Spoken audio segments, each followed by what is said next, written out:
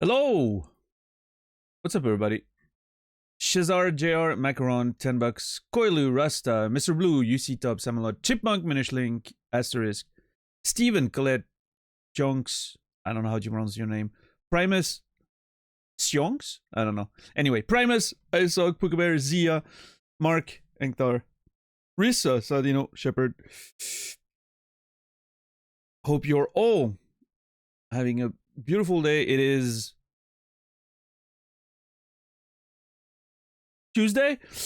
Tuesday, March 31st, 2026. It is the last day of the month. I have therefore activated the freaking promotion thing because Twitch has ended yesterday, I think. So, you know, we have like 3 months to use those things. Now it's last year it was like the whole year they give you a bunch, and now they're giving you 3 every 3 months. I think it's like they're doing it per quarters. So, you know, I'm getting those out of the way at the end of every month. That's going to be the tradition going forward, I think. We'll see.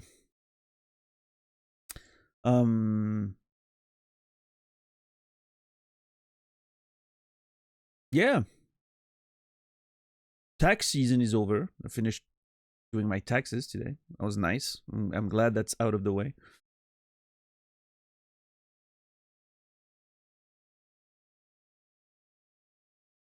My nose has been bothering me. Oh.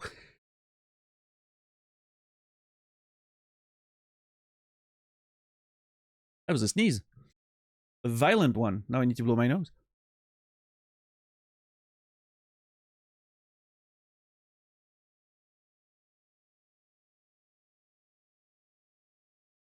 I better not be getting sick. That would be annoying. The dwarf. I have a very long weekend now. I guess some call it a vacation. Well, if your week's already over, did you just work like yesterday and now you have like the whole week to yourself? Not quite a vacation, because, you know, I feel like weekend to weekend without interruption feels a lot longer than having to go even for just a day. Oh, you work today too. Yeah. Oh yeah, it's the end of the day. For most people in Europe. Yeah, no, it's not a vacation. It's a long weekend. Do not get fooled into calling this a vacation. It's not. You deserve a real vacation later. You know?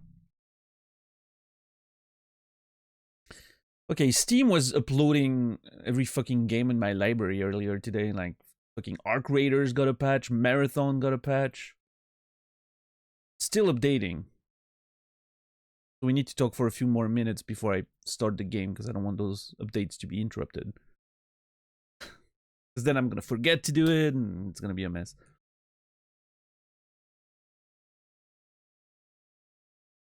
But you feel bad? I don't know how old you are. Maybe you're just getting old. No, I don't know. It's just one of those things, I guess. Hopefully it gets better. Killed 4 mosquitoes today. Bug season's coming. Oh, don't say that. I don't want to have to deal with bugs and stuff. Now I'm paranoid. I'm looking all over the place. I'm telling you, I'm finding bugs in and out of the game. Days. Mosquitoes in March is incredibly vile. I don't understand what's going on. I haven't seen any yet. Hopefully it stays that way until, I don't know, 2027.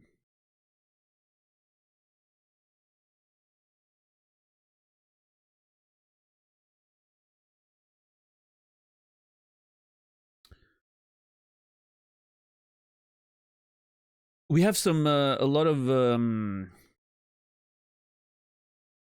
Backtracking to do today. It's gonna be fun. Gotta revisit a lot of areas in the game because of the new tools we've acquired. Okay, can I start the game and the updates still continue, or is it gonna interrupt the updates? Well, let's test it. I need some music in my ears. It's very quiet. I hate being on that menu for that screen for too long. That scene. Okay, it's still updating apparently. Wonderful. There's an option for that in Steam. Yeah, I probably have it set so that it does it anyway then. Because it's still downloading.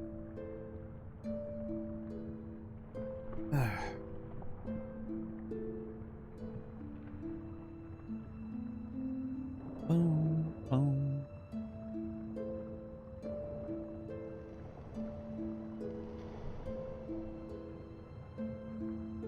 I'm back on a normal sleep schedule. I'm happy to report, which for me is, you know, waking up at 6 p.m. and going to bed at 10 a.m. Very happy with it.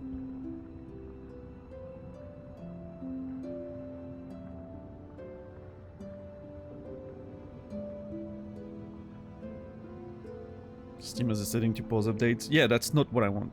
I want exactly the opposite of that. Allow downloads during gameplay. Yeah, I found it. Yep. That's the one I want to maintain. I do need my games to update when I'm playing something else.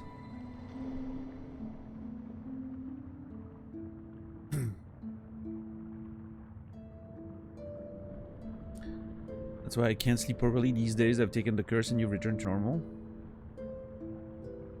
I don't think that's how it works, Mark, but I'm sorry you're struggling to find sleep.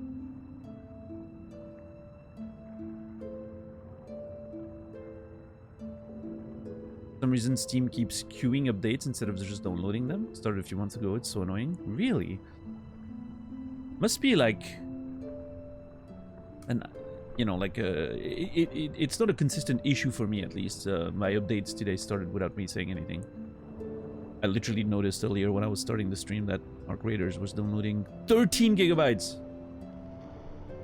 What have they done? Oh yeah, they added a bunch of stuff in the game, right?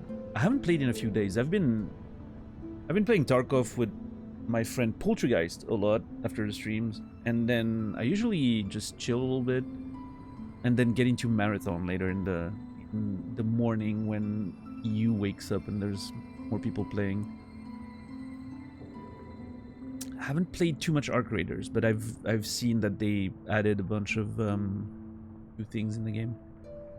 I'll have to try that maybe tonight. We'll see.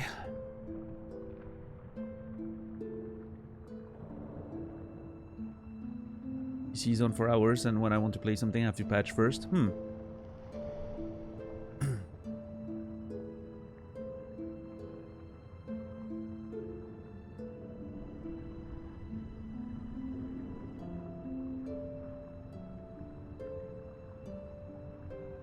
Ads keep Imager light on and the content flowing freely. Allow ads or subscribed?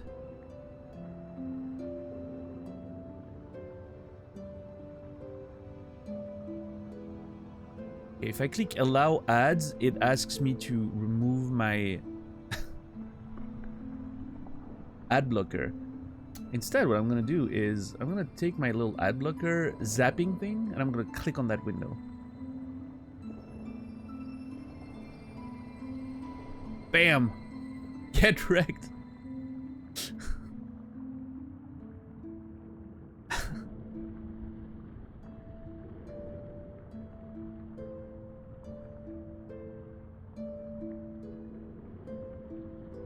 Is Imager turning to garbage now?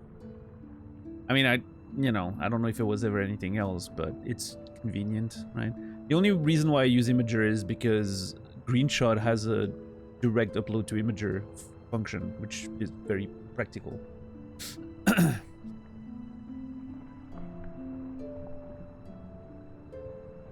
Why is the Tomb Raider update scheduled for? Yeah, I don't know, Sal. You know, that's really weird.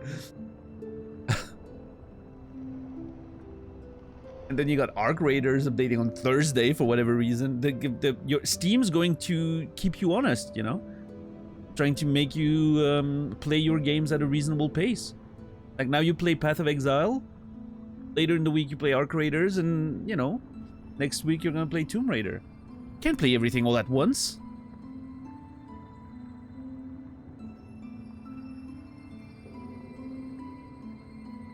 Also help UK friends. Wait, is Imager not available in the UK for whatever reason?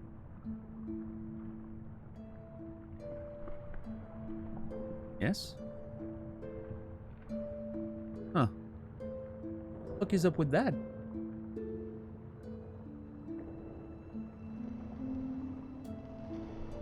Up, Torny? Needs age verification? Ah. Yeah.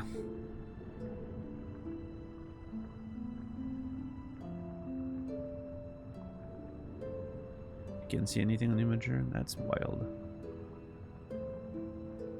I mean, I guess it is technically a community website, like a social media website, right?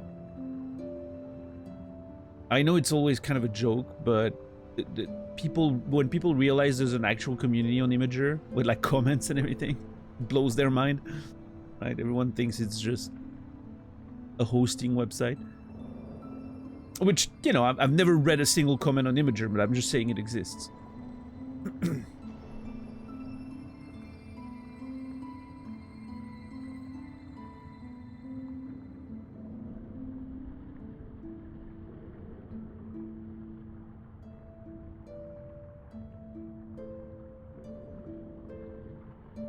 I need 60,000 milligrams of Xanax. Yeah, 60 grams of Xanax will, you know, will solve all of your problems. It won't solve everyone around you's problems, but it will solve yours. Permanently.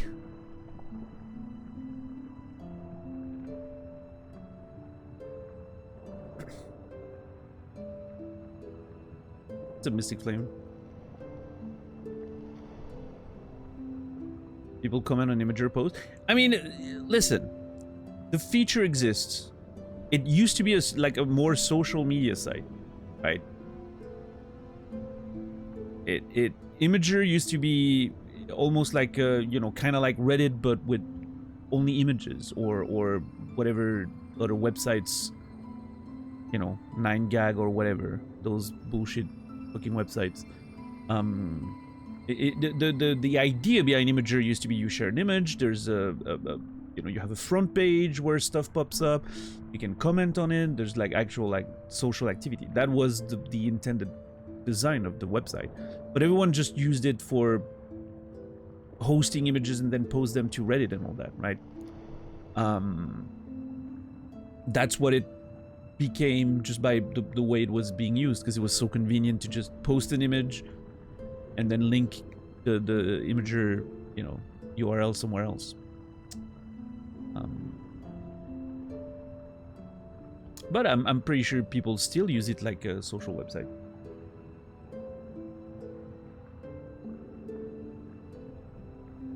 How are you today, Mystic Flame? Good to see you. That's probably why, you know, the age verification thing doesn't shock me too much. Because, yeah, you can see some vile stuff on there. You know. It's not too far remote from something like Tumblr, right? That's the one I was trying to remember. Was that the name of the one? Tumblr? Or am I confused?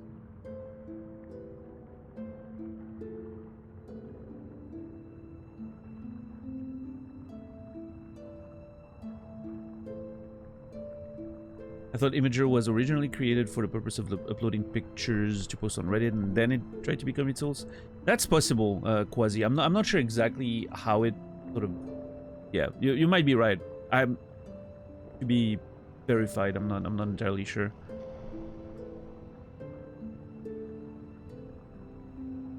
I heard it the other way around, but you know.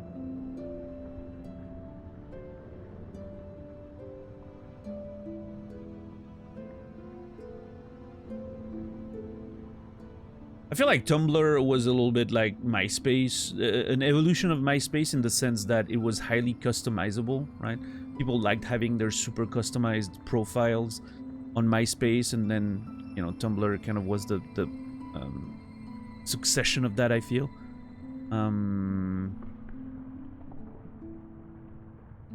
I think that's something that's a little lost in modern social media, but for obvious reasons, right? Consistency and security and all kinds of stuff like that. But super heavy customization back in the MySpace days was pretty fun. You know, that was something people enjoyed doing. Having a page that looked personal, actually personal, not just a profile picture and a banner, right? Yeah. That's something that has changed over time, right? Now every fucking profile looks the same, sort of. Which again, I understand the idea.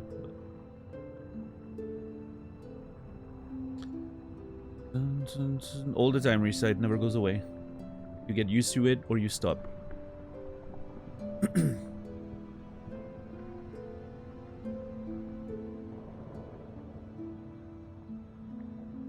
Then again, writing academic stuff is very different than writing fiction, I think, in that sense. I don't know. I never felt the same writing my academic stuff in teaching school or uni compared to writing fiction. The different kind of... It's more of an annoyance with the academic stuff for me. It's like, ugh, I don't want to write this. This is annoying. But I never felt self-conscious about what I was actually writing, I don't think. I didn't care enough.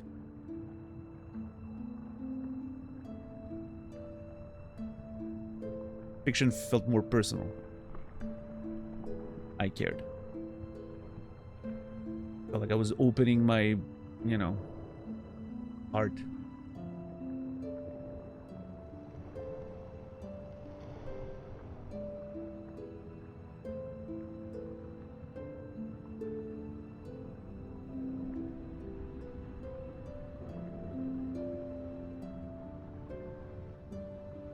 At the end of the day, there's nothing you can do about it, Risa. You gotta write. That's it. Doesn't have to be good now, it can be good later. Get those words out.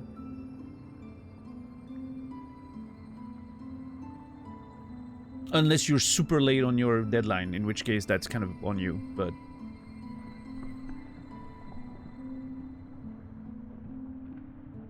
What's up, Glegor?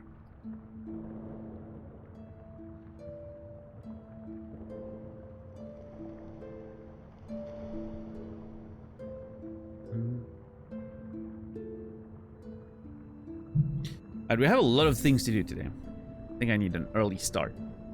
What's up, Lucille?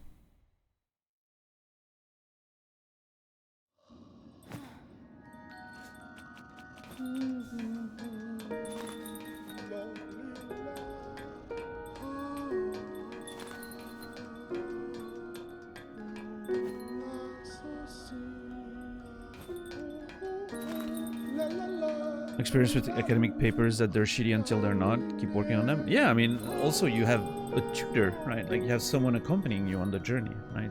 So you just write shit down, you send it to them, and ask for help. That's literally their job. So. What's up, Choco? My tutor is absent. Bring it to the fucking, you know, administration or something. Your tutor's getting paid. To take care of that shit. Don't let them get away with it.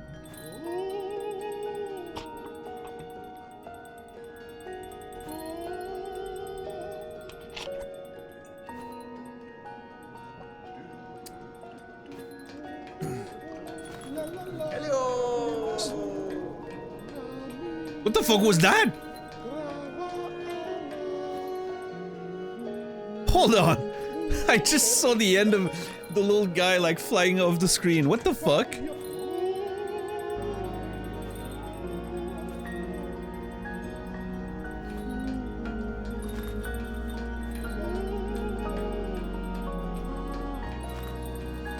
Check the tape.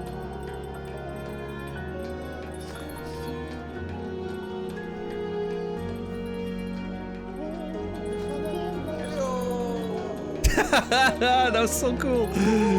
What's that little guy doing? I want to find that guy again. She's severely overworked. I can't blame her that much.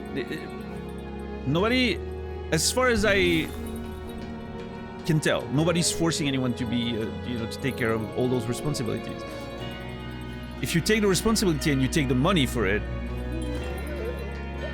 you do the work, or you don't, right? I don't know.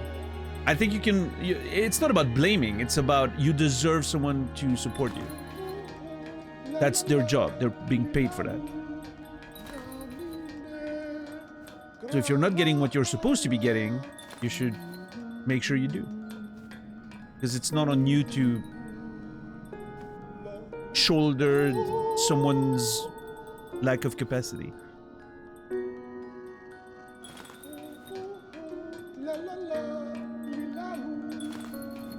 Oh my god, he's back! Hold on, hold on. Come back here, you little nerd.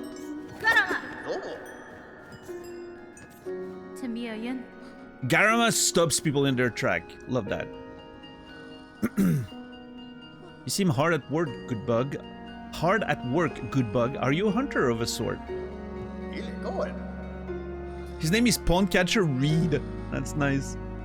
Of a simple sort, I'm a pond catcher around these parts. The last remaining, in fact. Pretty sure I've killed some of them.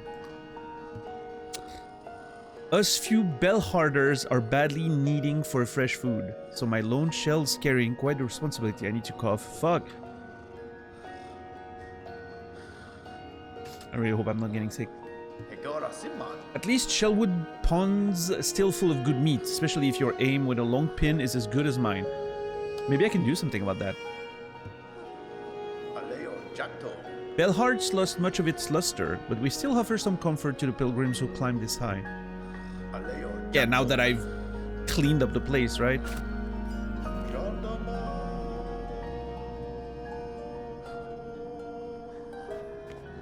I need more silk.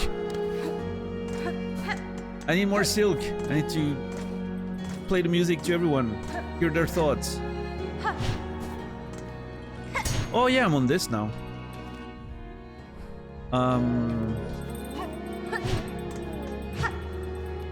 don't know. I'm really married to the Wanderer's Crest, I think. It's for the sake of...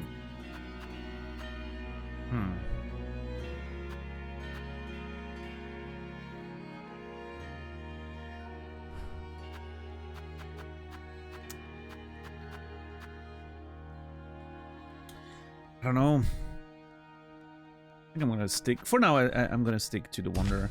Once I get more memory lockets, maybe we'll see. Oh! Got him out! Got him out! Got that little nap in the foreground. Yeah. Taking a nap. I'm jealous of that little bug that's napping in the bells there.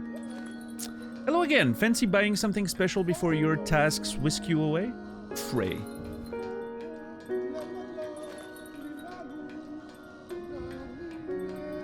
Was she selling an item? Did I buy an item from her without taking a screenshot?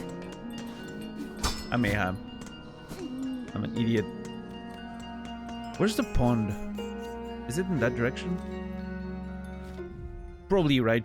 I'm assuming... What's his name? Reed was talking about this pond, right?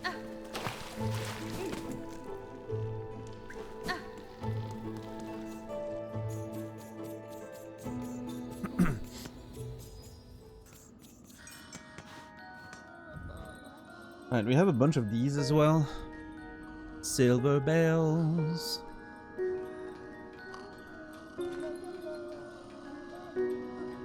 Resident of Bellheart. When searching the bell veins carefully, you can sometimes find rare silver bells. If you can salvage some, the material would be of great use. Okay. My missing courier, Frey of Bellheart. My dear little courier was last seen in Shellwood. Please someone find Tip and send him home along with all of his precious stock. Okay. We're gonna have to do a bunch of backtracking anyway, so it seems like a good way to make that more interesting. Crowbug clearing, the Craig of the halfway home. Oh, it's from Craig of the halfway home. Those blasted crowbugs are fouling up my roof. I've come up with a clever solution to keep them away, but I'll need some help. Inquire at the halfway home. You're fit for the task. Sure. We're doing all the tasks.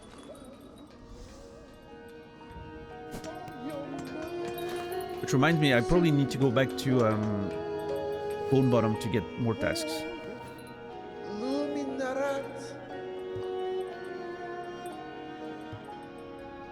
This guy is saying the same thing over and over again, right? Like, yeah, Pavel, we're done with this. Alright, let's go,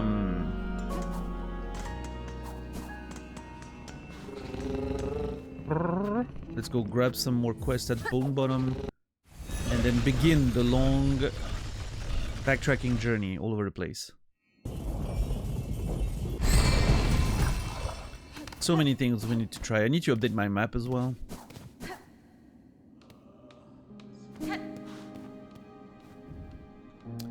The Grand Hunt, the Terrible Tyrant, resident of Bone Bottom, a skull tyrant, largest of the Marrow's loathsome bony predators, prowls the caves above the Great Path, slay the beast and keep us safe.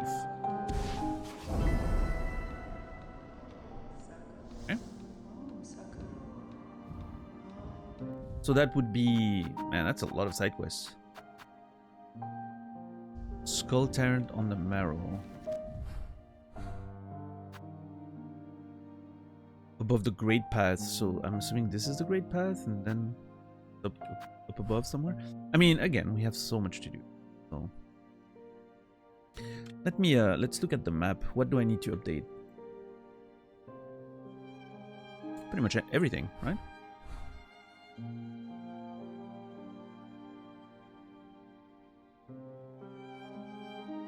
Anything that's above that gray line, pretty much you don't see what I'm saying, I don't think, but can you see me?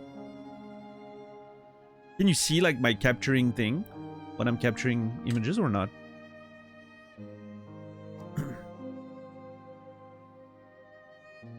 What's up, Seraphim?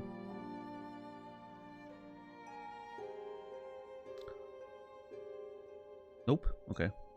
That's probably better. Probably for the best.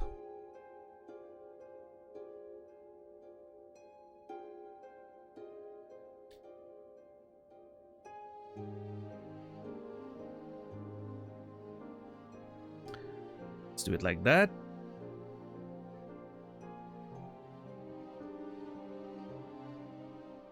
Hey, Miss Pookums, how are you doing today? Good to see you, Seraphim, too. I don't know if I said hi. I think I said hi twice.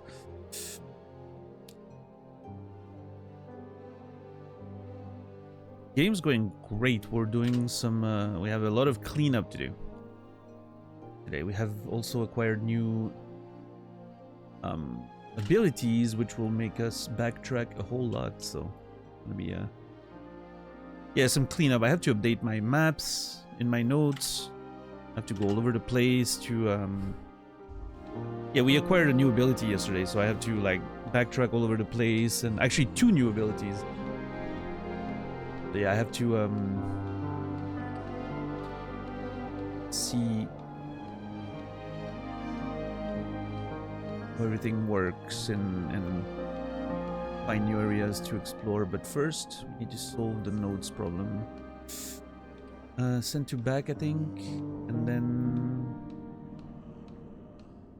make it the right size. Too big?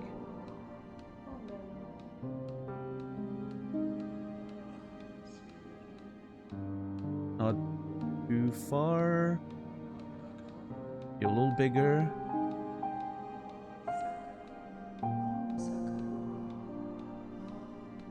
Pretty close, I think. Hold on.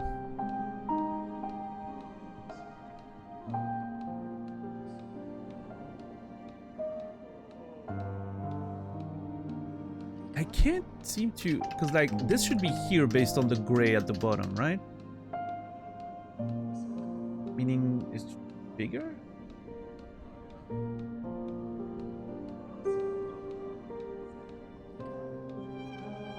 Why is it always so hard to be precise? I don't understand. It feels like it should be easier to stitch together, but...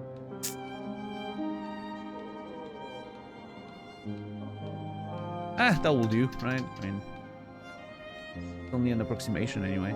So send that one to the back. But then I need to send the other ones to the back, right? Send this one to the back. And this one to the back. Oh. Oh yeah, no, that's right. And send this one to the back. And this one to the back. And this one to the back. There's an order to things.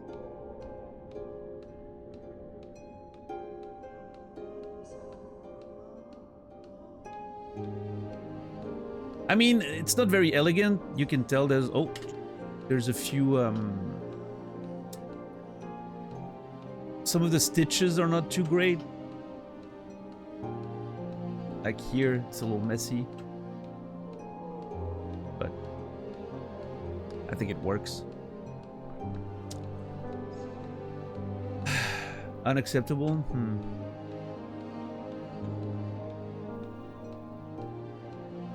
Wait, and then I need to send this one back at the end, right? Yeah.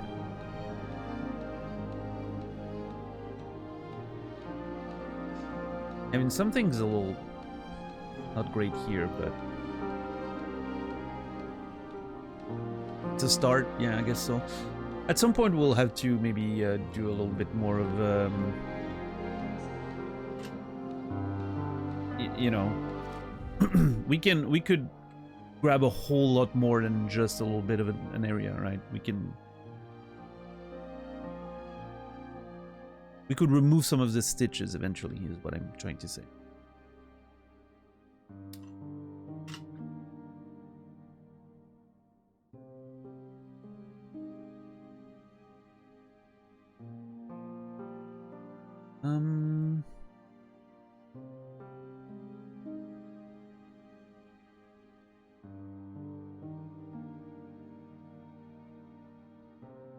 Yeah, my notes are not that far off where they should be, but they're not great either.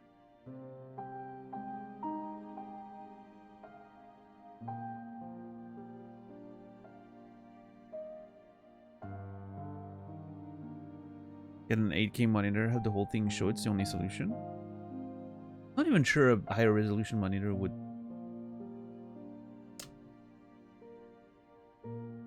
show more of the game. I don't think that's how it works in this case.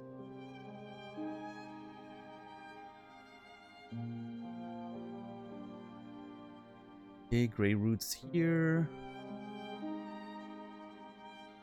Oh, that's correct.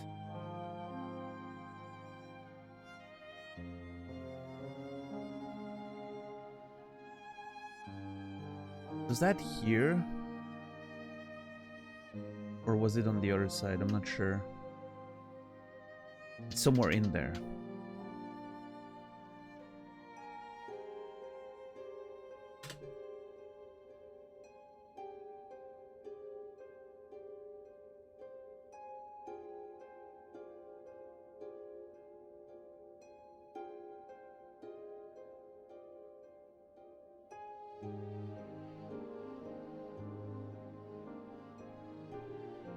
Wait.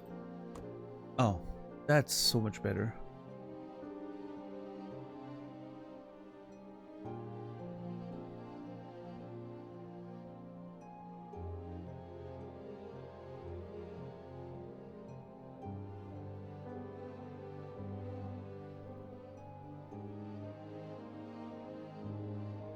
Gate shortcut after Bellway? Did I open this one? I don't remember if I did. I remember taking the note that there was a passage, but I don't remember if I opened it. I think I may have opened it by coming to the other from the other side. I climbed up here. Oh wait, you don't see what I'm talking about. I climbed up here and then I might have opened it. I need to verify that again. Not sure.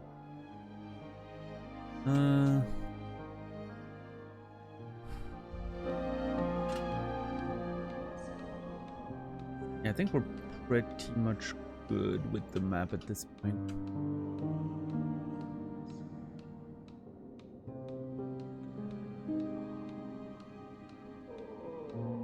What's up, Cocainum? What are you doing today? I think we're good. I'm annoyed because I don't think I took notes of what's her name in Belhart, the vendor. I don't remember if she sold me something that I forgot to take note of. Okay.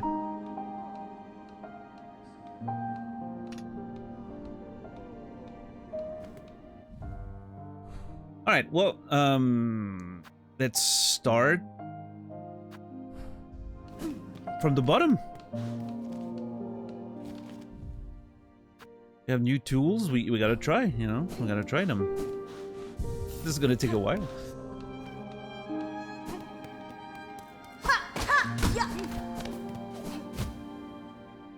Whee!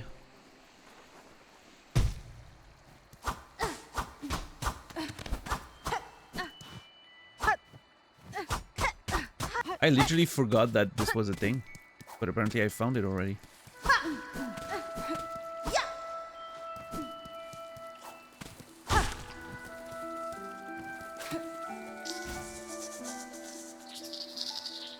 Young must eat, grow, die, protect his mother.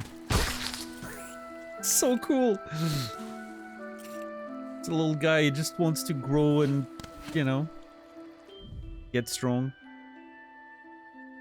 The mother's protection, however, I may have, yeah, I may have messed up there a little bit. Pretty sure I killed their mother. Oh well. It's not like I had much of a choice.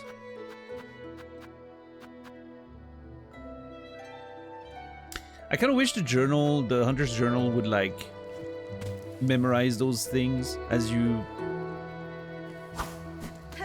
uncover their sort of like thoughts and lore, right? It kind of would be nice if it was kept track by the game. Sleep and change.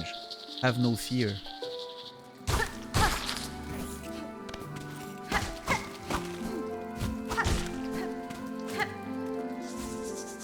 No fear, he said.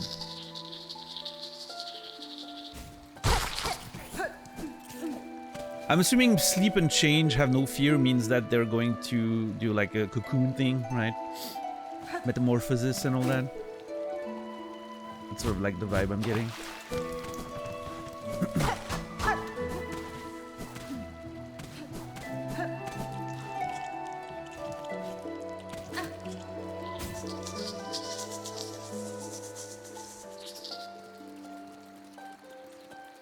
Yep, same thing.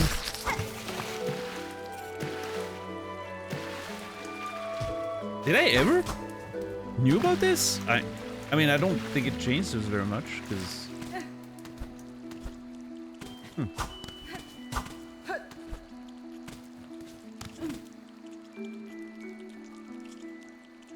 You don't play with a stream delay of any sort? You reply like 1 second after I send the message?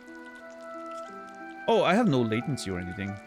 There's no point for me having a latency, a delay or anything, right? So if you're, depending on where you are in the world,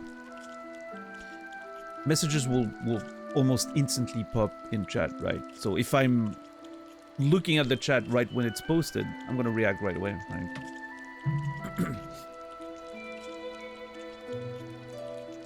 Yeah, like for me, I think most people that are in Europe, I get like about a second, around a second of delay. Some people in the US, sometimes a little higher, like up to 3 seconds on like a normal delay. I think that's just server stuff. And sometimes Twitch will get behind, right? If you watch for a long time, and sometimes there's a little buffering here and there. You might check your streams after like a couple hours and you're like 30 seconds behind or something. That's why I usually press pause play every hour or so when I'm watching a stream, just to refresh the delay. Or like spoiler precaution. Oh no, I just believe in my mods' reactivity, I guess.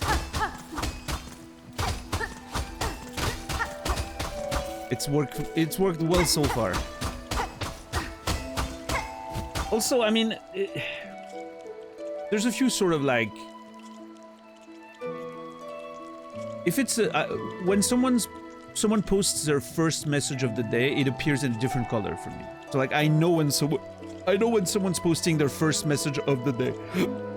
But if it's a recurring viewer, I usually have no worries reading that. Usually it's just hi, right? And my eye can tell, like it's just a hi thing, right? Now, if it's a first-time chatter, for instance, it's marked differently. In which case, I tend to wait to read their messages. Like, I wait a few seconds. I try to see if anyone is posting guns in chat or if the mods do something. Typically, I wait a few seconds, right? So it's kind of like habits I'm building myself, right? I don't necessarily read chat chronologically or anything. I tend to see every message, but I don't necessarily react to everything, or I don't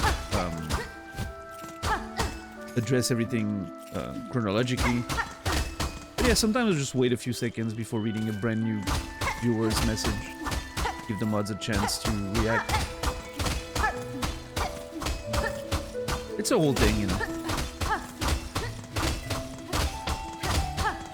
I mean, does it happen that I read something I shouldn't? Yeah, I mean, you know, it has happened in the past. Usually pretty minimal stuff, fortunately.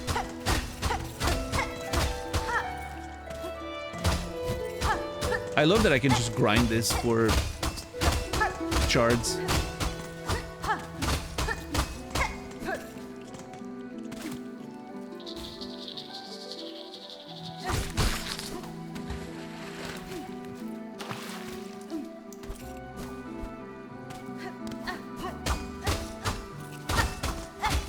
Yeah, the mods are doing their best. You know, it's free help. They have lives. They have their own responsibilities and work, and can't have the expectations of them always catching everything right when it's posted. So certainly not an expectation that I have.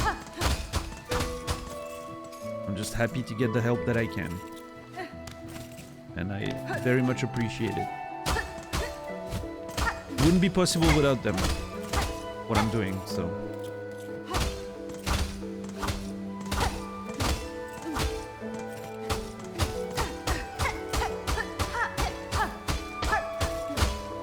Actually, jumping is better. You get like 2 attacks out of one thing. It's so weird. Like double, it hits twice. One strike hits twice. It's funny. That's true, Colette. Yeah, that's why you know, it's a lot of work to sort of like establish that culture and make sure everyone's on the same page, and because then the chat sort of like moderates itself, right? Even if the mods are not always super reactive, you can have other chatters post the gunny mode and all that, you know. It's a collaborative effort to make those playthroughs possible, so.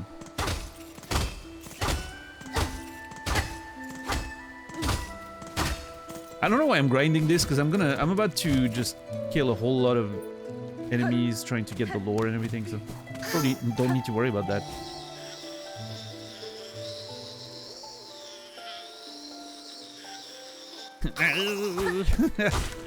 It's so funny how they're hypnotized by the needle-in.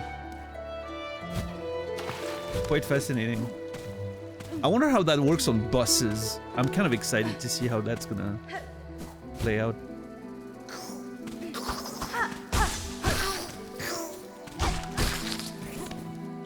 Yeah, we got it pretty much at the end of the stream yesterday. I only had time to realize that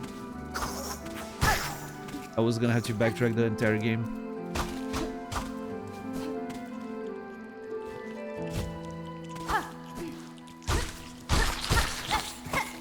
Were there any really committed trolls in the chat before? Like different accounts and such?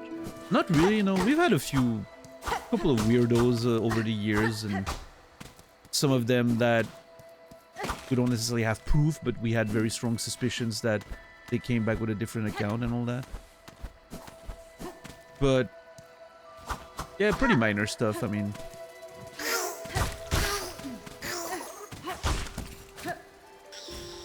fortunately, people don't waste their time on me.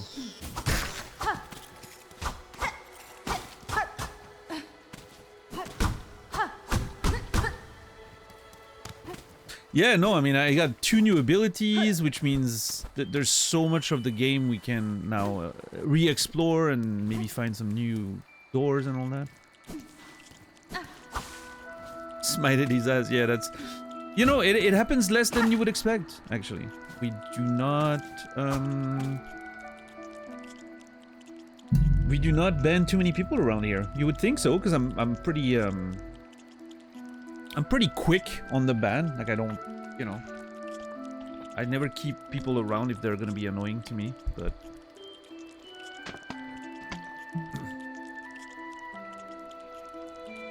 Doesn't happen too often. I think the way I'm looking at it is that a strong sort of... a strong sense of community, like a community that knows what it wants with like a clear sort of way of doing things, right? Tends to be a filter of its own. Like people notice that when they're not gonna, you know, when it's not gonna work, right? Which is, you know, not a judgment on anyone. It's just sometimes you get into a space and you're like, you know what, this is not my vibe, right? I'm not gonna fit in, clearly. I have different... I'm looking for something different, so might as well not just stay around, right? I think that acts as a filter, because I feel like we have a pretty strong sense of what we're looking for here and what we're doing, right? So. Claws are sharp. Digging, hiding. Ow! You little fucking shit!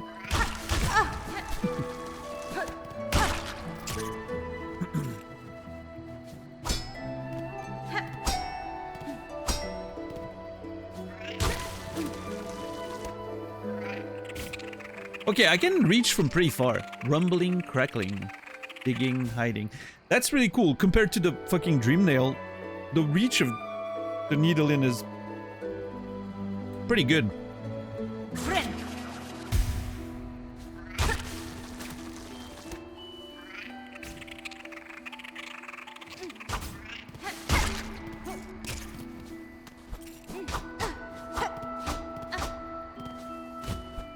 Reaches from a little further. It might be less of a problem to use it on buses and such.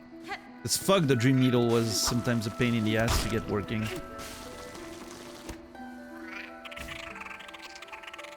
Warm and dark. Shells are strong. See, they have a bunch of like they have a bunch of different lines too. So much to uncover. This is one we can actually open with it, I think. I remember there was a clanging door here, but I wasn't sure if it was the same as the one we opened previously. Oh boy. Here we go.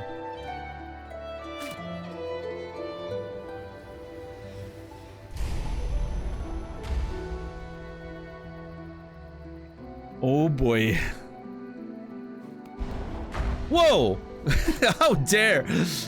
I thought it was open for good.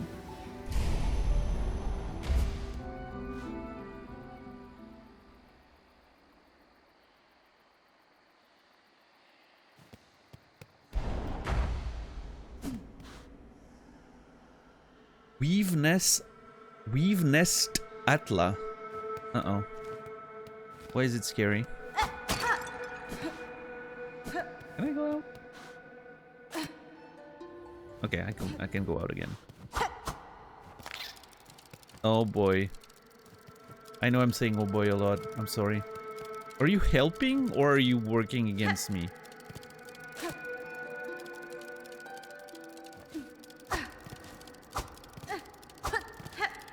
You little... Hold on.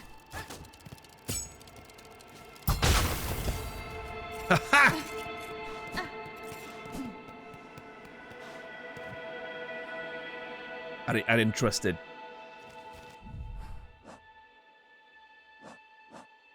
Servitor Ignim. Small construct built by weavers past, brought to life through silk runes threaded within. Okay.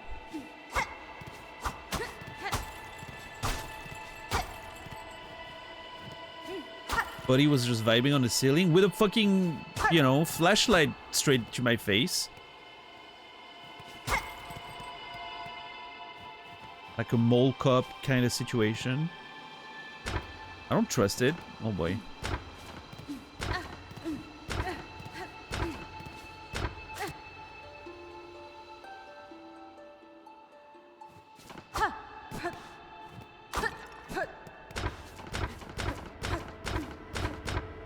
Okay, that's clearly a thing. I don't know what.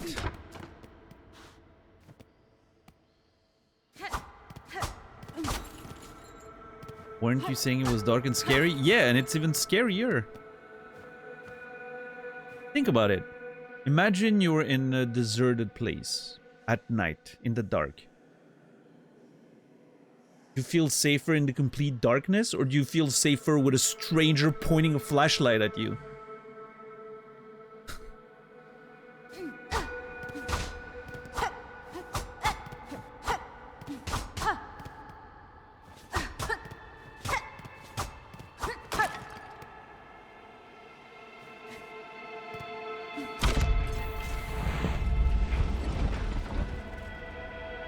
I'm doing things. I don't know what. Oh, Jesus.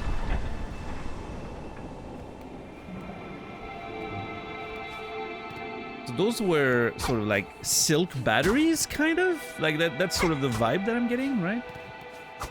Silk batteries?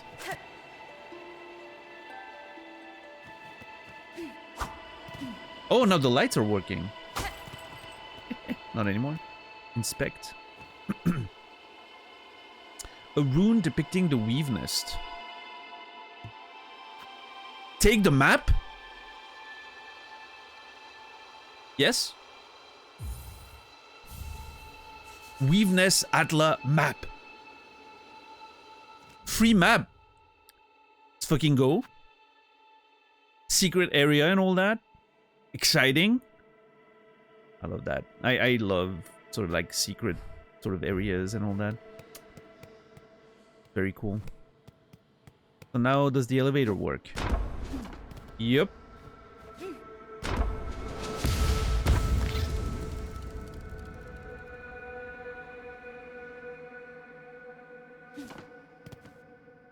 Okay, that was rad. It has a sort of like ancient, highly technological civilization kind of vibe to it. Reminds me of my favorite parts of like Final Fantasy, you know, when you find traces of an old advanced civilization.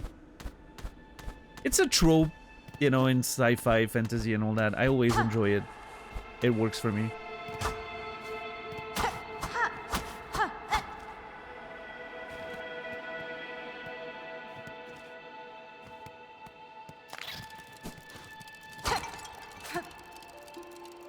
Can I?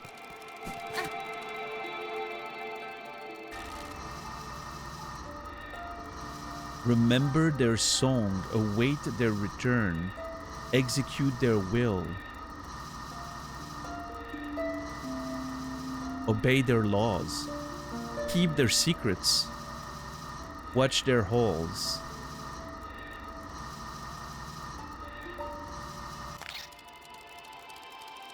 Okay, this is getting really, really cool.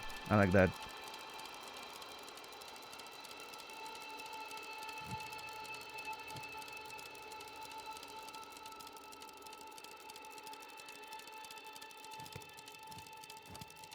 Does this thing have contact damage?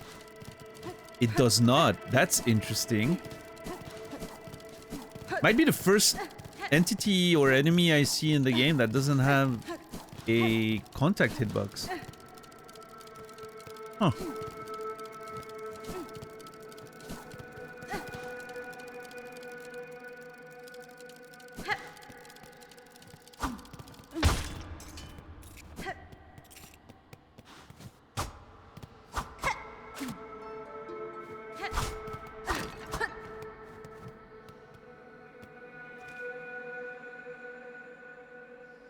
This is not even showing on the map. What the hell is this place?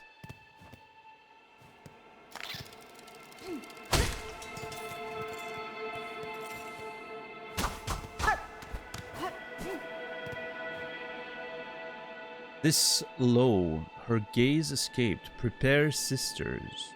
Weave hope anew, that we might break free this accursed web born of our naive foundation. Well, okay. I did not expect to be exploring a brand new area today. I was just trying to do some backtracking. This slow, her gaze escaped. Prepare, sisters, weave hope anew, that we might break the cursed web born of our naive foundation.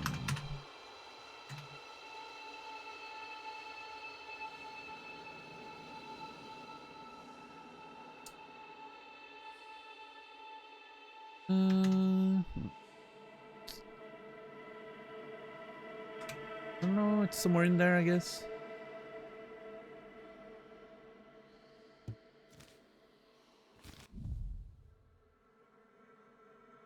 It's almost under the bench. Yeah, that's pretty accurate.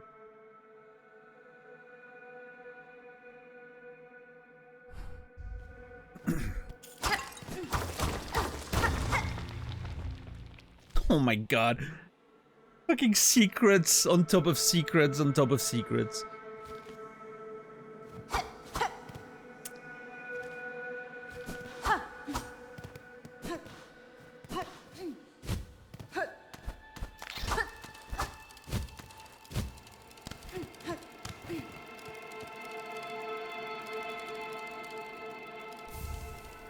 A rune harp.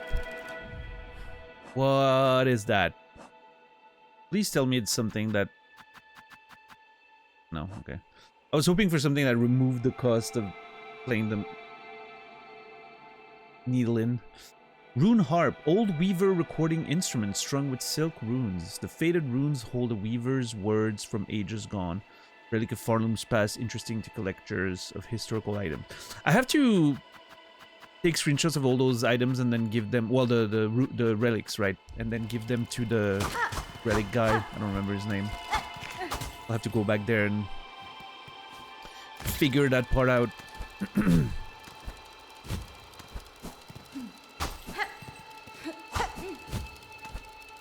Am I basically just destroying old, you know, legendary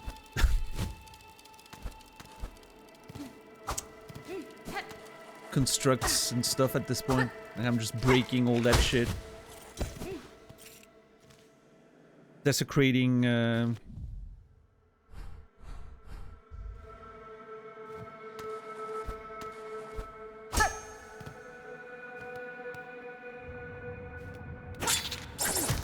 Holy crap! Stop, I sing to you. Always ours, our darkness, to hide, to nest, to live. Ow, I'm just trying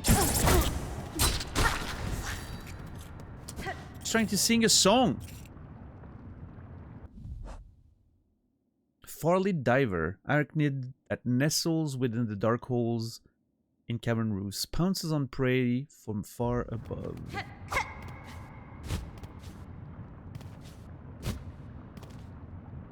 Yeah, we basically went back to the beginning of Bone Bottom, explored the bottom of the Moss Grotto, and then found the entrance to Weave Nest Atla.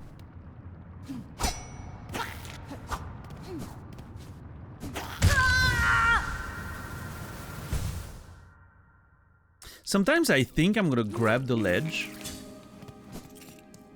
and then I don't. I don't really understand what happens sometimes.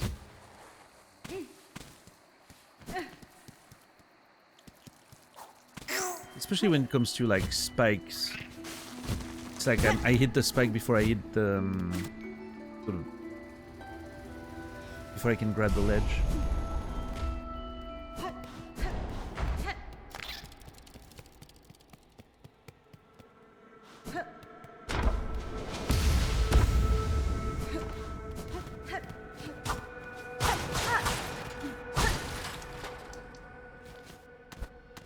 First, let's get our silk back.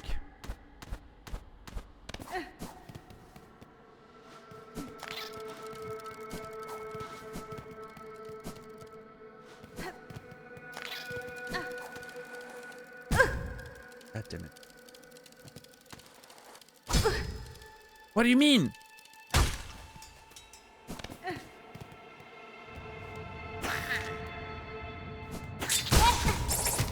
That was done.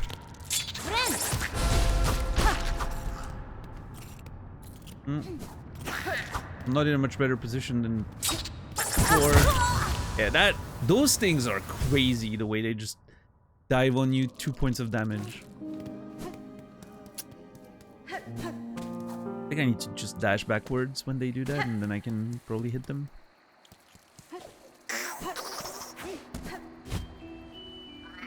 Very hard.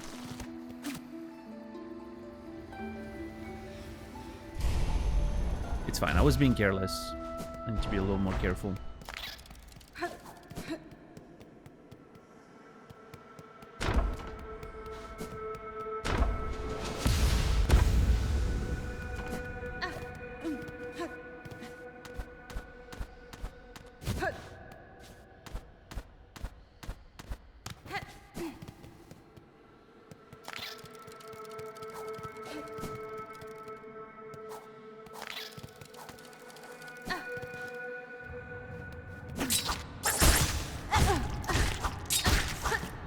They're not very tanky, fortunately, but yeah, I can just slightly move away and then I'm good. Why do I feel like this is a boss or something?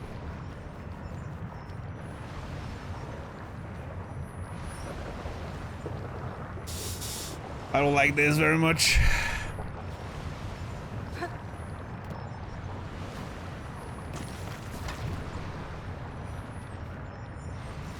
I hear a sound of like some maybe item I can grab. That was dumb. I should have the bell.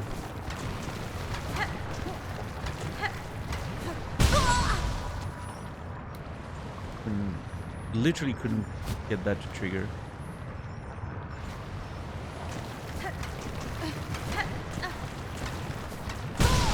Come on, dude. I trained myself so hard to not double press when I was doing like jumping attacks that now I'm like, I'm missing getting the thing when I want it.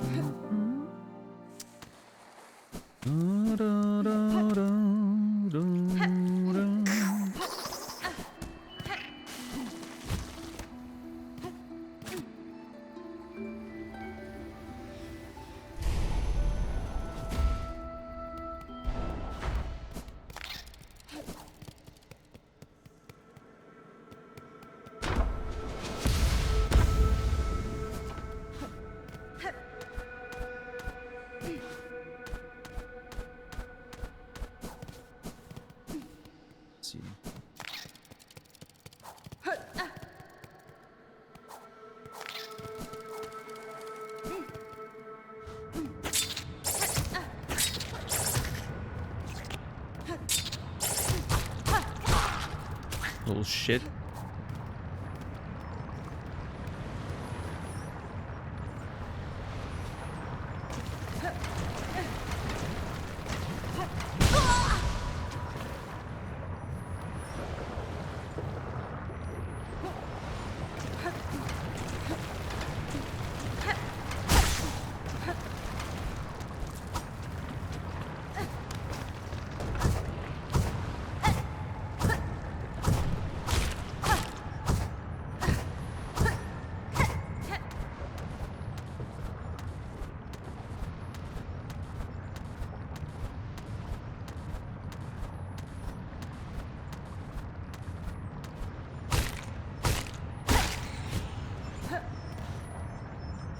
There we go.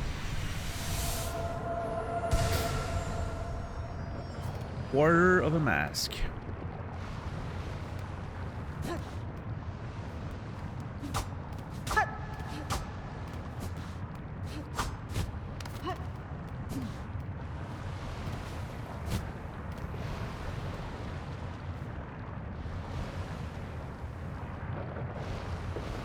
I want to make sure that that's about it, right? And there's no like secret up here or something.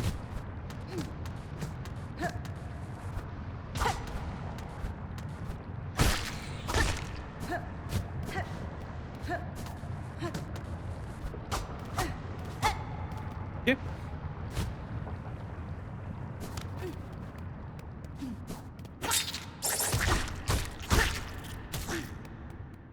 Nice, nice, nice, nice, nice. Don't mind if I do. A little bit of a mask. Always nice.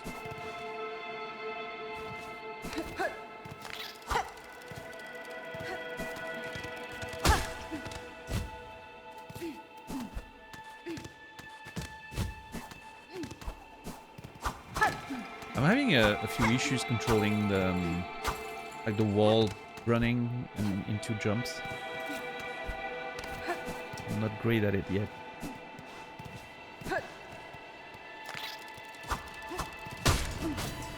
Oh. Though the weavers have long passed from Farloom, the servant still performs its function.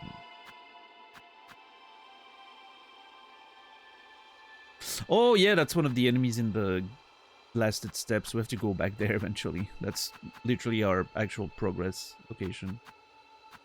Which I'm sure we'll get to later today.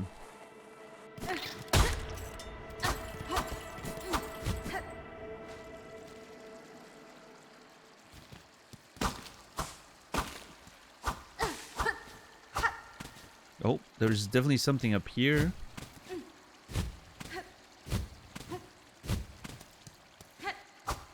Could be a way back.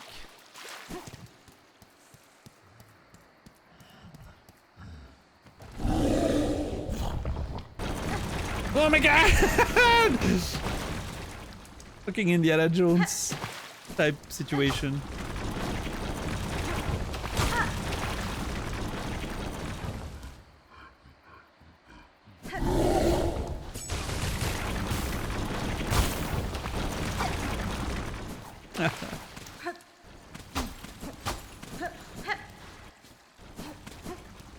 Funny. Yeah, I don't know. This feels maybe like a way back. Yeah, if you fall here from whatever's up here. Because otherwise, I don't know how to reach it. I would need to pogo on something and then I could grab the ledge there, but there's no enemies. So.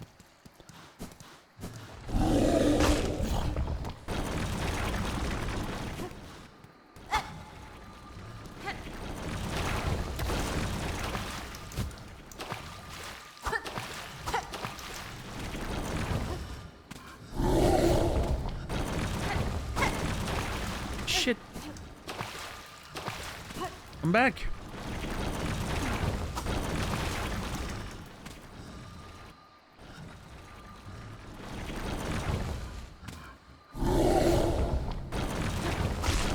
Ah. Oh, I need to sing him a song, by the way.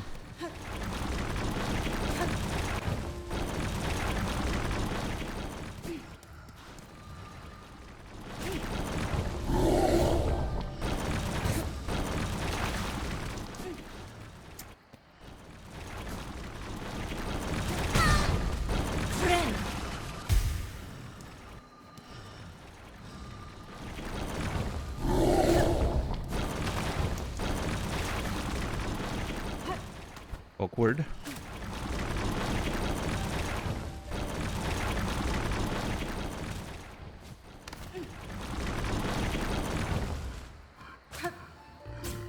There we go. Scratching, seeking. Claws are sharp. Digging, hiding. Oh, it's just basically... Oh, that's funny. I didn't realize. It's just a big version of the one that's going around the little platform at the beginning. Just a giant version of that. Oh my god! They kind of look cute though. I don't want to be, you know... I want to kill them.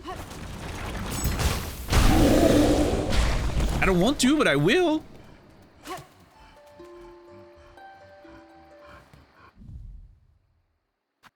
The mauling, yeah, the marrow maw, giant roller of the lowlands.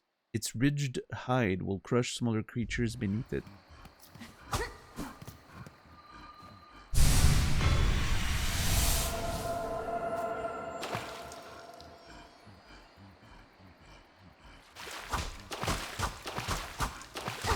Big balls cute, small balls a threat. Oh, they're all great. All balls are great. Love balls. My favorites.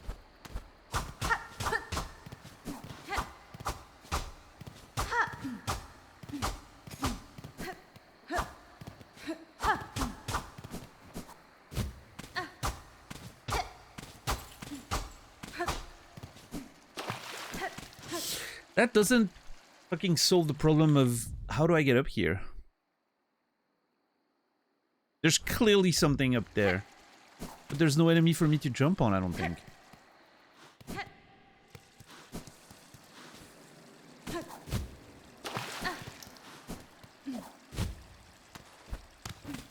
Does that mean I need yet another ability to get up here?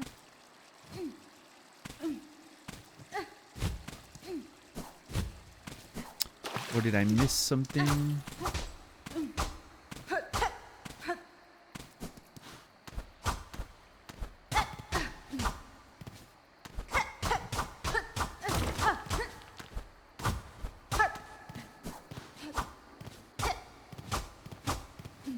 Or is there a way for me to get an enemy there? Is there a little lamp buddy that I can drag around here? Maybe passage up here?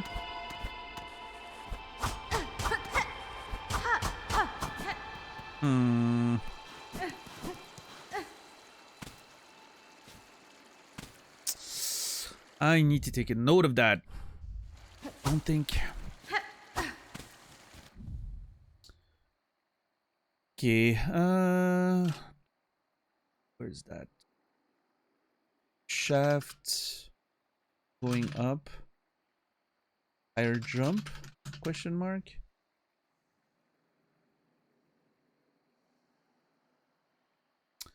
And it would be around here. Oh. It's fine.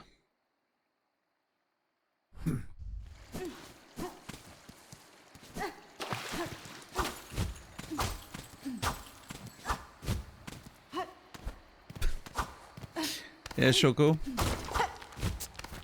That's good, you know, and enjoy it while it lasts. That kind of stuff, you know, when you get older, stops happening as easily. Not that I'm having any issues with it, but, you know, I know that my time will come eventually. And I won't anymore.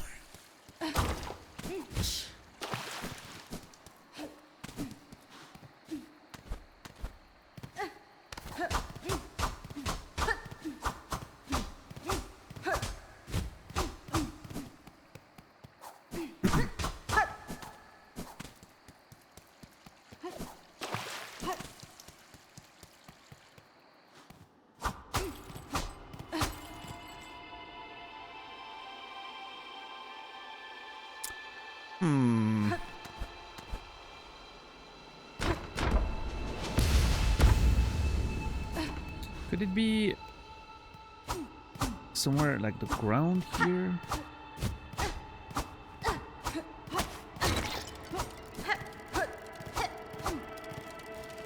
Is it somewhere under there, right?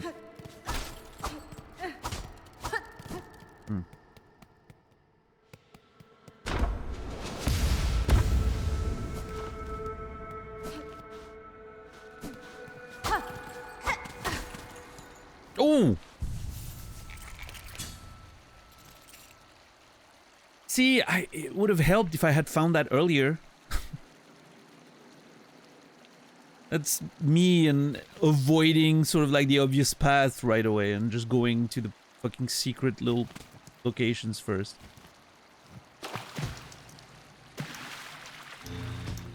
Yeah, that felt obvious. I don't know. For some reason that felt very obvious.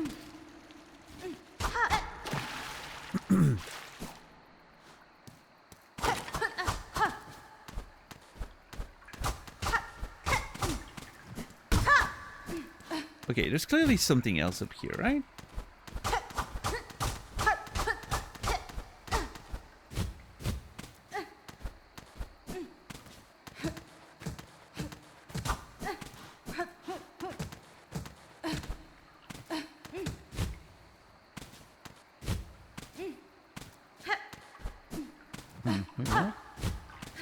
Maybe not.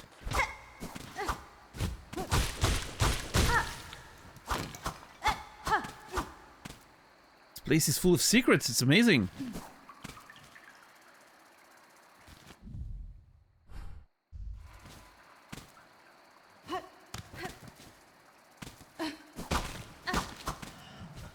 Oh, one of these again?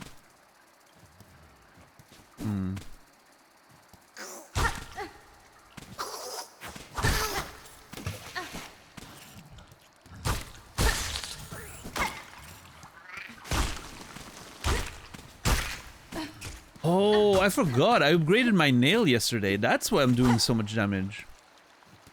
But like, I was just thinking, I don't remember killing those guys in 3 hits. Well, that explains it.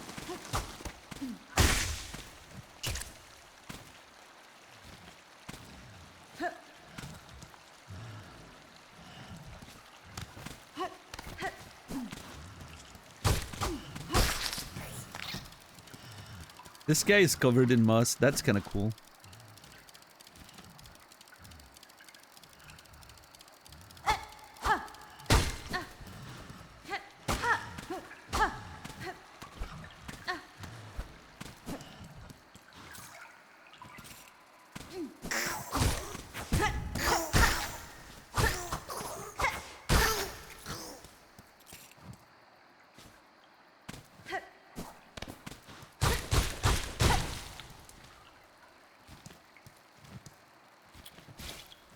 Oh, fuck.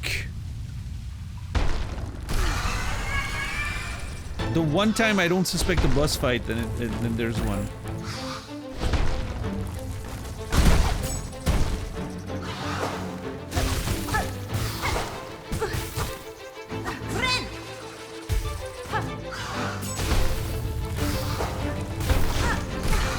Oh, fuck. Okay, well, that's gonna be fun. Thank God for sharpened nail. Needle.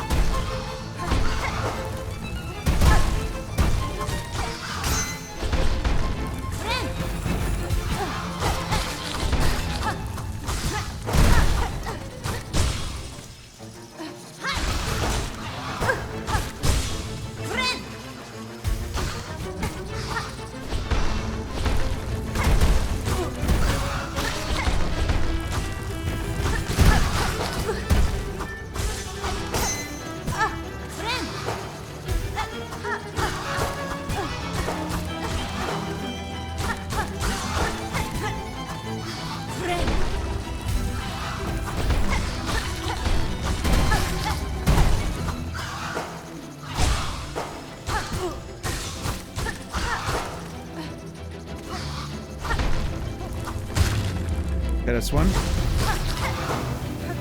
Shoot pretty easy now.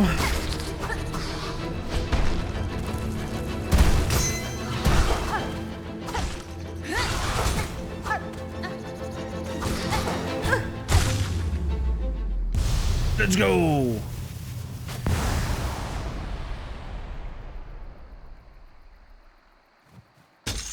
Oh, jeez. That scared me so much. I thought something was attacking me again. I I was about to drop my controller, like I already had it in one hand like that. I was ready to put it down and then the fucking thing unlocked from the wall. What's up, Angelique? What's up, Merpa? Angelico.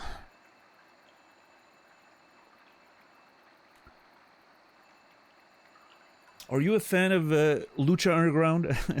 Angelico?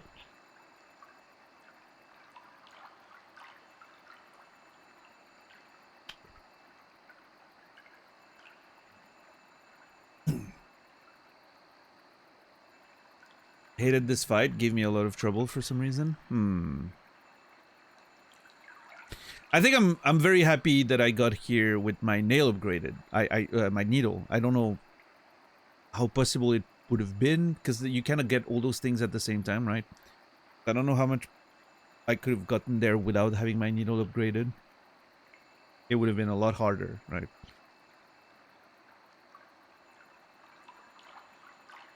Pretty good setup for it, I think. Also, having an extra mask and all that definitely helps. But, yeah.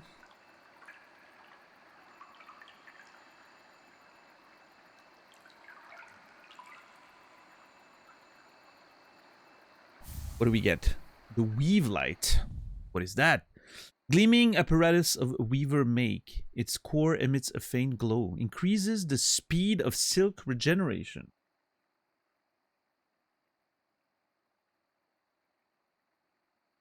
I think I'm gonna replace the polyp pouch with it.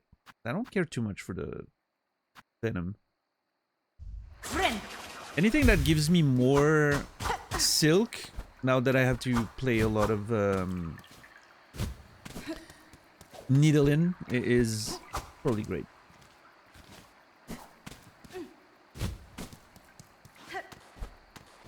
Didn't have the traps, yeah. Yeah, the traps seem really good. It definitely feels like a very strong item.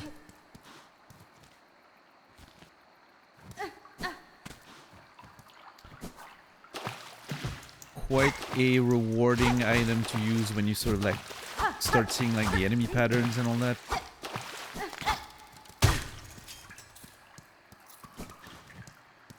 Absolutely love them.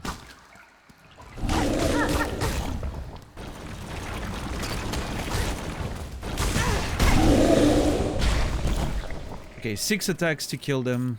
That's good to know.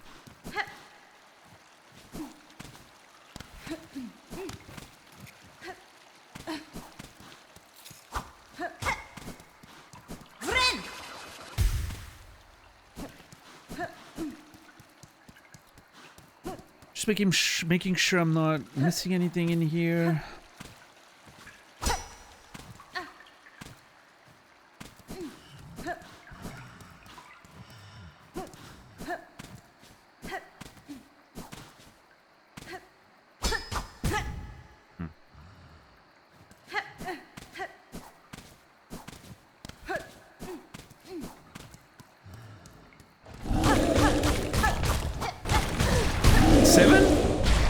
Maybe it's 7 attacks. Okay.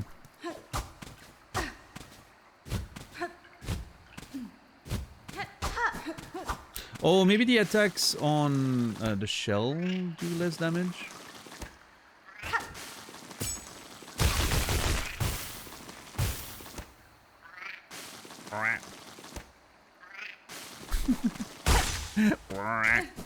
Oh! No!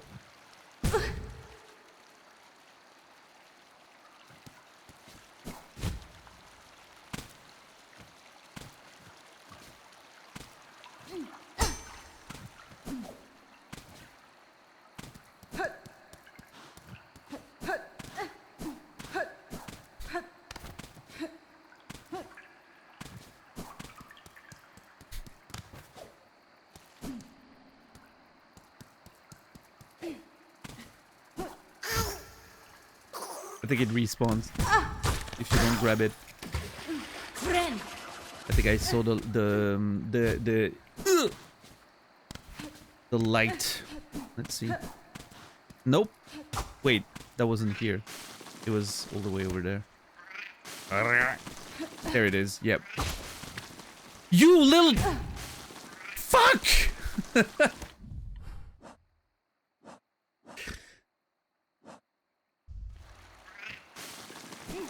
I never heard that sound, or I didn't pay attention to it, but that little quack, quack before they attack is so cute.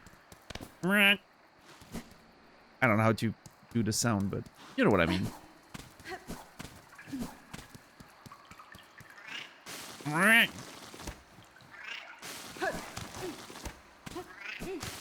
Okay, how do I do this then? There we go.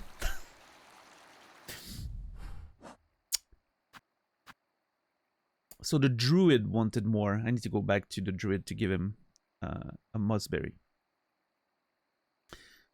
Adult mossmere with a fully developed stinger and hardened hide. Motherhood is an instinct that can push creatures beyond what seems their natural limits.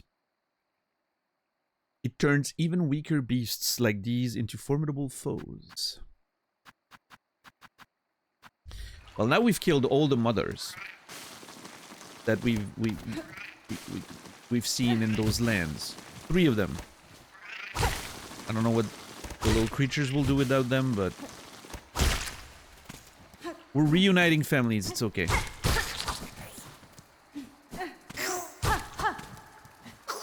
Reuniting families, 1 needle at a time. Fuck! I forgot to... I should have... God damn it. I forgot to do some needling on the boss. I was so absorbed by the fight itself that I forgot to do it.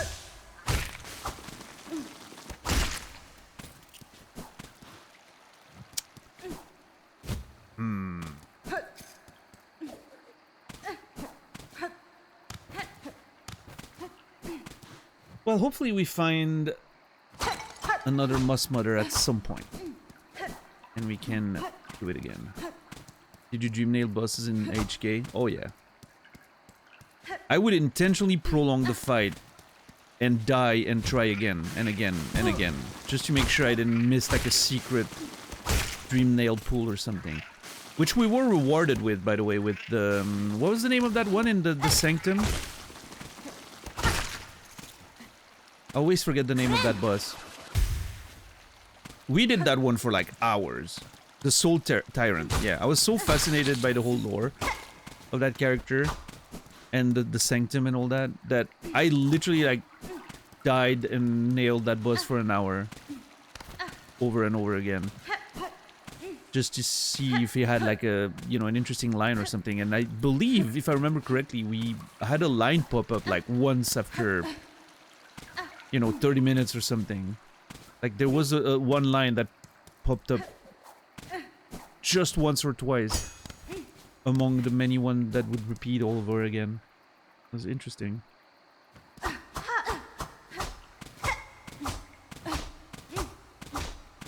And I don't remember exactly quite the information that we got from it, but I remember it being really cool and definitely adding to the lore. God damn it, I forgot to fucking... I need to be better at that. Now bosses need to be... You know, we need to sing to them. Can't just kill them anymore.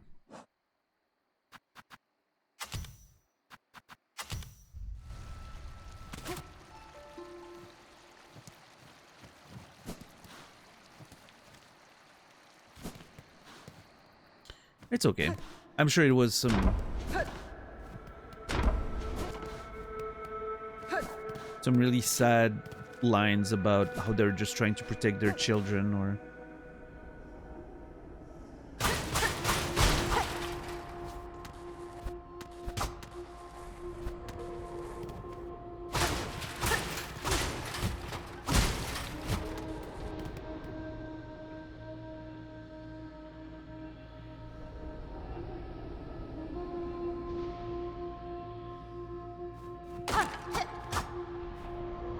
That's the melody of...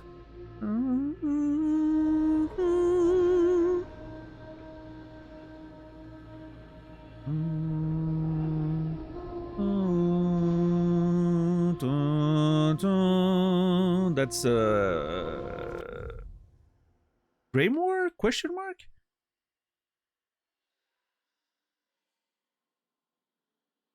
It's the melody from one of the Arrow? I'm not sure.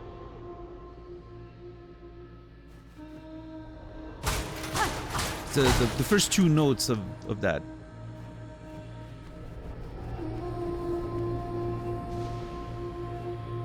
Oh my god. What the hell?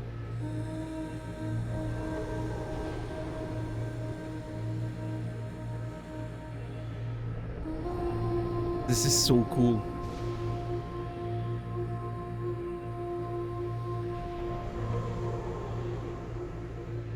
That's totally a boss fight, isn't it?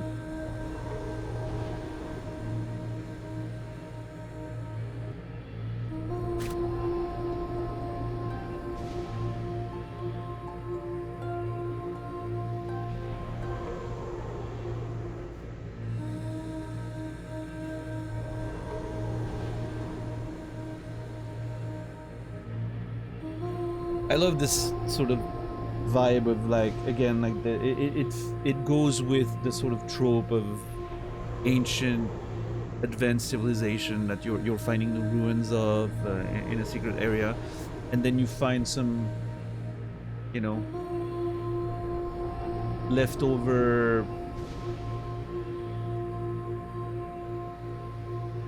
entity that was sort of kept in suspension or something. Many Final Fantasy games have that, or like Xenogears, you find this whole underground area, and then you find this sort of like, I think it's all like coming from like in my one of the main influences of that sort of thing, I think, is Akira, right? Akira, the sort of science experiment being kept underground somewhere in a container of some kind. Might be one of the big influences of that kind of vibe. What's up, Ondera? What's up, Mage? Yeah, Subnautica has a bit of that, for sure.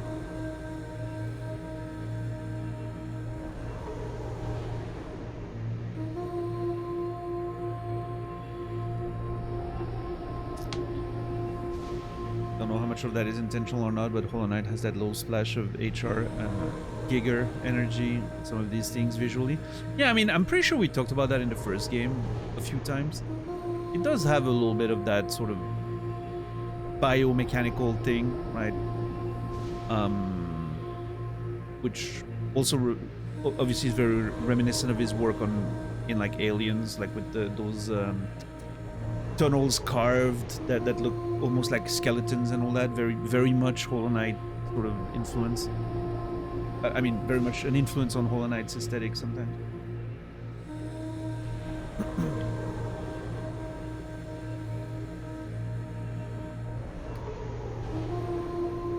I love that little like two notes droning there. That's a ledge I could stand on for a while. Hollow Knight's biggest inspiration was Dune, really? That's interesting.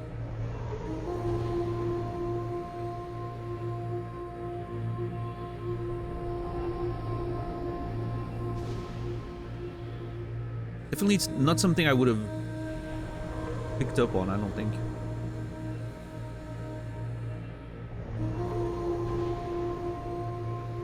Yeah, I mean, it does make some kind of sense, but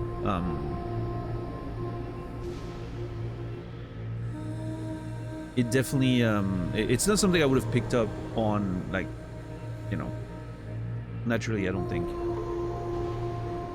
But, you know, good influences are well digested, right? It's a super catbird. I think it was the game getting over it. What was the game getting over it?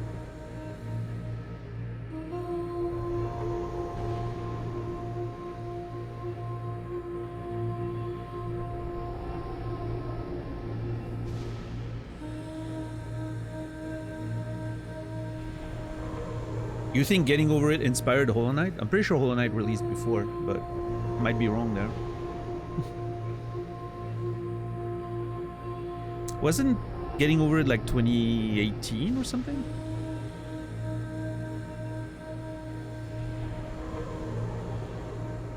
(2017). Yeah.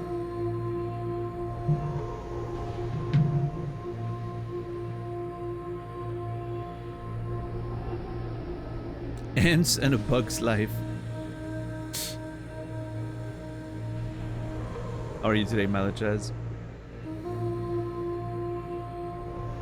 Okay, which one was better? Ants or A Bug's Life? Wait, which one's the Pixar one and which one's the DreamWorks one? I always mix those two together. There's one DreamWorks and one Pixar, right?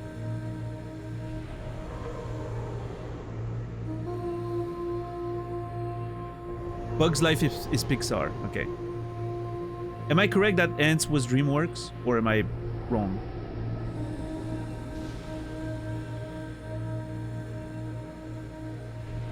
Correct. Okay. Bug Life's better. I've seen both at one point or another, but my memory of them is, you know. I don't know if I probably mixed some elements of both, because they're obviously very similar movie that came out around the same time.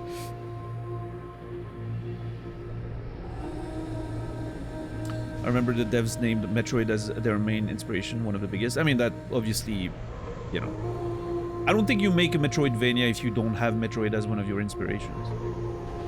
It would be difficult to imagine. Even if it's not the driving force behind you wanting to make the game, you still have to like sort of study that game and that series, right?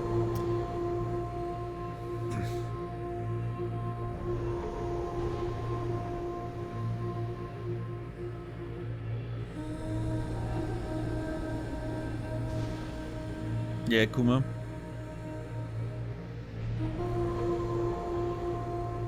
Song reminds me of the Chernobyl miniseries. I haven't seen that one. I hear it's really good though. I should probably watch it eventually.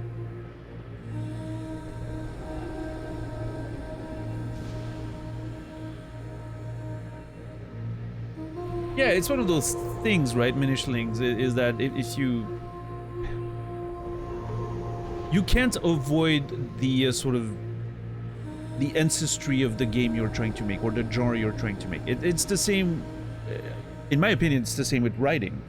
If you write a book in a certain genre or subgenre, you have to sort of study the shoulder of the giants on which you stand. Like you have to.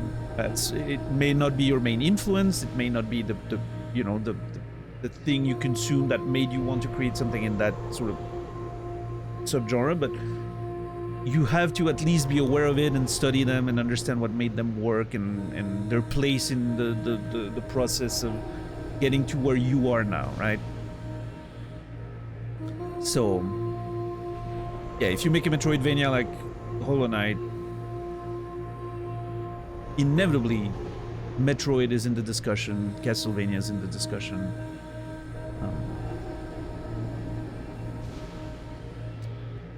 It's not something you can just ignore.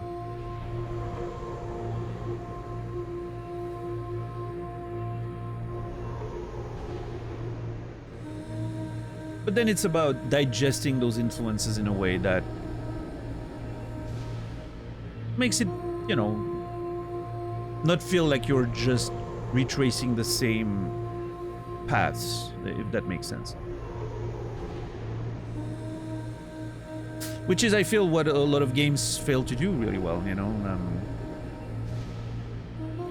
There's so many games, you look at them and you're like, oh, it's kind of like a clone of this or this. Usually that, to me, that's a sign of like a poorly digested influence. Right? A little too close to what came before. Which Hollow Knight doesn't suffer from. It's very unique in its own way.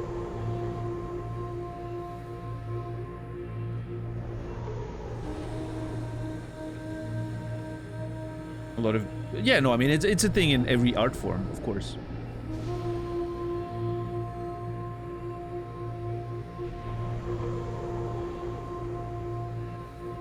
Has some historical inaccuracies when characters essentially a stand-in for an entire segment of scientific community, but it's really good. Yeah, I mean, I think those inaccuracies are there for the sake of pacing, probably, and just overall, you know, it is a TV show after all, right? Not a documentary. You have to sort of shave the corners a little bit so it's more digestible. But yeah, I've heard some really good things about it. It's on HBO, right? HBO Max or something? Should probably watch that eventually.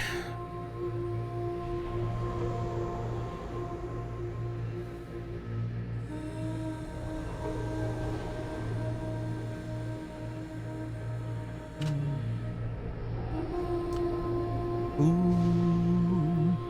Is that something that the devs have stated on Adera, or?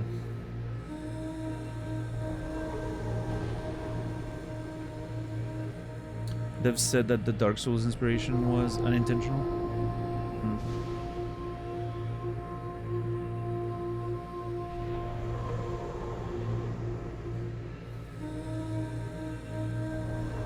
Yeah, I mean, the Dune one kind of surprises me, I will be honest. It's sort of like, not something I would have, yeah, like I said, not something I would have picked up on.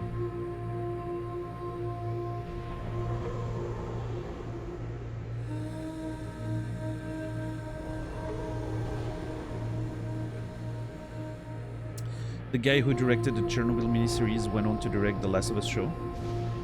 Interesting.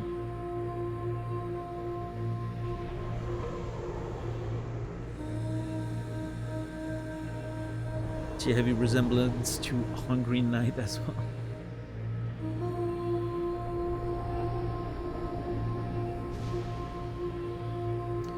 Mentioned Zelda as an inspiration.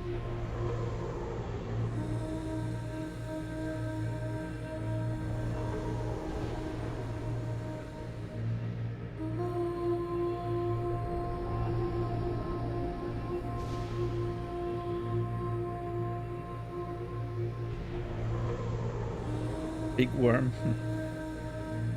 What's up, Erican? Dune was.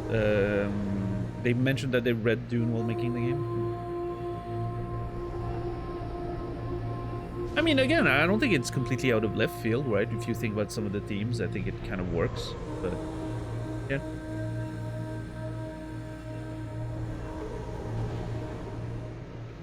Faxanadu? I'm not even sure how you pronounce, like, where's the accent in that word, if it's Faxanadu or Faxanadu. But I remember that game when it came out.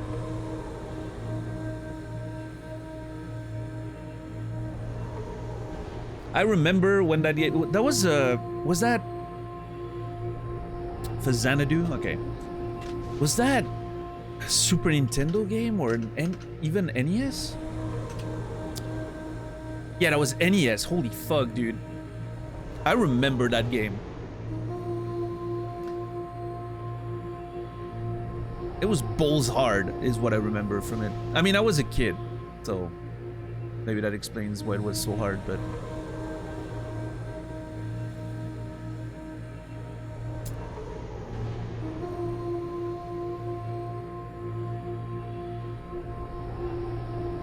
funny.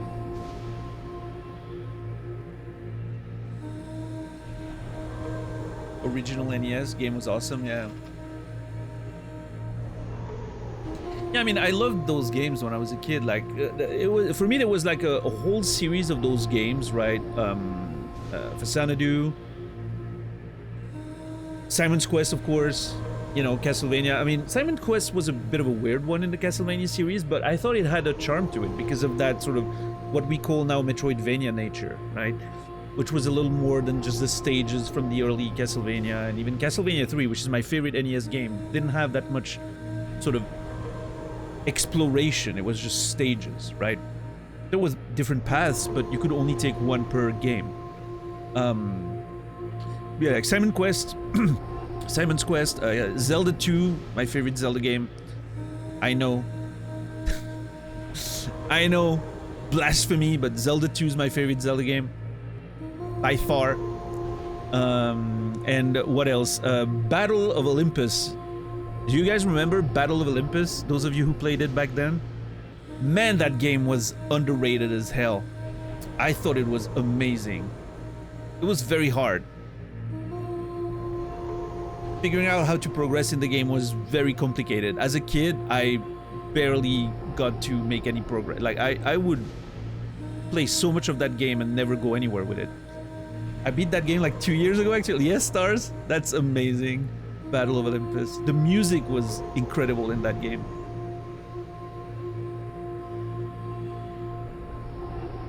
And obviously, if you like the Greek mythology, all kinds of stuff like that, it was really rad. It's one of my favorite NES games. But yeah, there were a lot of sort of archaic Metroidvanias on NES, right? Before we even called them that. Just most of them inspired by Metroid, of course.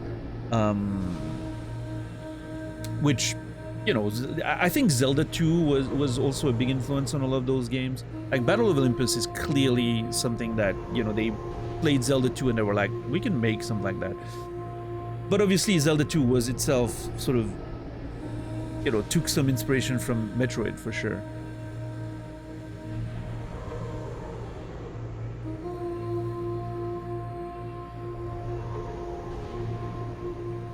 But yeah, I'm trying to think, like, what came before Metroid? Because Metroid was very much a seminal game in that sense, right? What were Metroid's influences? What led to Metroid being the way that it was, the very first Metroid? Because nothing comes from nowhere. Like, you know, there had to be things that led to them making the game like that. It's interesting to see all those pieces sort of like coming together to build what we now know as Metroidvania.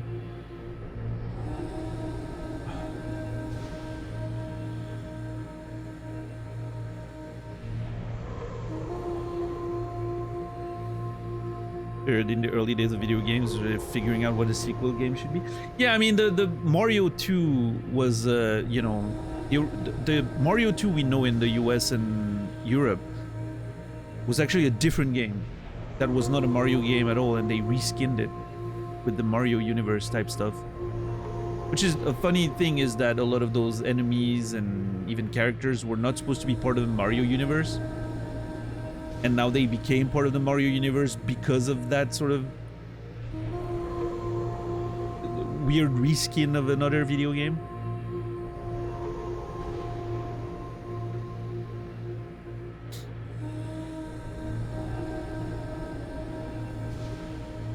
Yeah, Zelda 2 is a perfect example of that, right?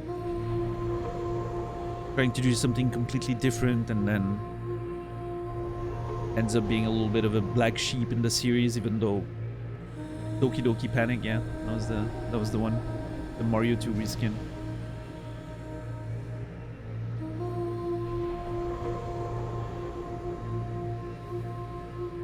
And they never really went back to that sort of Zelda 2 style, of course, but I think the interesting thing about it is that a lot of the elements introduced in Zelda 2, so the exploration-wise, ended up being in some of the sequels, right? Like the subsequent games.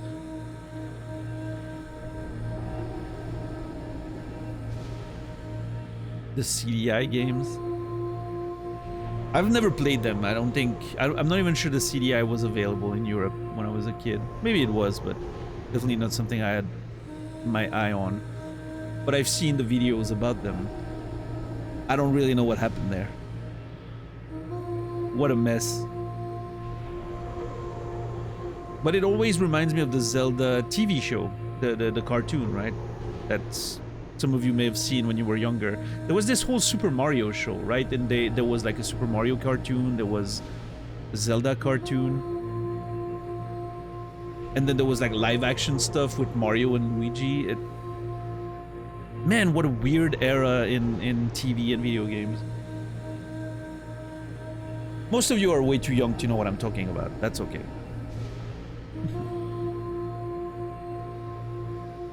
The Super Mario Super Show? Yeah, maybe that's what it was called. I don't remember. Those are old memories.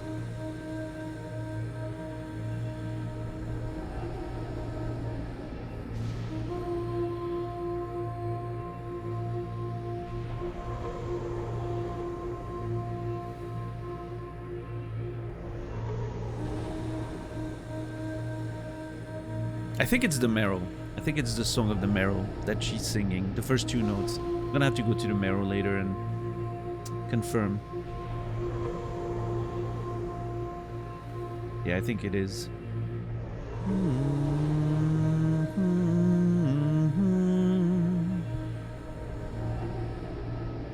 It's a brainy.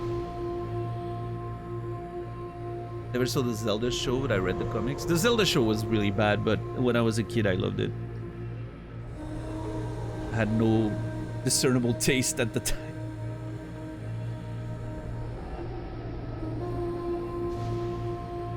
Put something in front of me that was related to my favorite video games, and I would love it no matter what. Like, it's like this. Well, okay, hold on. I was gonna say it's like the Sonic cartoon, but the Sonic cartoon was actually pretty fun. It was actually not that bad.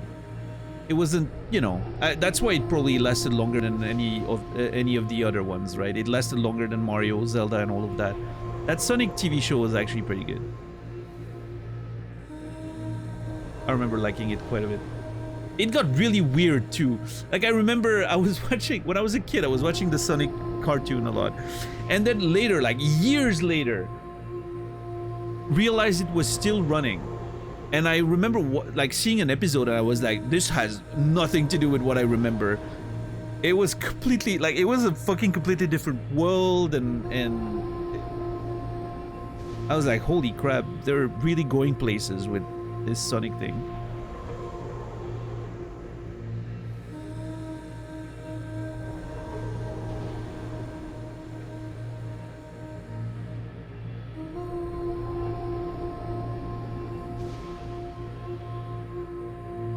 To wake up early on Saturdays to watch Sonic the Hedgehog. Oh, there we go. Yeah, that's the one I'm talking about. Back when it was actually good. Yeah.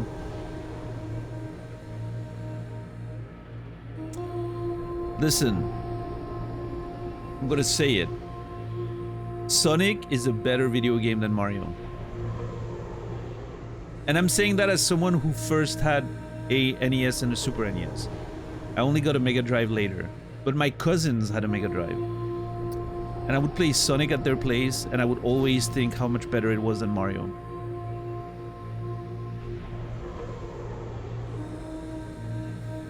That's a hot take right there. I don't know, there was something about it. The music in Sonic was just incredible.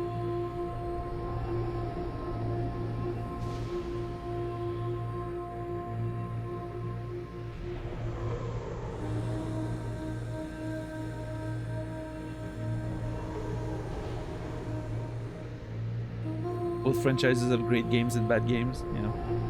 I loved Mario 2.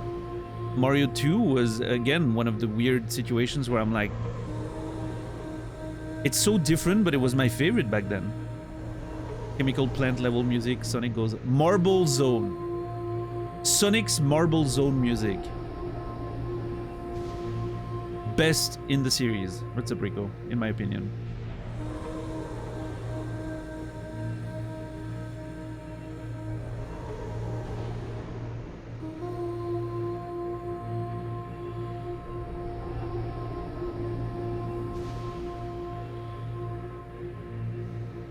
Chemical Plant used to be my ringtone. Yeah, you're quite into the Sonic franchise, if I remember.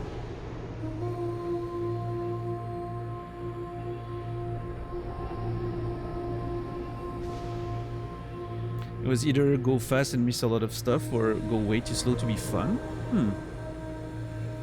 I don't know. I thought to me that was sort of like kind of the cool thing about it is that those levels were so explorable. So much more than Mario, right? Back then. But obviously that has changed over time, right? Now the Mario games are super explorable, of course. But like Sonic was doing super elaborate, multi-layered levels with plenty of stuff you will never see unless you go over them again and actually explore. When Mario was just doing line with jumps, right? Basically. So, I don't know.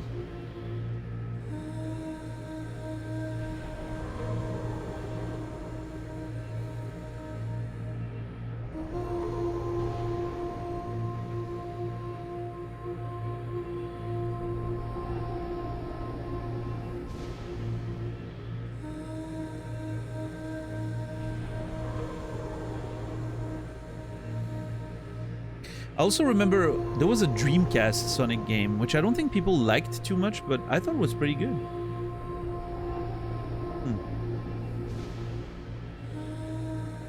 You guys remember the Dreamcast?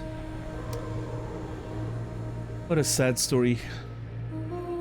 This console should have been, you know, should have had a lot more success than it did. Sonic Adventure. Wait, what? Okay, they were pretty well regarded. What's the one that people hated then? There was one that I know, like, everyone's like, that game is trash, but maybe that's not the Dreamcast one then. Maybe I'm confused with another one. Oh, wait, wasn't it something like Sonic 06 or something? I'm not even sure what it really... Yeah, 06, yes! What was that one on? Sonic 06. Jesus, that's right.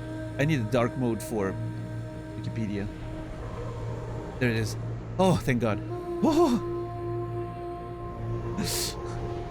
My life just changed.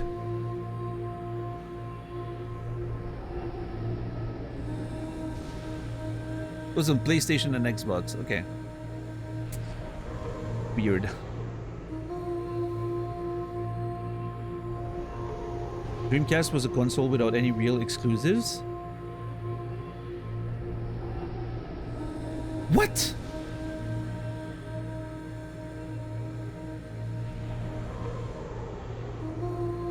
Soul Calibur. Shenmue. I'm running out of games way earlier than I thought I would. But Jet Set Radio, yes. Crazy Taxi, yes. Soul Calibur wasn't a Dreamcast exclusive. Yes, it was. Unless you count the arcade.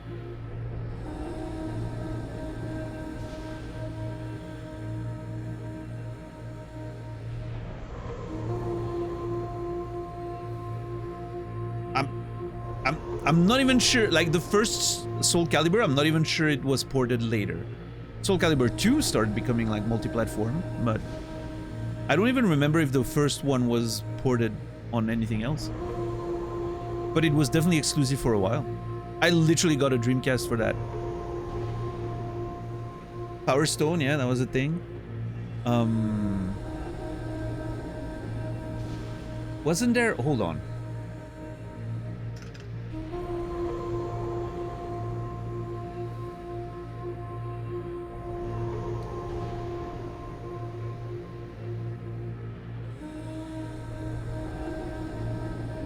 I'm thinking of a game, but I can't find it.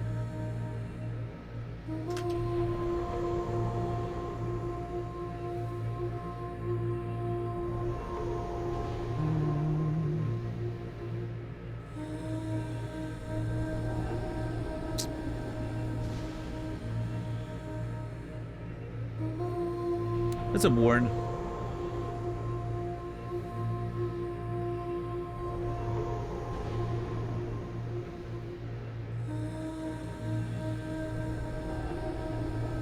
But yeah, no, Soul Calibur was definitely an exclusive. I wouldn't be surprised if it like got re-released on online stores later on other consoles, like emulated or whatever. But I'm pretty sure it never released on another, like natively on another machine. Yeah. No, it was. Yeah, no. Man. Trust me, I got the Dreamcast almost entirely just for that game, so I remember. It was a very expensive purchase. one of the most expensive video game I've ever bought. I eventually played other games on the console, but I literally got it just for Soul Calibur. No.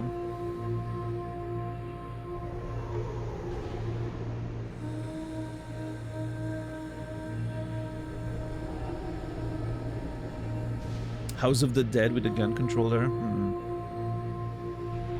Internet capable game. Oh yeah, Fantasy Star and all that, right? Like they had a sort of almost an MMO on it, didn't they?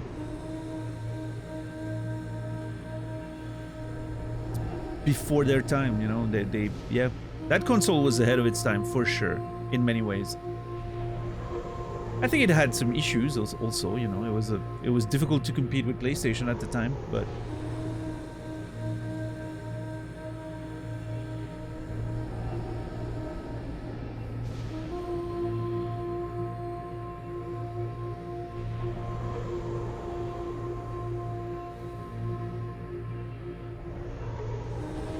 yeah, the little memory cards with like the LCD screens. I don't know, as far as the controller goes, I know, I think Brainy, you mentioned the controller. I thought the controller was fine, you know, is it the best controller ever? No, but it's not as weird as any of the Nintendo controllers from that era, right? It pretty much played like a standard controller, except that it was a little bit bulky. Personally, I thought it was better than the fucking Xbox controller, for instance. The first one, right? But yeah, no, for sure, Quasi, yeah.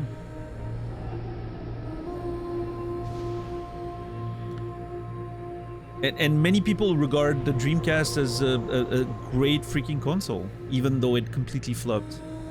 I don't know what it is about it.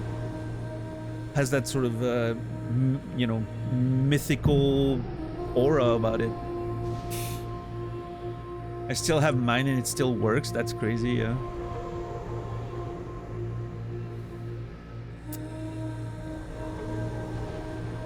Yeah, I mean, obviously, Kuma, at the Sega was losing the battle to Sony, right? Like, Sony just completely buried them. The Saturn, no matter how good it was, it couldn't compete, right? Too many good exclusives. Final Fantasy, right? Just to name one.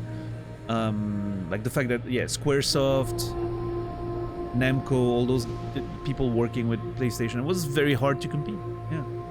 And that's why when the Dreamcast came out, the fact that they managed to get Soul Calibur, you know, managed to get Namco to do that exclusively for them, was a huge deal. It was them trying to, you know, sort of fight back, right? And having some pretty decent third-party JRPGs and all that, trying to compete with the Final Fantasy bulldozer. But yeah, I mean, PlayStation 2 was the best-selling console of all time, right? So it just, the Dreamcast did not stand a chance, unfortunately. Final Fantasy 10, you know, the new Tekken games, yeah, PlayStation 2 was just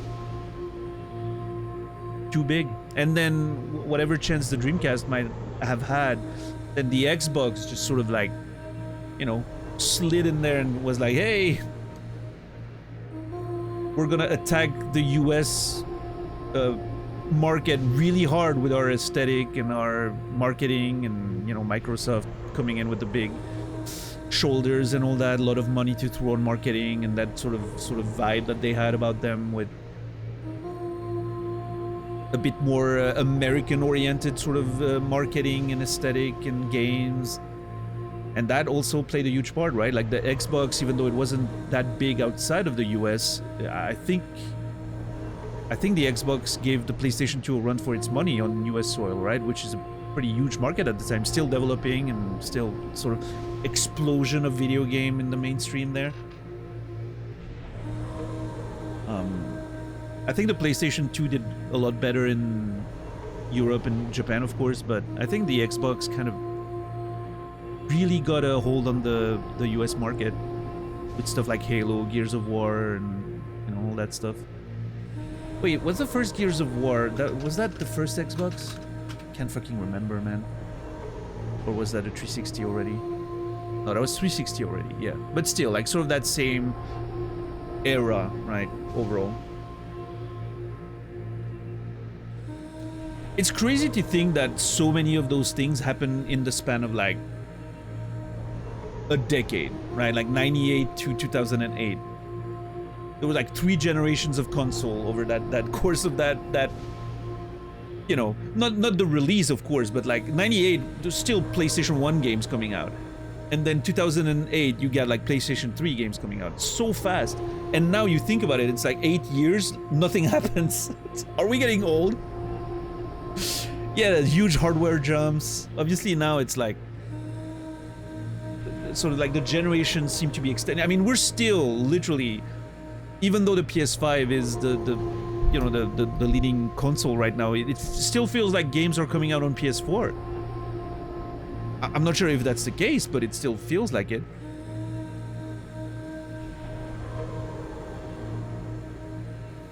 Okay, looking like decade-long generations now, which makes sense. I mean, it feels like the progress is a little bit slower now, and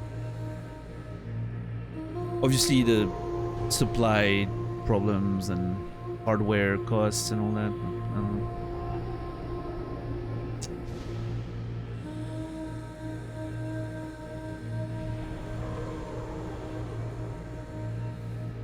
I don't even know what the generation of Xboxes are called. So there's the Xbox, then there's the 360,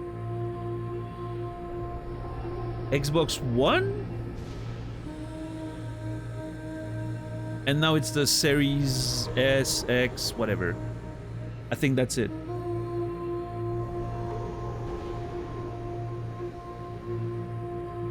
Don't ask me what happened between 360 and 1. Like that was a weird naming convention, but you know.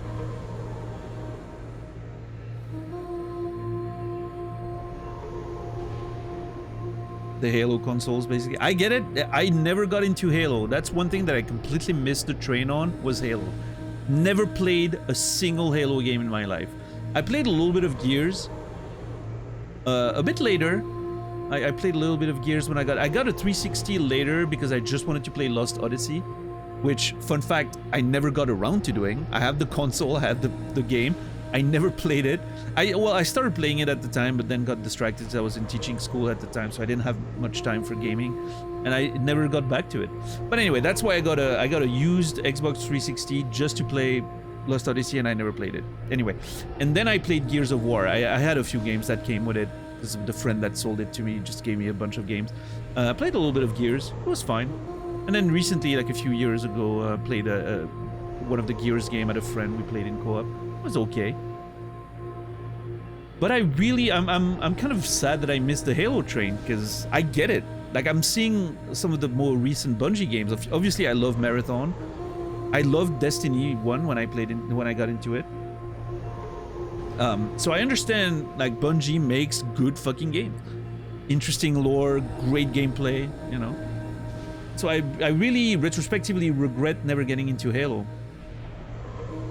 You should play the Halo games on stream. I'm not sure about that, but I'll keep that in mind. I suck.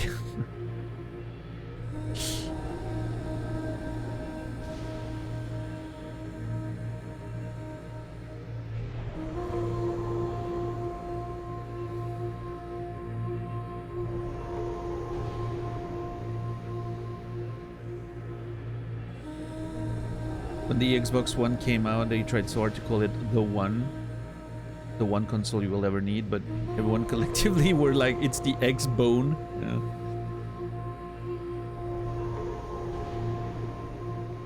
Is there like a remastered, remade version of the original Halo games, or? I don't think I would stream them, but you know, I could see maybe playing them on my own.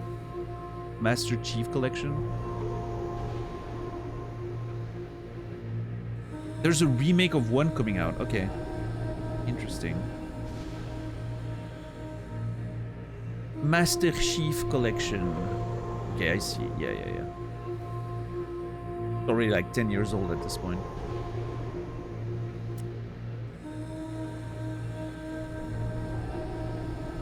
PC version has remastered all the entries. Yeah, I don't know. Obviously, I don't think it's something I would stream, but I don't hate the idea of trying them, maybe eventually. I will say playing Marathon made me want a single-player Bungie game. I love the multiplayer aspect of Marathon. I love extraction shooters, but I kind of wish I could explore that world and lore and universe and that amazing feeling gunplay in a proper single-player game.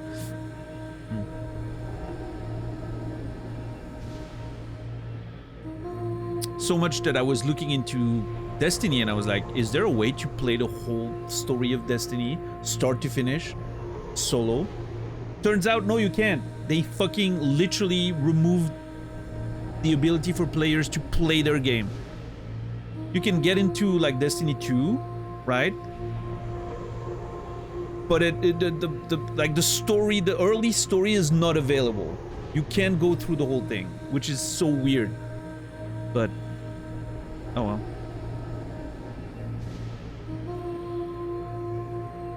Do you not stream multiplayer on principle? I just don't like the. I obviously look at what I'm doing, guys, right now.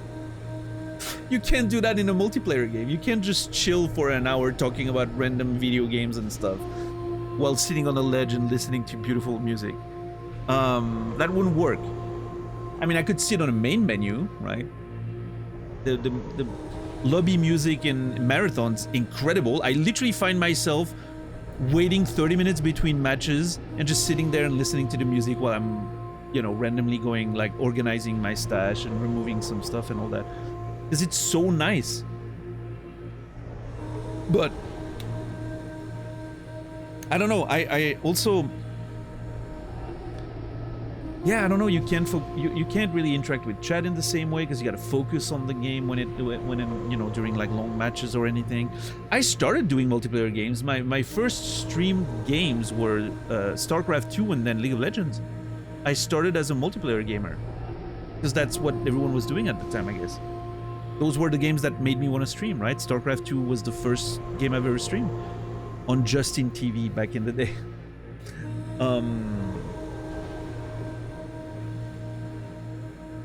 And then there's another part of the multiplayer thing, which is I don't want to stream with other people. I don't want multiple voices on stream. I don't want, you know, there's so many streams that I'm seeing sometimes where you go on the stream and there's a bunch of people talking. Some of them with shitty mics and they're playing those multiplayer games and it's a, you know, chaotic time. And it seems like they're having a lot of fun, but it's like, I don't really feel the appeal of watching that. I don't feel like I'm invited in the fun, if that makes sense.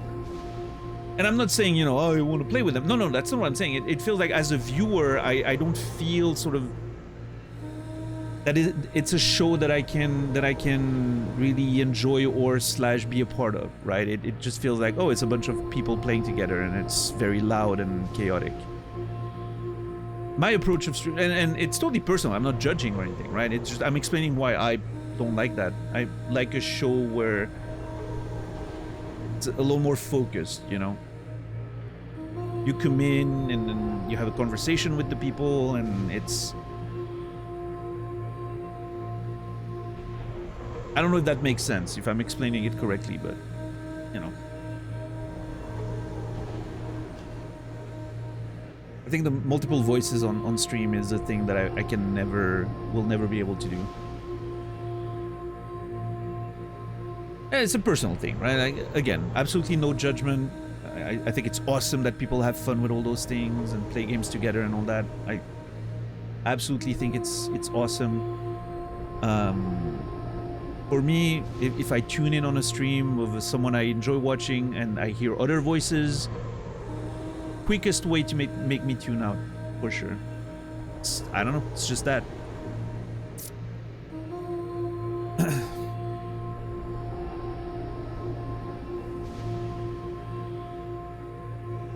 This has been a much more pleasant background soundtrack for yapping than Hornet's looping, binding voice. Yeah, Koilu, we'll get there again. Does it make a difference if it's in person versus online? Actually, yes. It does make a difference. Because then it becomes something that's a bit more... It feels like that's the show, right? It's two people together and they have a plan together. A good example is Maximilian Dude when he's doing stuff with Yo Video Games, right? They're doing like top 10s of their favorite games or consoles or whatever, right? They do a bunch of that, or they play fighting games together in the same room.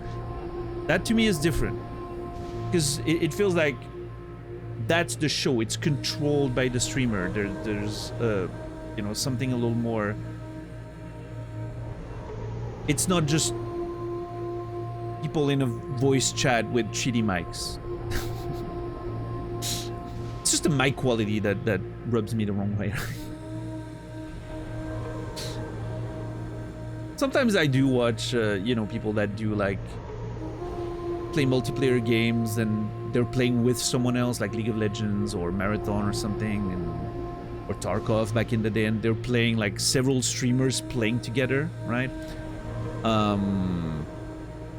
They all have super good quality mics and all that. That's much more acceptable for me. Yeah.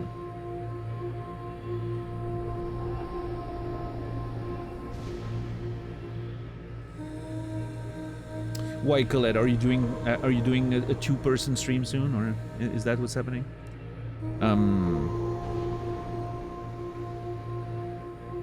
Yeah, no. The type of stuff I'm talking about is more like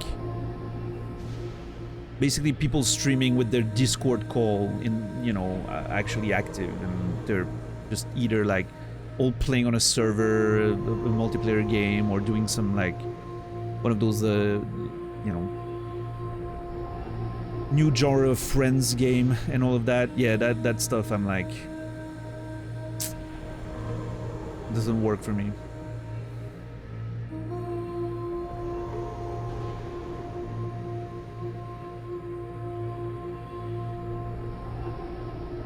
I have to finish 2-player, 1-controller Hollow Knight through ending with battery. Well, okay, well.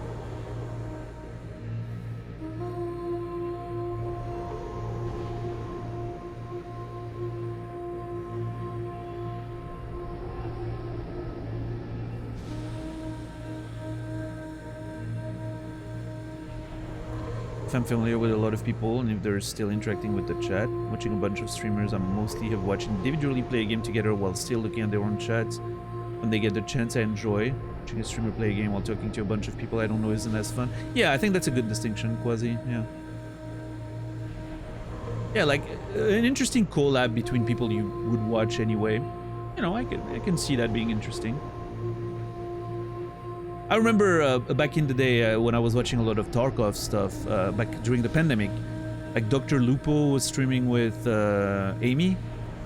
I don't remember her actual tag name, but and they were streaming together, you know, doing Discord. You know, I watched both of them separately, and then they sort of started streaming together, which was very pleasant because there was good mic quality, and you know, it felt like an intentional thing. It was just wasn't just a random Discord call that was happening while the person was streaming, right?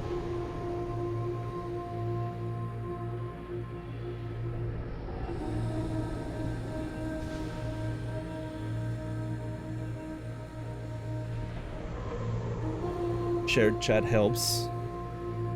Yeah, but see, that's something I don't think I could do that. I'm just thinking about the idea of a shared chat and I want to just stop streaming forever. That's a good thing. I don't have to do it, right? Nobody's forcing me to ever do that. But like I hate the idea of it.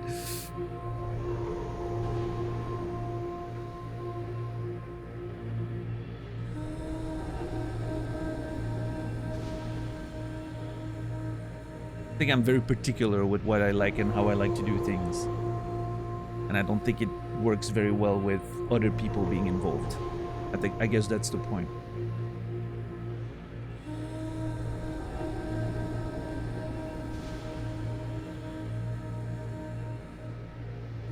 But yeah, you know, it's just me randomly having opinions about streaming, you know. I have a few pet peeves when it comes to streaming, and multiple voices on stream is one of them. I don't like that.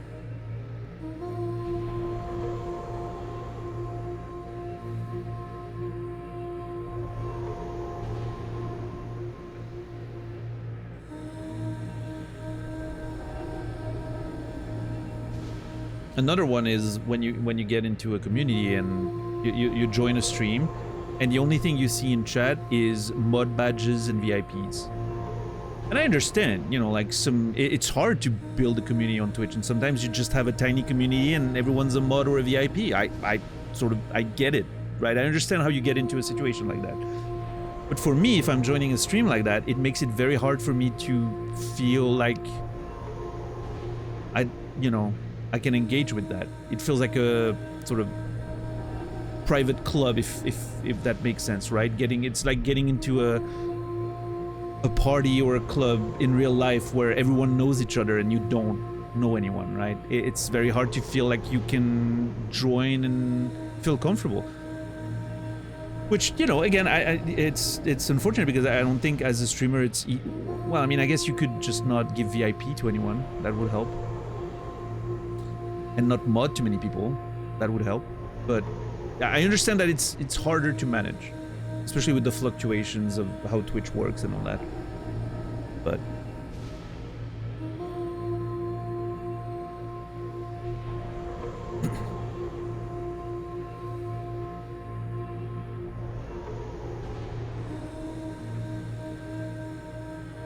like I'm trying as much as I can, because again, it's a totally personal thing, right? I'm trying as much as I can to not let a stream, or my stream in this particular case, become just feel like a closed club with too many inside jokes and too many, like, sort of, you know,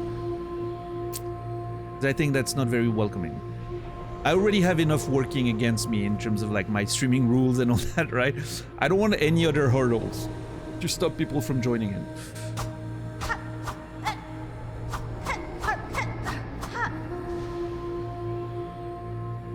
All right. Oh, damn, that was... Oh, that's interesting. None of what we're hearing right now is a soundtrack. It's all ambient sounds in how it's coded into the game. Because you can hear the soundtrack when you're listening to the map. When you're on the map screen. None of this is a soundtrack. It's only ambient sounds. I mean, it makes sense, right? But the voice comes from, like, the character we see on the right there. All the background sounds. None of it is like a soundtrack, you know, is on the soundtrack part of the sound design. That's interesting.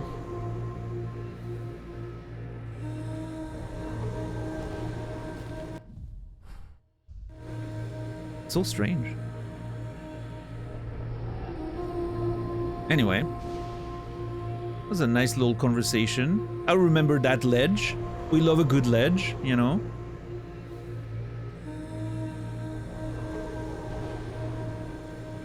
We'll always remember Returnal's Hyperion ledge, the best ledge of all time, in my opinion, in gaming history. Yeah, exactly, you know. That's the best ledge of the history of gaming. I hope Seros gives us at least one ledge that's as good as that. But yeah, that one was a good one, you know. It was pleasant. Let's go down there and see if it's a boss fight or just a conversation.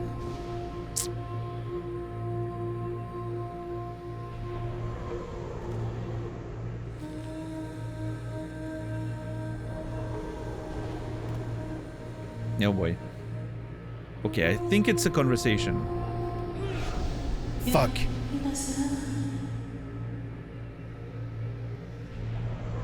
Who's there? Has someone come to free me? Or are you here to bring my end?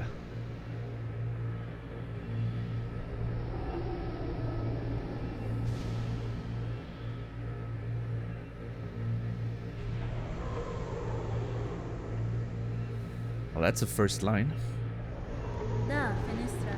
I am Hornet, prisoner, only a traveler, and not here to slay you. What cause sees you caged in these ruins of Weaver's past? Were you their enemy?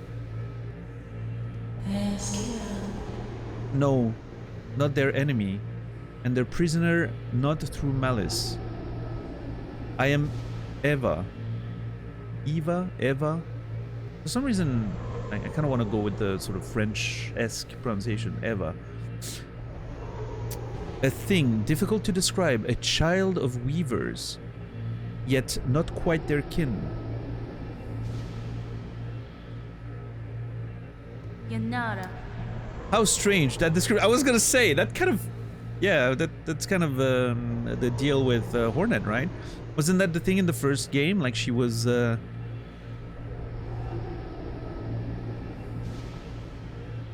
gendered child, like she came from. Oh man, I am not up to date with my lore of the first game. I forgot a lot of it, unfortunately. But yeah, I think there was something about.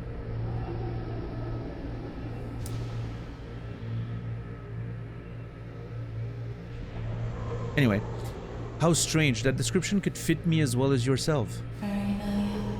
Child of weavers, and not. I can detect your weaver strain, yet you are different from them, and from me, a shifting, blended thing. What are you, creature? What are you, creature? Is there a comma missing there? What are you, creature? Step closer, lady, that my senses would better understand your nature.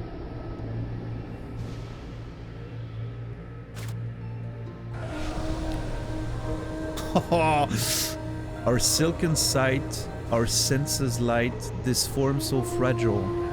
What worlds beyond this shell of iron? God damn it, I don't have enough silk.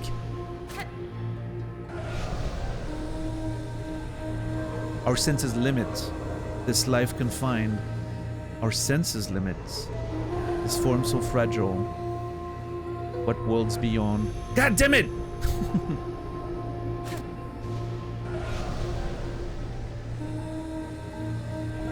This shell of iron, or silken sight.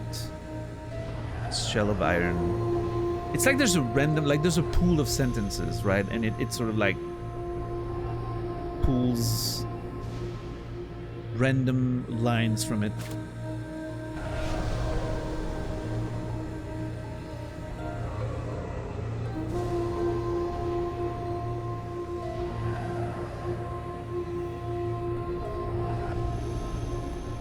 Speak.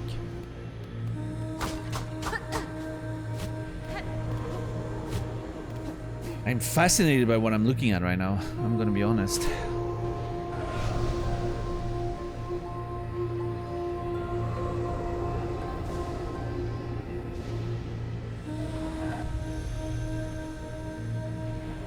I guess we know what the title of today is, Warren. It's probably gonna be Ledge or something. This is the Ledge episode. This every fucking game we have a Ledge episode. It's like a recurring thing, right? This is the Ledge episode of Silksong.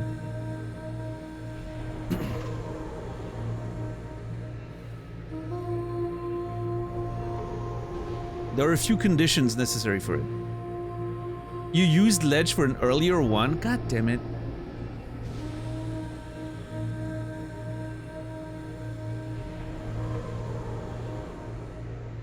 Ledge 2?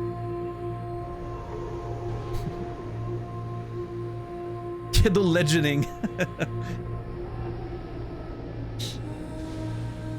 Yeah, no, there are a few conditions for a good ledge, you know? First of all, there needs to be a ledge, an actual ledge. There needs to be a nice ambient soundscape. Either the music or, you know, could be just environmental, depending. And it needs to be a little mysterious.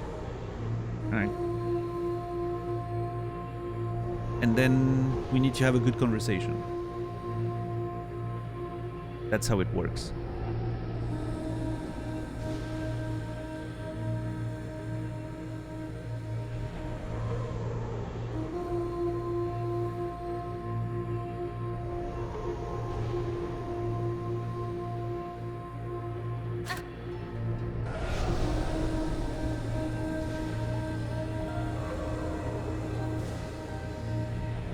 Shell of iron, our senses limits. I wonder if I can... Okay. I wasn't sure if I could, like, hit something, you know? Oh! Garama! Garama! Garama! I want to look at something.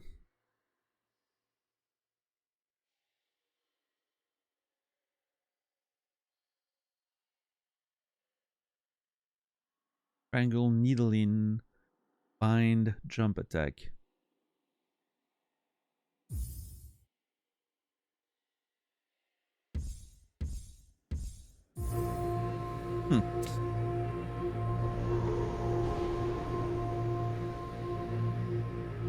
It doesn't... There's no button input for Garama.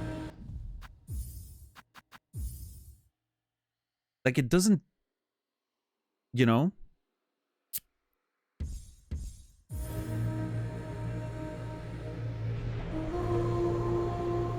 It's like it's not a button that the game gives you. That's interesting. On the binding menu.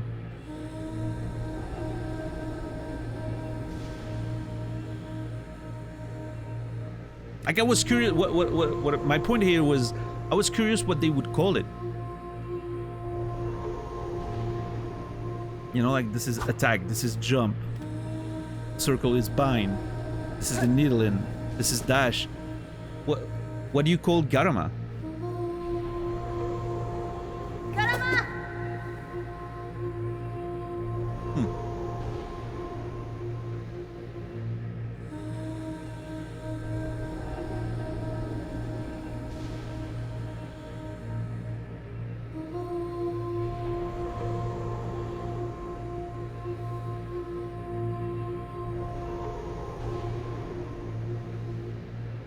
Try seeking spoilers from the game. I'm just curious sometimes, you know. It's game information. Like, if the game gives me the information, it's fine.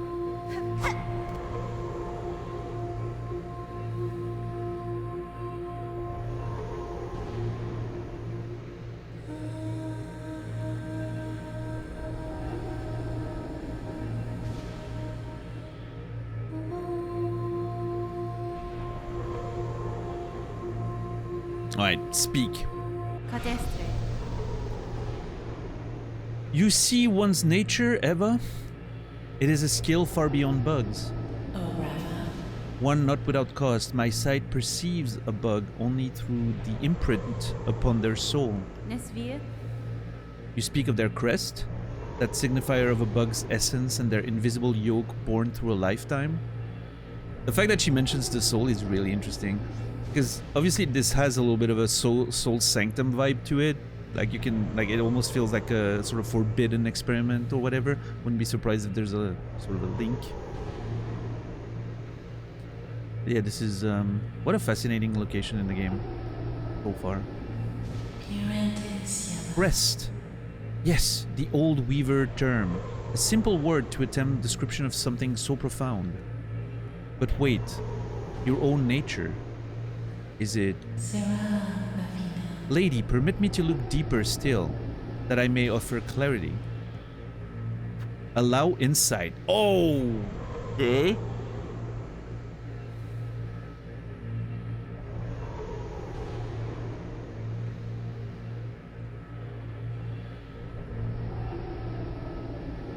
I mean, I'm gonna have to go with yes. Because, you know,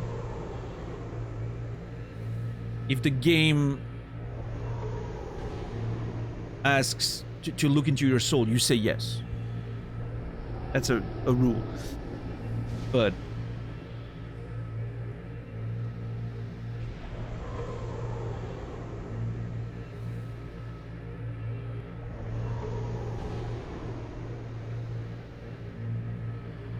Just curious what kind of consequences there might be here.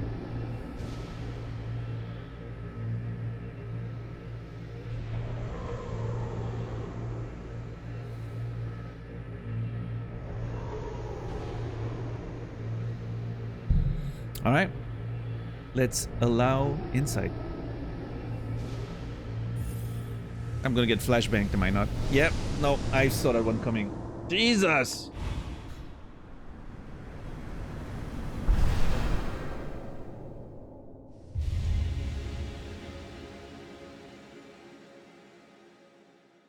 Oh. The evolved crest of Hunter. Strike enemies repeatedly to build focus. Once focused, needle attacks will become deadlier.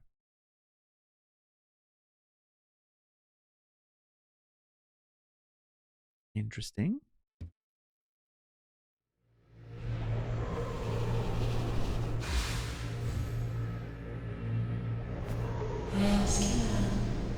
Incredible. Your nature is so unlike a mortal's bug. Yours is malleable, transitory. Transitory? Where's the fucking accent on that word? Transit. Transitory. Transitory. I don't know. Transitory.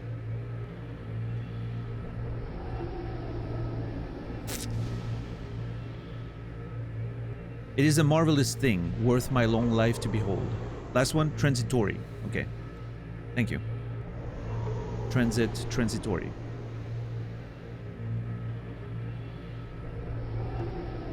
If in your travels you are able to further evolve, return to me. With what power I possess, I may be able to aid you further. Why did you evolve my hunter? Buenera. Thank you, Eva. My nature expands as you say. I shall return.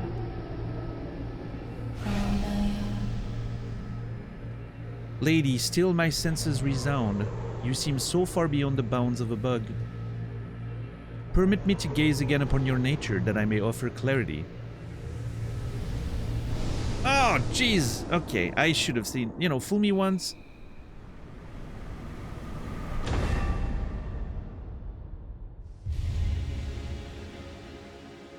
What? Gain a Vesti crest. Equip additional tools independent of one's crest? Oh! Okay, that's incredible.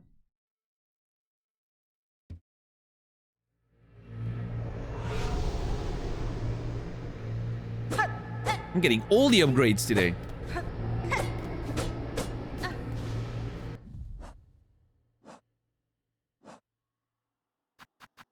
Oh, nice.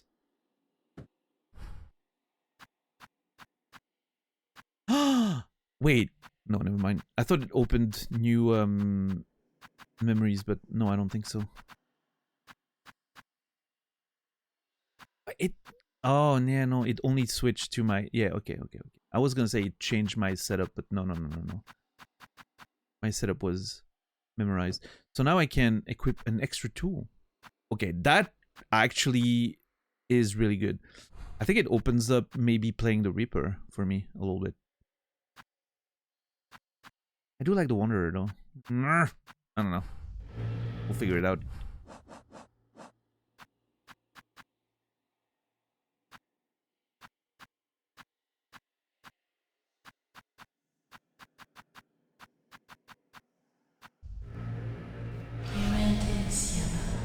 Lady, if in your travels you are able to further expand your nature, return to me. With what power I possess, I may be able to aid you further. If my nature expands, as you say, Eva, I shall return. My nature is expanded. Please upgrade my my Wanderer's crest. No, please. I'll sing you a song.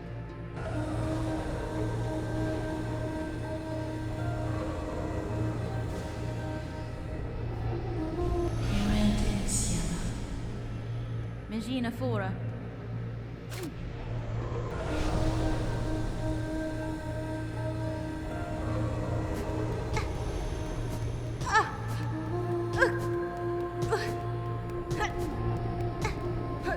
Well, that was nice. I think that's a very fascinating location in the game. And I'm excited to learn more about it. We should take a note of that. Ava. Upgrades my shit. Come back later.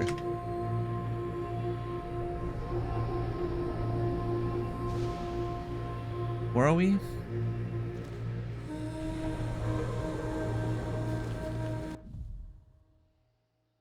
Okay. Yep. Cool.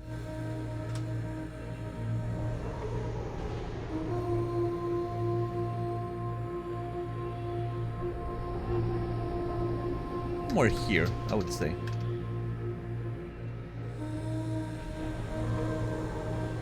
I don't want to leave.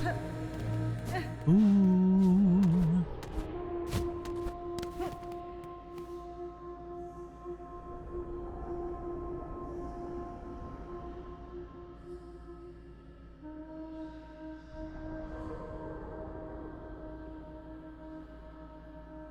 The notes are longer.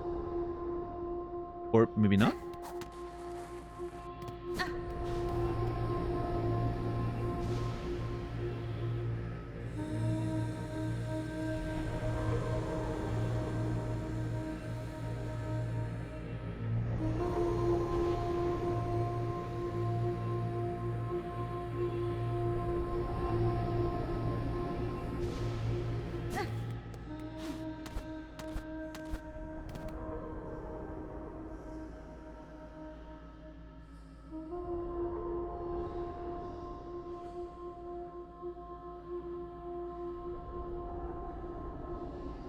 No. It feels longer because there's no more background sound. It's just a voice. Sounds really good, by the way. What a fascinating place.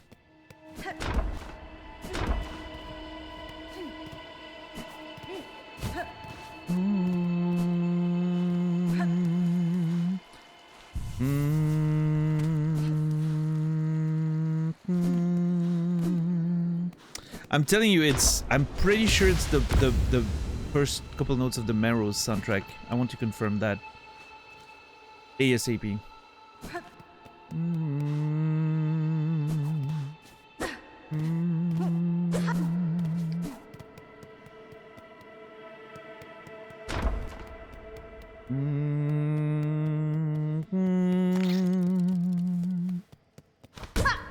Let me out.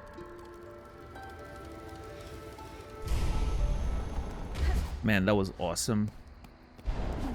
I am so excited to find more really cool, mysterious places like that.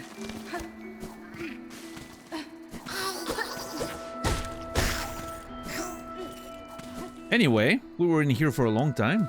My apologies.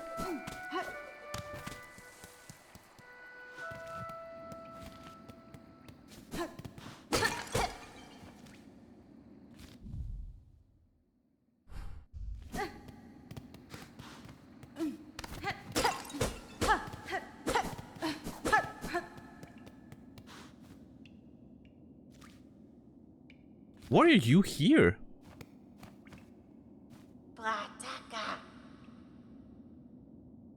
Hunter, I'm thinking it was you that cleared my basement. Hironare. On first arrival here, the nesting creatures didn't take kindly to my passing. Oh, they're cranky bugs, alright. And they made an awful mess down there with their hatching and breeding. You've my many thanks for seeing them off. Okay.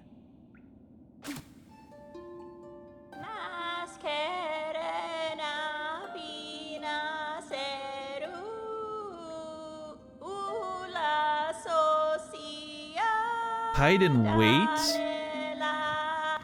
Hide and wait our power? What?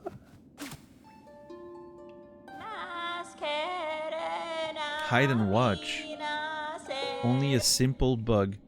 Huh? What are you hiding? Hold on. Yeah, the singing is really funny.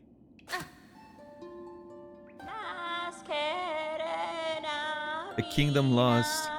Our power. She kind of reminds me of my grandma a little bit when she sings.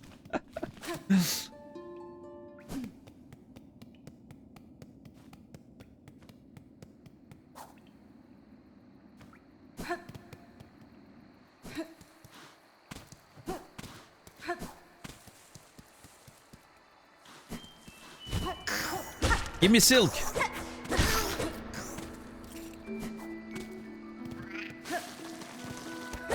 Oh, fuck! I forgot! God damn it! I forgot that I switched.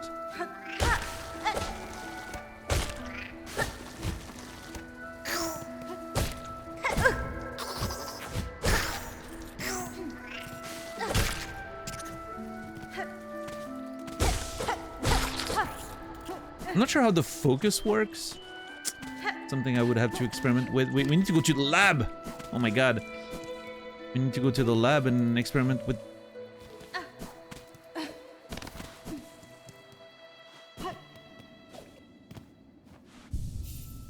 but until then, I'm gonna switch back to the Wanderer.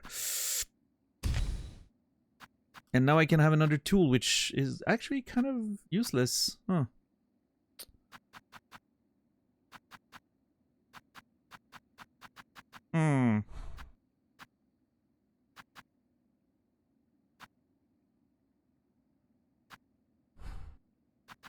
For now.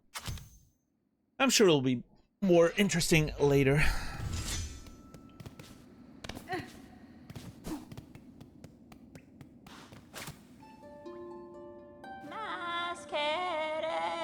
Hide and wait.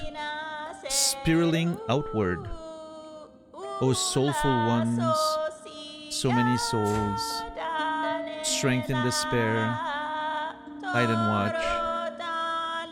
Glimmering trails. Only a simple bug. A kingdom lost. Our power. Those soulful ones. Spiraling outward. Yeah, beautiful song. I don't know what the lyrics really imply, but the idea of like hiding and watching and you know, it gives me the vibe that she's a greater power, like she's representing a greater power that than we might think. Maybe she's sort of hiding and waiting for something significant.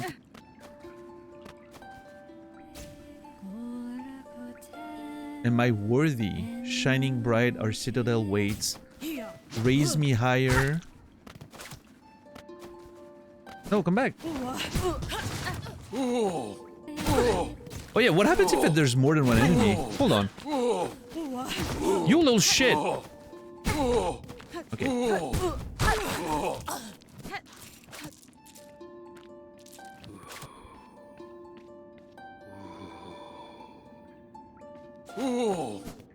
Not worthy? There we go. My faith, my reward. Life's end journeys begin.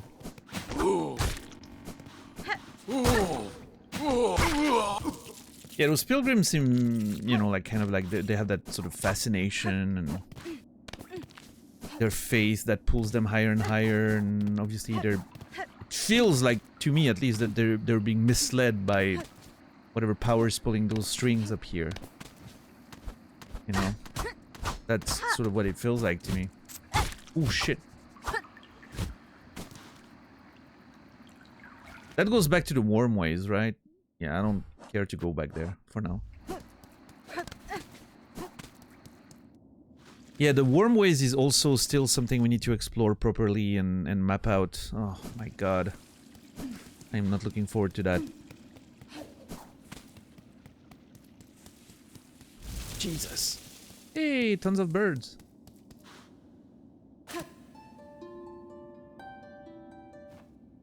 Is that the same? Okay, now I can confirm. Because we had a screenshot of that other symbol.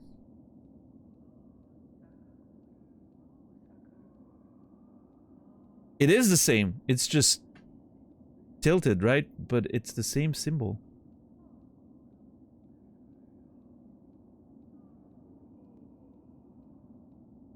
I keep sneezing today. I don't know what's wrong.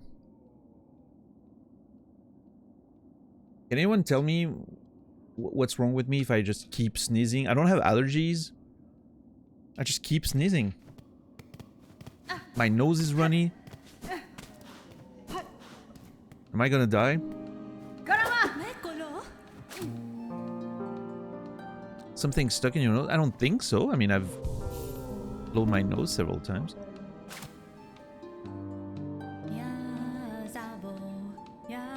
Always up. Why so few? Save your strength. Climb to glory. For you, dear Farloon, stay together. Our last rest. Climb to death. Our last rest. Why so few? What's up, Aloche? No, I don't think it's dust. I mean, it's really, I still cannot believe that every character in this game has a song. Even the enemies. Even, you know, no matter how minimal it is, right? It's just so impressive. Like, what the fuck? Like, you're not exempt from developing allergies? Well, sure, but...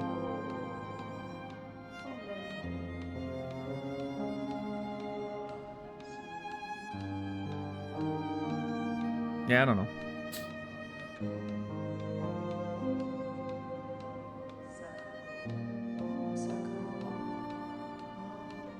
It's too early for, like, Poland and all that, right?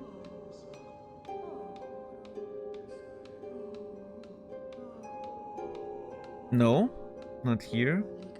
I mean, I'm not allergic to it, but... I mean, I have never been allergic to it. But like you said, it can always fucking happen. I just... I don't know.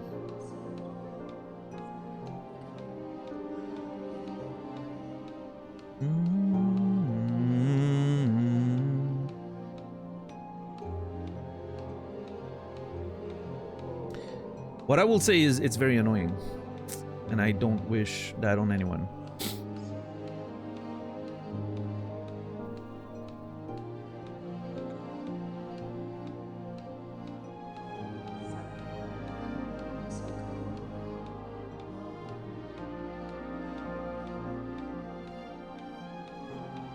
Everything is covered with a thick layer of yellow gunk. Yeah, I mean, I don't know. Tried any medication? No, but I mean, again, like I've never been allergic, so I never tried. But maybe I need to look into something. I don't know. Like you said, never exempt of developing an allergy. So I need to run to the marrow before I forget the music.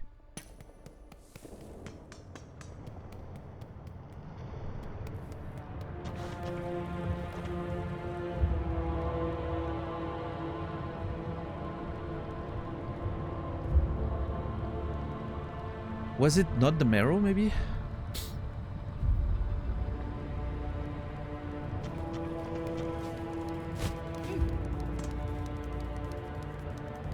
Do you hear it? I mean, I think it's there, maybe, but it feels like that's not the one I was thinking of.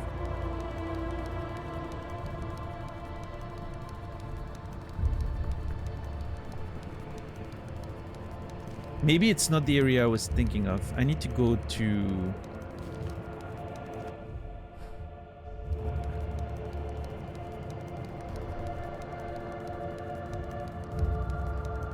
I feel like there was an area where that melody was very obvious.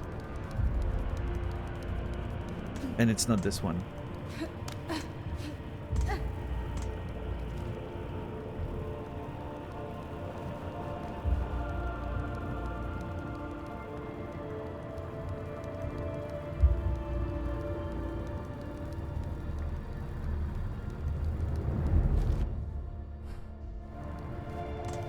God, the music is so good.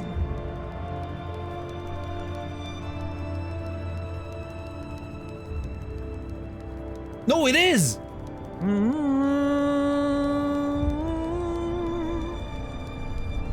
It's those two notes, like this one goes like further, like, but it's a motif that comes back several times in the game.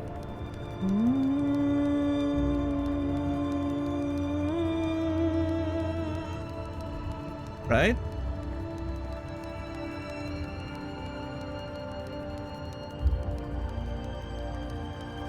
Could be a coincidence, but I don't know.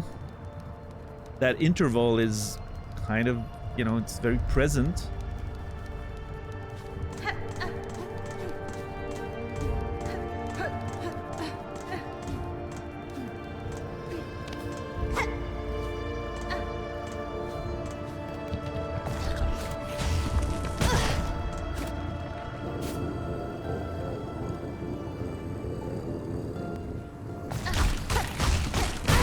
Yeah, a lot of these have about the same thing to say, right?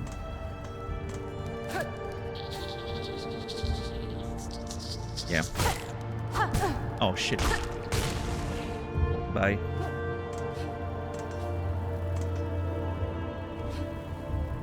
I took the song aspect of the game too hard. I mean, it's the, you know, music is amazing.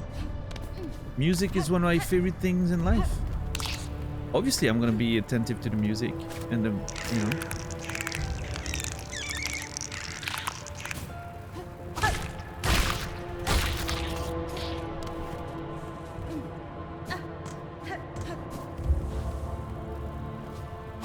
And in a world where every little creature has a song, I want to hear every single line of every single one of them.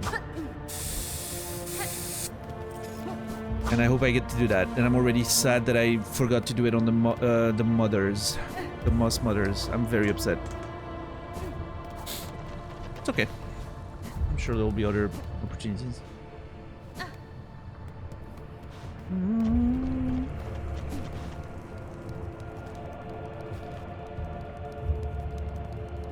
New file? No.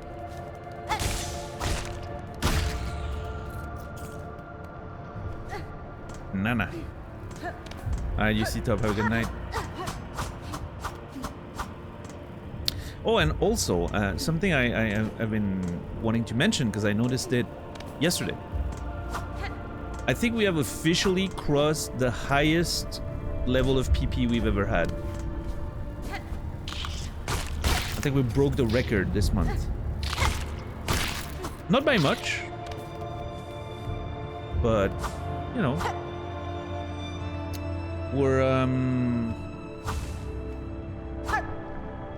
we are a little, you know, a little bit over, quite a little bit over halfway through to the next tier. Not close enough that I want to push for it yet, I don't think. Like I said, I think I'll wait until we're like, we need 300, right, to get to the next tier. I think I'll only start pushing when we're above 200, naturally. That's when I'll be like, okay, now if you push, you know, a couple months, maybe if some of you, you know, wanna upgrade, like maybe, you know, not gift subs or anything for a month and instead upgrade to tier 3 or something, if you haven't already. You know, those kind of pushes, right, to try and do that, because if we do that like 3 months in a row and we reach the threshold 3 months in a row, then for a year it's ours, right, even if we don't reach it again. So there's a point where pushing for it could be the play, right?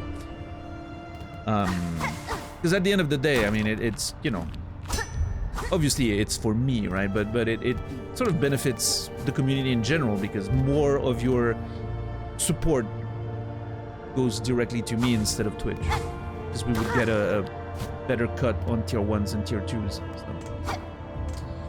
So that could make a pretty decent difference, especially for gift subs and all that, right?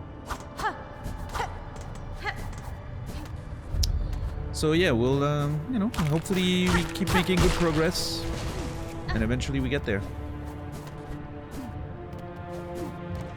But yeah, thank you everyone for the incredible support over the past few years.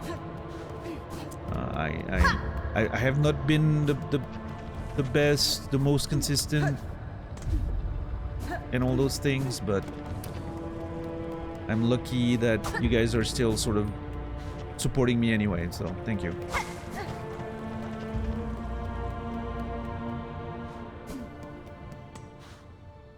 Alright, that was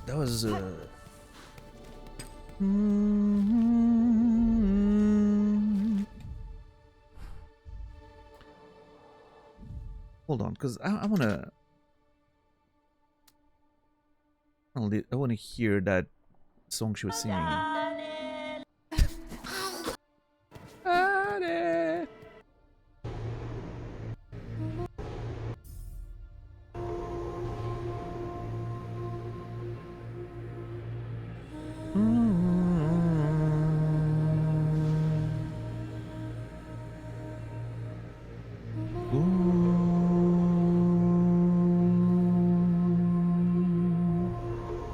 And then in the marrow it goes, right?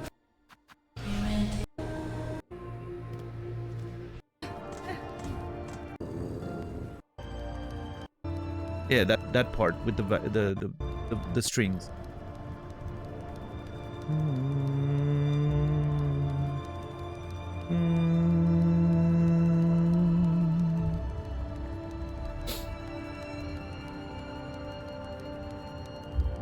Yeah, I don't know. I mean,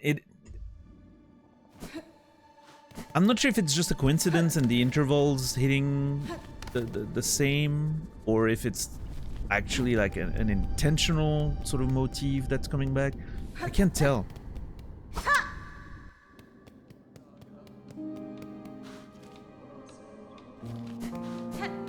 It could definitely be a coincidence, but oh. Bugging thing. I need to go back. I'll resume the proper methodical re-exploration. Why does the little guy there not have a song? I mean, he, you know, he's definitely singing with me, but he doesn't have words. I wish I could know what he's what he wants to sing about. He doesn't have a voice, I guess. Maybe that's it. But neither. Well, I don't know. Head empty. Come on. Don't be mean to little guy.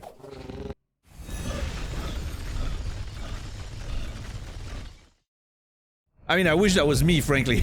Man. I'm kind of jealous.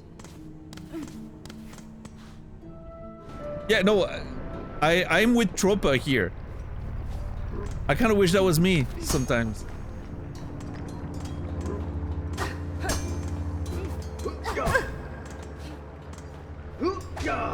Yeah.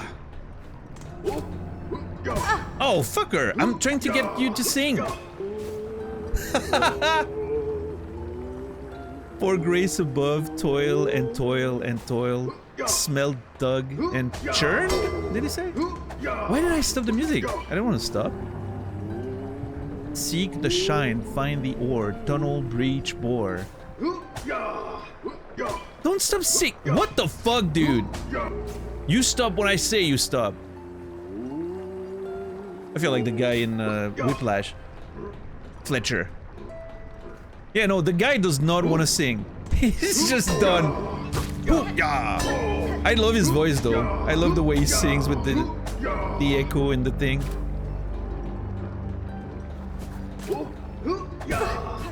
You fucker. Oh.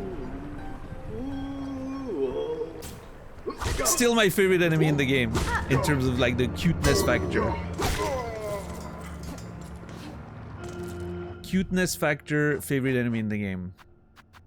What was that other enemy the other day that I really loved? I mean, that so far, Widow favorite boss fight for sure.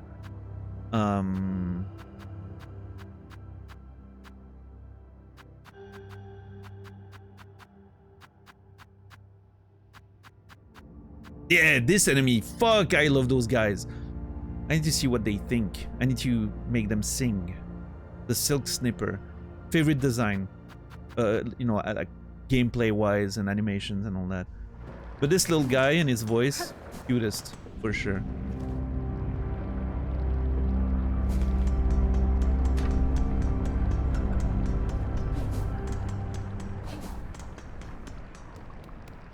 Let's go to the far fields.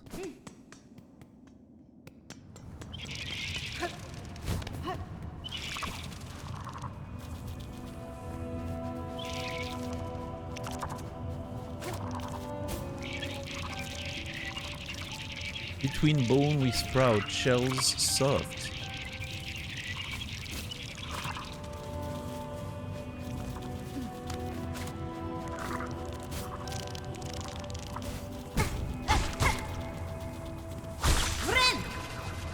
Ren.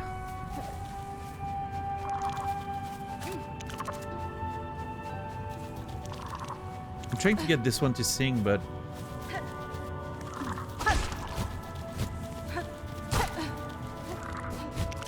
oh fuck.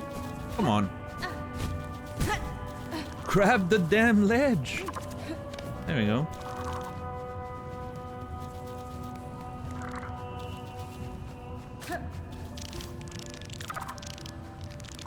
Shells soft. From heat we grow. I deserve that one. Oh, got an update. When roosting, it would look convincingly plant-like. In flight, its bulbous body quickly ruins the ruse. It's a nice line.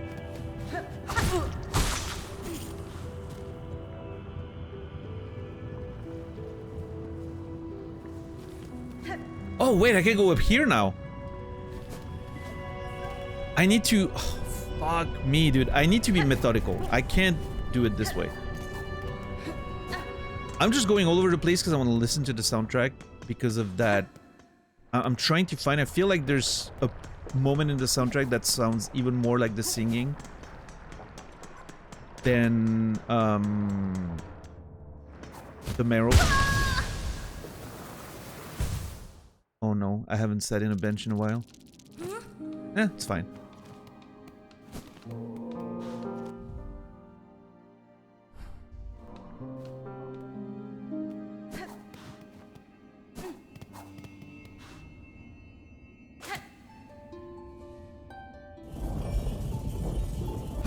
I just love that this works.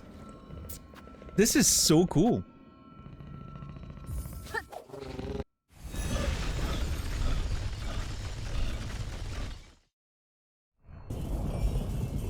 The game gives you like 3 different ways of calling, you know, your little companion beast.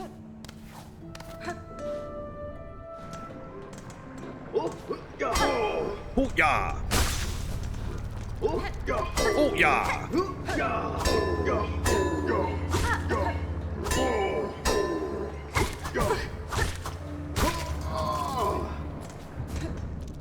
Alright, let's finish the soundtrack chase. I want to hear, Eira! I want to hear Greymore again.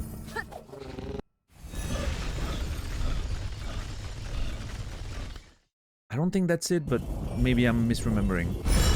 I think it was the marrow. I think it was the one from the marrow. It sounded a little different in my memory, but I mean, again, the interval's there, right?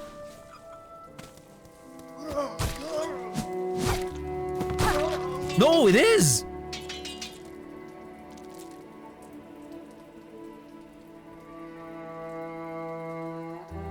That's the one. Dun, dun, dun, dun. Oh my god, dude. That has to be it. That has to be intentional.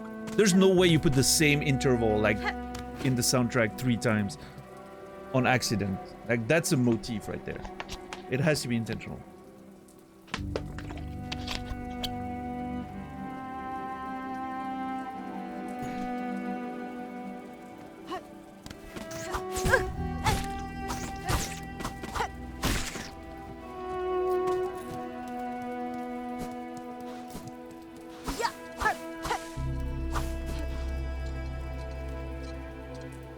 God, the soundtrack of this area is so good.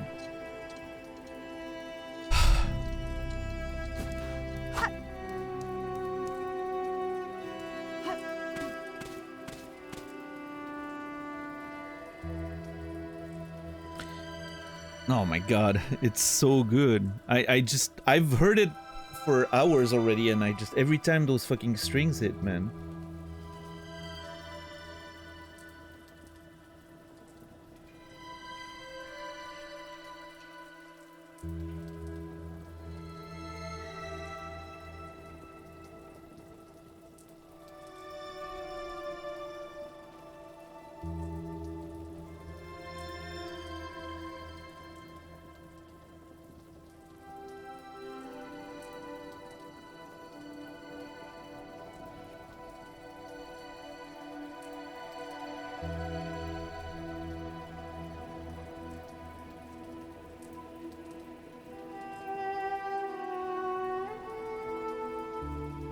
So good.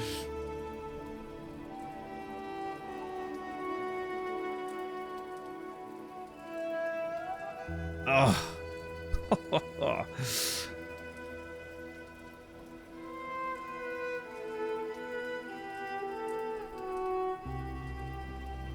Mm.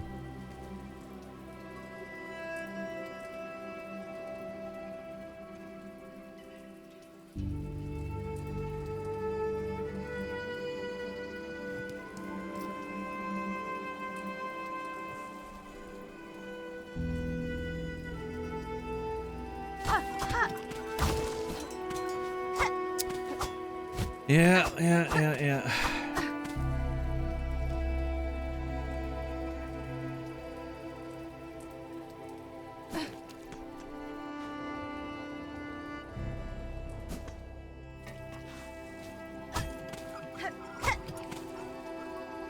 I mean, I've barely started scratching the surface of the game, but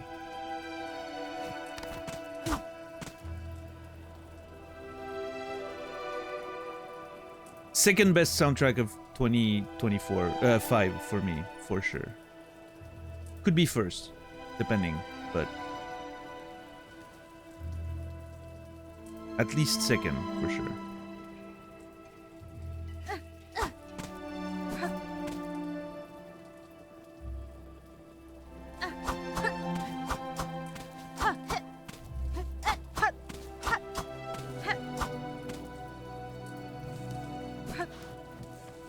I want to hear the beginning of the track again.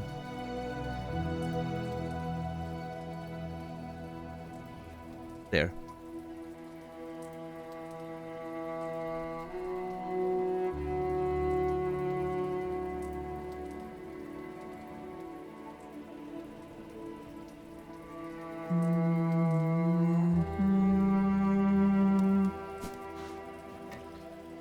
Oh, I mean, I'm considering the games on the year they released, so both Blueprints and this one are 2025.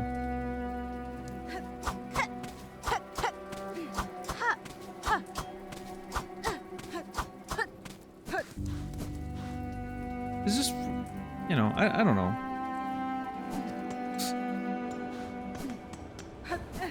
For now, my emotional attachment to Blueprints is higher, and the soundtrack has hit harder, but it had more time to do so.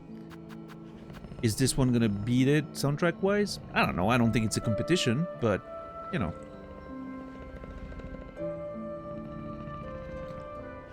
It's one of those things where if I had to keep one, I think Blueprints' soundtrack is a little more unique, maybe.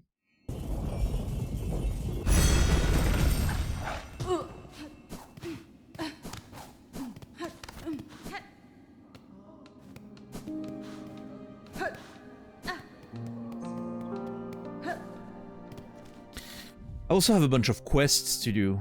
God damn it. I'm overwhelmed by the amount of things now.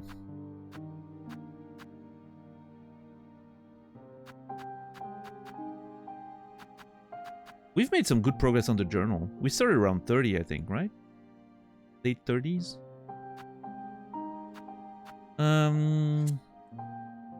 Skull Tyrant in the Marrow. That's pretty close. I mean, the Marrow's next on the list, right, of places to re-explore, I think.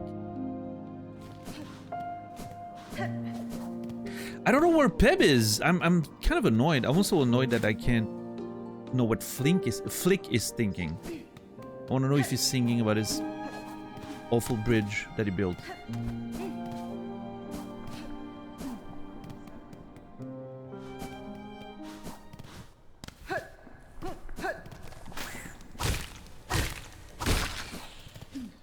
Okay, let's start taking on the marrow.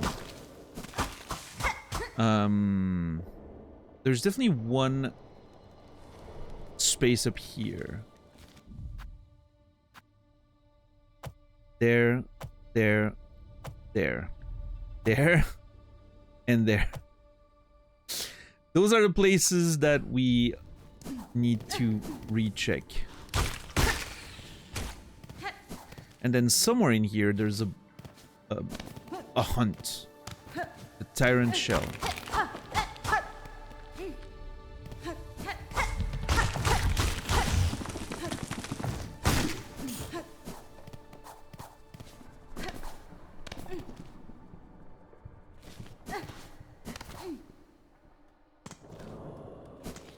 Which I'm not sure exactly where it's going to be.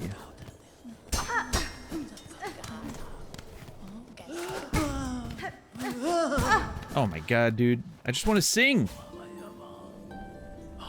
Shining bright, our citadel waits. Am I worthy? Okay, most of the pilgrims are just going on and on about if they're worthy or not.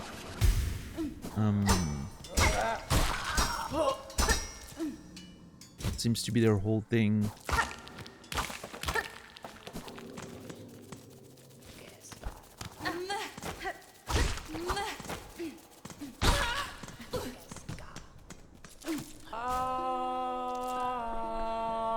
Pull us higher, ever higher. Life's end, journeys begin. My soul, my shell for you. I don't know where the boss would be.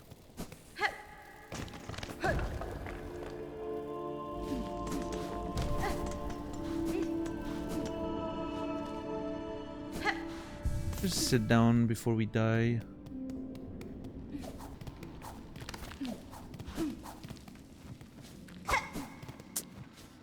How far into Silksong am I?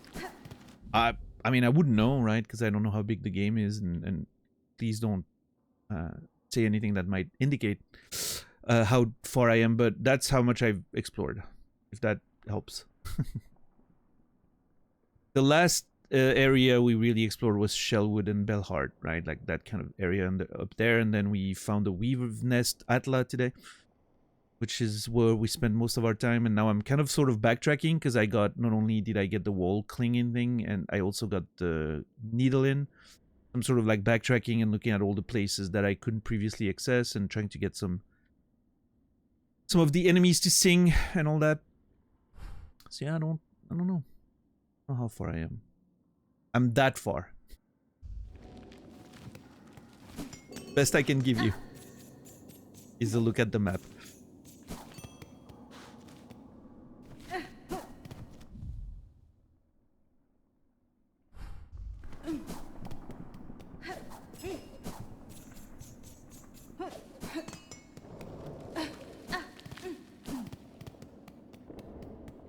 Whee!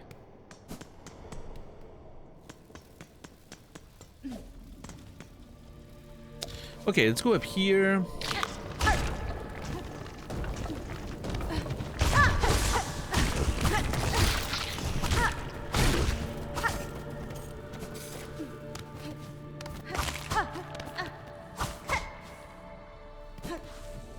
Okay.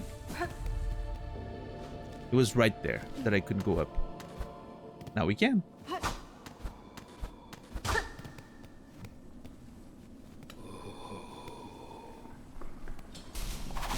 Oh, fuck! Another gauntlet? You cannot be serious! Oh, you don't want to sing, huh?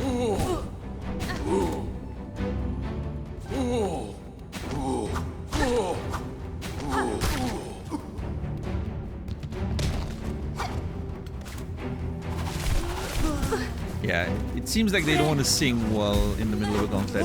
Makes sense.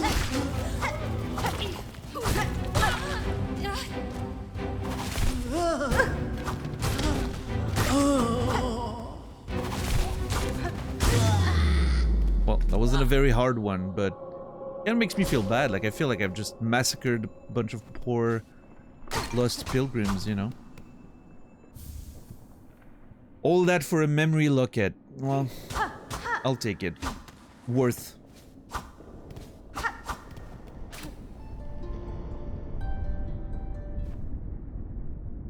What's with the shaking? Did I just never notice it before? Did you see how everything shook? And you could hear like a sort of like earthquake in the back. Interesting.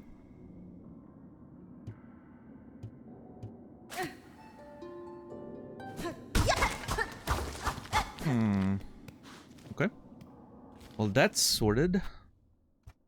I can remove that from my map. Let's see. Left going up. Done. Bam. Oh, there was something about a pointless platform. Maybe now we should return to that one, right? Maybe that pointless platform actually leads to somewhere. Maybe I can grab the wall or something.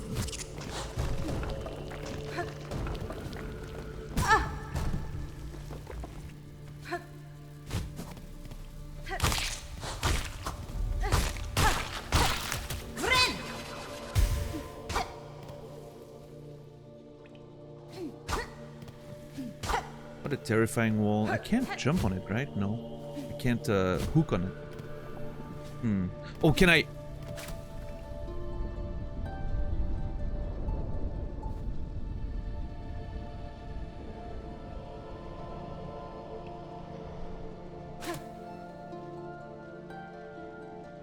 Okay, for a second I thought my playing was making the world shake. But no, it seems like it's on a timer, like there's earthquakes happening. I think it's just for flavor, most likely, right? It's just a very, shaky place. Okay, 5 hits for those.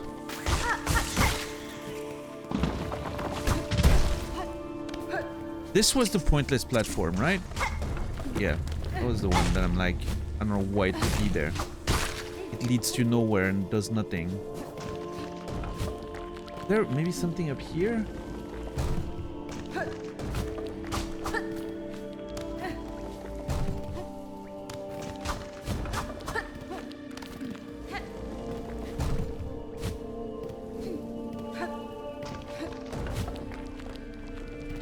No, it almost looks like there's a little wall there, but I can't grab on it, I don't think.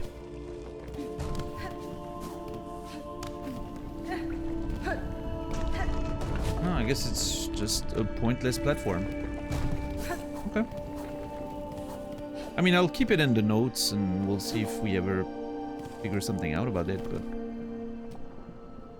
for now, it's just a pointless platform.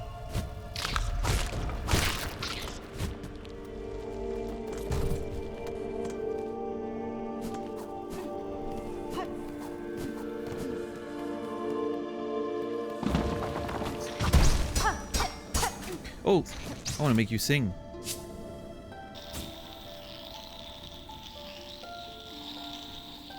Sounds like a radio that, you know, that's not tuned to the right station frequency. Sounds like a radio trying to find its frequency.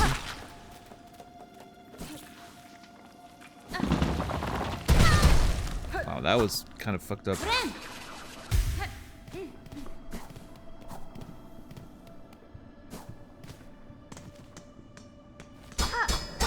Oh, that one's a door. Okay, never mind. Which I'm assuming we'll climb here and get out there.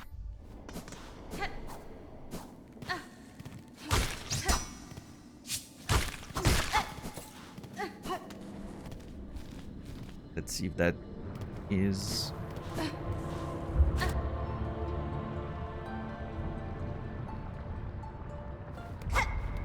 our little dead buddy there. Oh, what? Hold on. What happened to the place where the fleas were?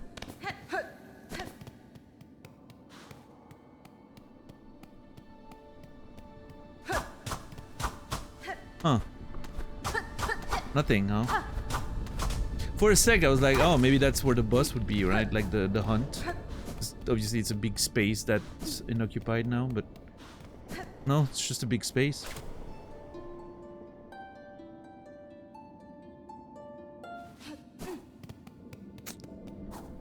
Okay.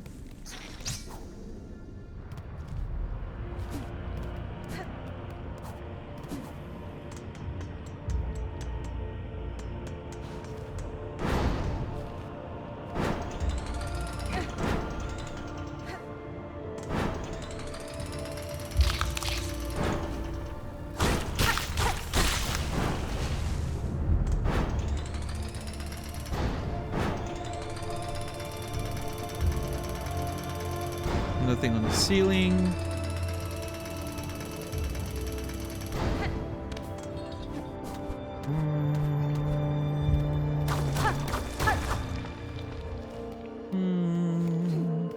Oh shit, okay. We have a whole thing there.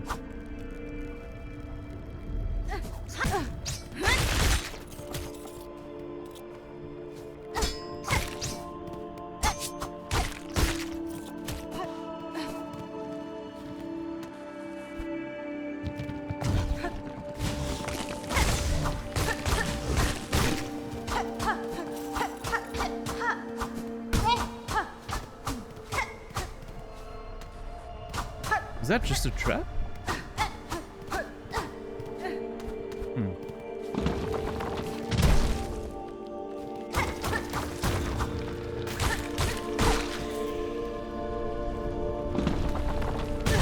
God damn it.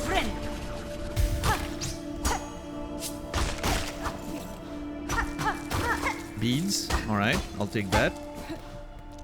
Not mad about it.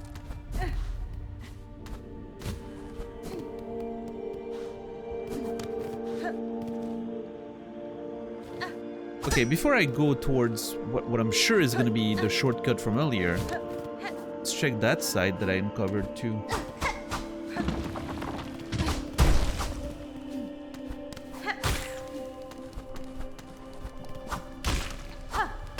More beads? That's it?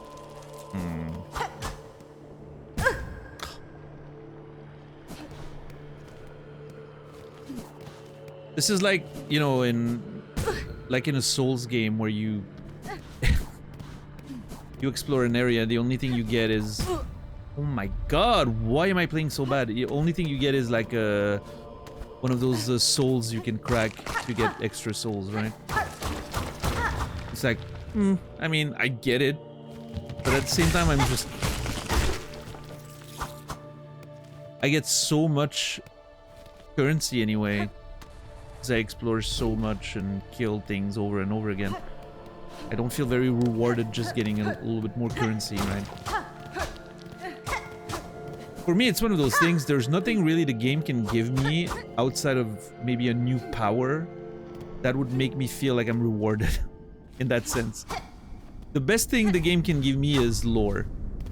If I get extra lore, I am happy as can be to have found a new area.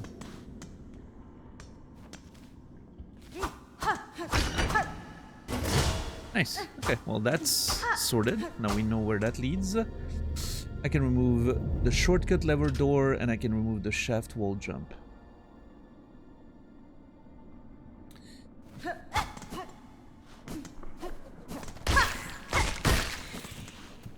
There might be something up here. Let's see. I wanna first...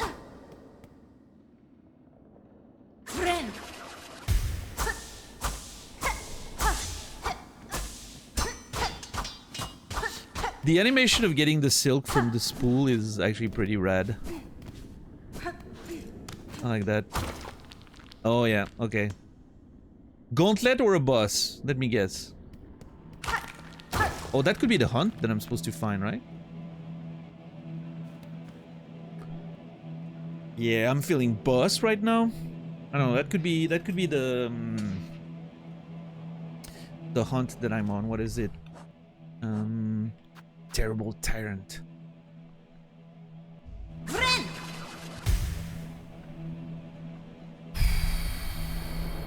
We're never excited to find shards of any form. Yeah, I mean that's you know. Oh boy. Yep.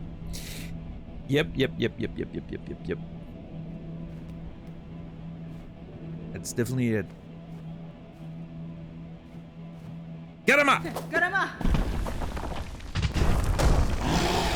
The Skull Tyrant. Let's go! Found it. It looks so cute. Yeah, it looked kind of cute when it was asleep. Oh, most of those bugs look actually kind of cute. Yeah, I agree. It even looks cute when it's angry with its little mouth. You know?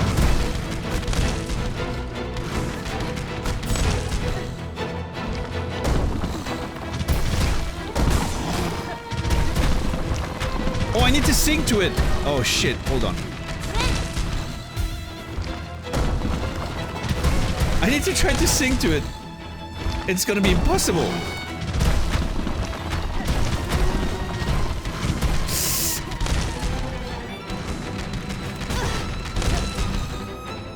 Nope.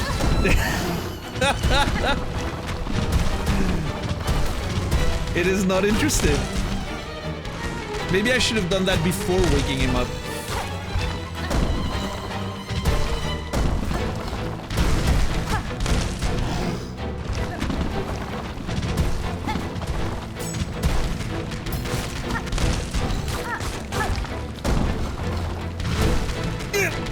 Whoa! I cannot believe I managed to double jump that.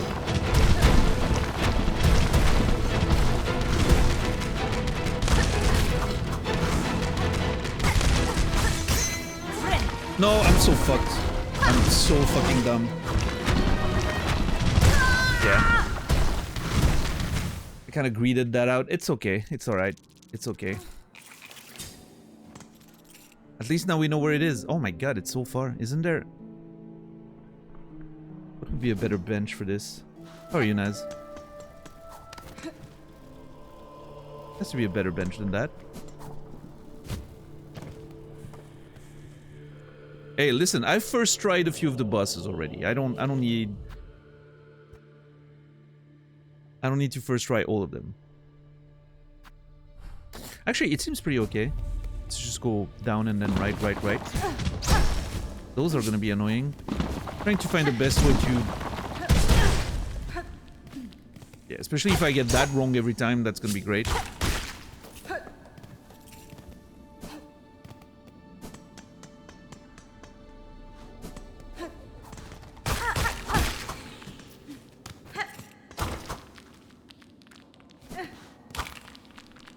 I'm sort of short. Ah, fuck. That's annoying. Let's see.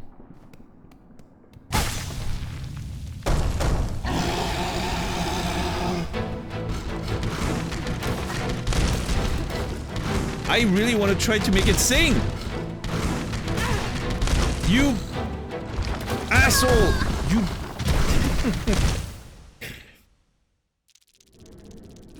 Destroyer of art.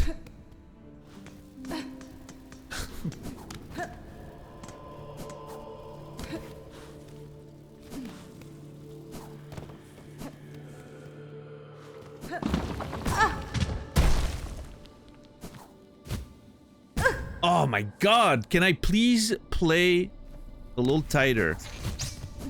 Thank you.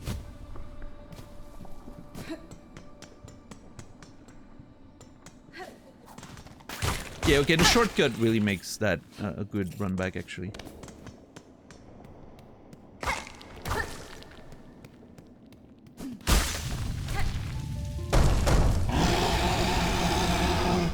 Nah, it doesn't want to sing.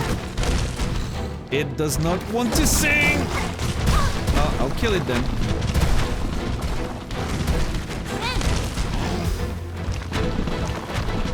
We could have been friends. We could have been singing songs. Skull Tyrant. And instead you're gonna get fucked.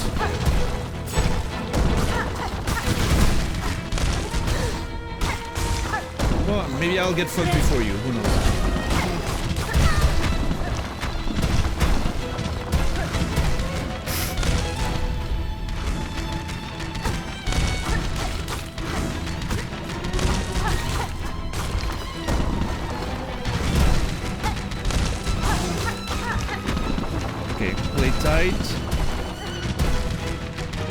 Go up now.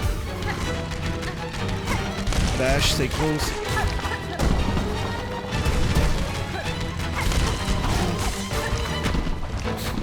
Okay. Another heal on next charge.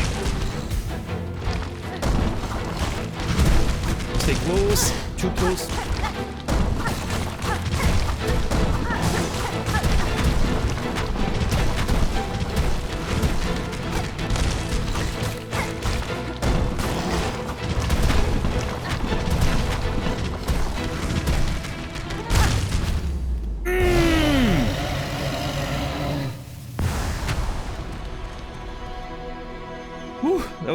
That was a little tricky there. At one point I was like, okay, I gotta tighten up, gotta make sure we get the heals, and then it was good.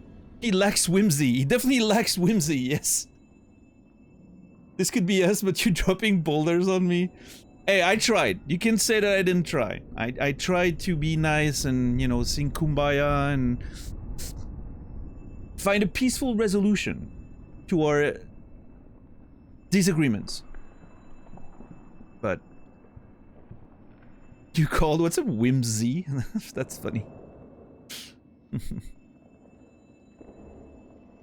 Appropriate Twitch username right there.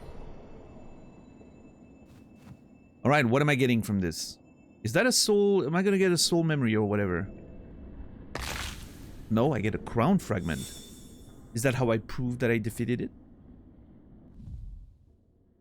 Turn in the crown fragment to Bone Bottom Wish Wall to collect the reward. Okay, nice. A large spike of bone collected from a defeated skull tyrant. Yeah, I don't know.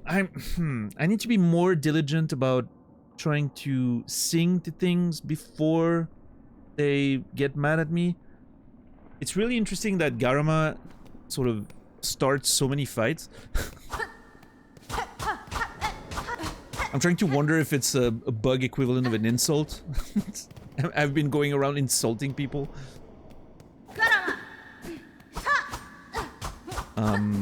It's quite fun. Alright, cool fight overall.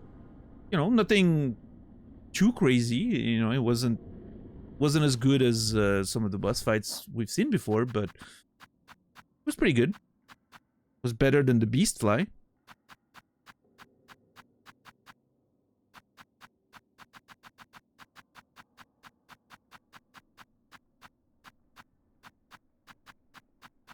The Skull Tyrant, a rare, enormous skull scuttler, the Marrow's largest predator and the most feared of for its ferocious temperament. Though surely fierce, the skull it bears too looks taken from an even larger beast.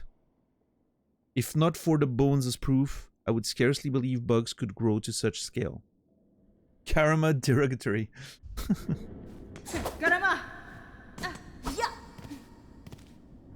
That's funny. Alright, there's one more little thing up here we need to check. Right there. Which might be a gate, actually. Apparent dead end, maybe more. Oh! Oh, yeah! It was just a room with nothing in it and it didn't show on the map. I remember that. What a weird thing. I need to check that again. Maybe, maybe there's actually a wall to climb or something. Let's see.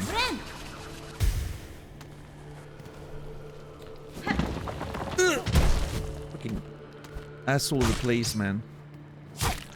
Those boulders are kind of annoying to deal with.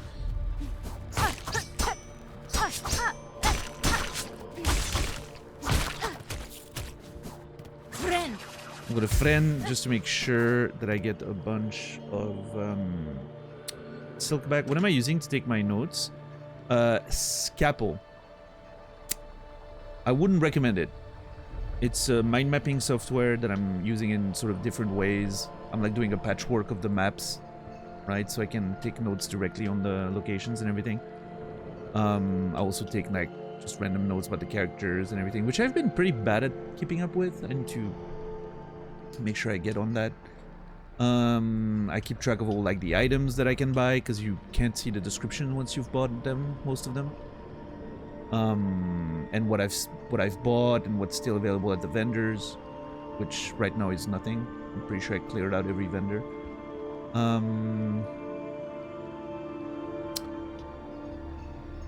But yeah, it's a mind mapping software. The see-through OBS, yeah, that's some OBS magic that I've come up with, right? Just some like opacity thing. So it's just a normal mind mapping software. I wouldn't necessarily recommend it. I just use it because that's what I've been using for years and years for my my writing work. I think there are better options now. Free options. This one's like $15 or something. There are better free options for like video game note taking, right? I think Obsidian's one that gets recommended a lot. I think Colette's using that one for her playthroughs. And yeah, I mean, that's probably what I would do if I was to, yeah. If I was to use a new software now, and I didn't have this one that I'm used to, I would probably go for Obsidian. It seems very, very good and much more flexible than what I'm using. But I don't know, it's become kind of part of the stream now to have those crazy little boards for every game, and you know, it's sort of part of the aesthetic of the stream at this point, so I'm just keeping with it.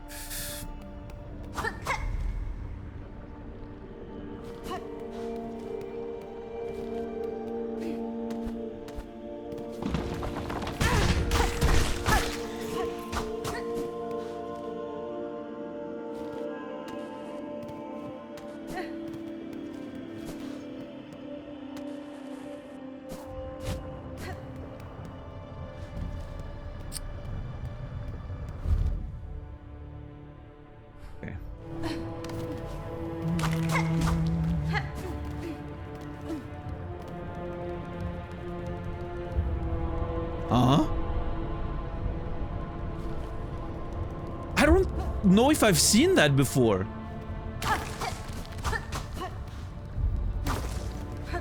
I can't remember. I might have. I just...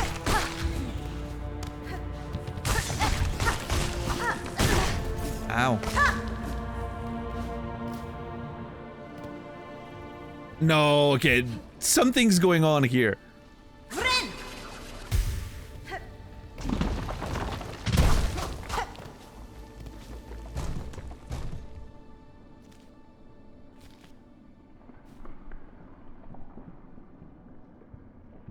Yo, Flamingo, thank you for the raid. I appreciate you. What's up? Is Easy? How are you doing today? I'm assuming you were playing Silksong or Hollow Knight. How are you?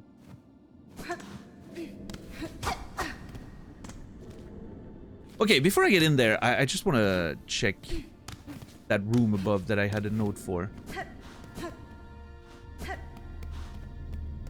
Yeah, this room... Huh?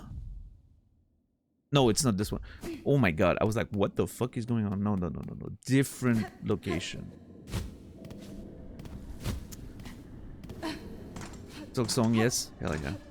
What a game. We've had some really good discoveries today. It's a battery.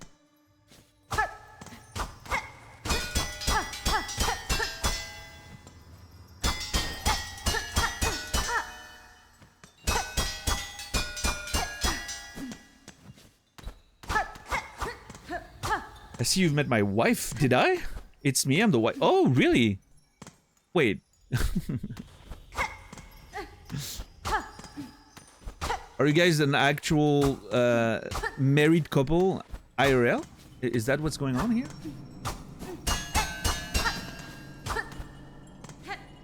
For real, we're married? Okay, cool. Hey, hell yeah. Well, hey. Nice to meet you, Whimsy. We've been married for 8 years. Beautiful. Love to hear it. I've just had that vision of that, you know, that meme with the little black kid that's like arms crossed and like, great, happy for you. That's kind of a part of my brain was in that headspace there. I don't know if you see which one I'm talking about, but that's like, you know, there was a part of my brain was in that headspace and the other part was like legitimately happy for you guys. Yeah, the grumpy kid. Too funny.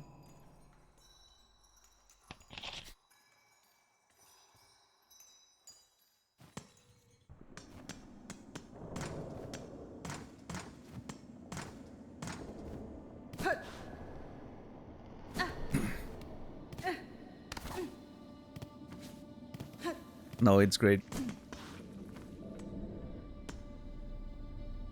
Oh my god, this is amazing.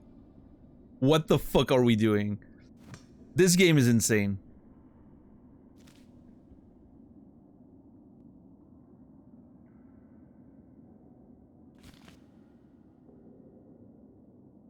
Haha!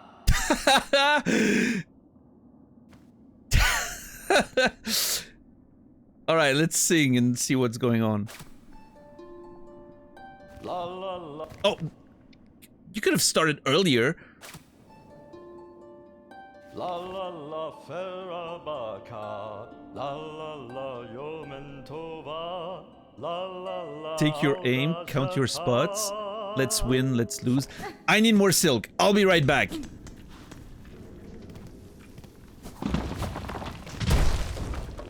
I need a lot more silk.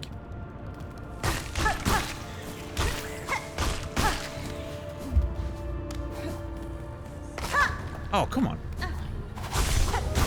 There we go. Oh, that was a lot. What the fuck? Why did that random dude have so many beads? Did you see that? It was like 50 of them. Crazy. Haha! Haha! La la la ferabaka. Life's for playing. Take your aim. Count your spots. Let's win, let's lose. Life's for playing. Spread your wings. Take your aim. Old tribe's gone. Let's win, let's lose. Old tribe's gone. That's interesting.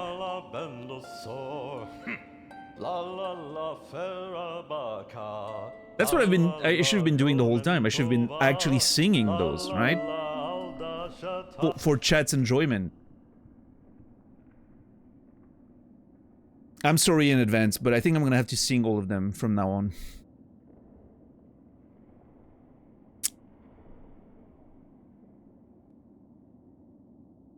I wish it wasn't so, but...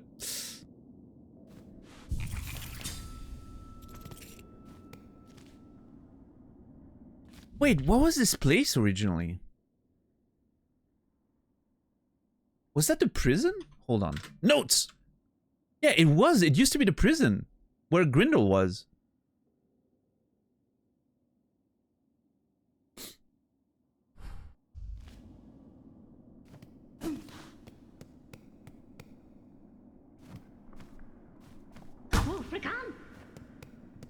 Sorry!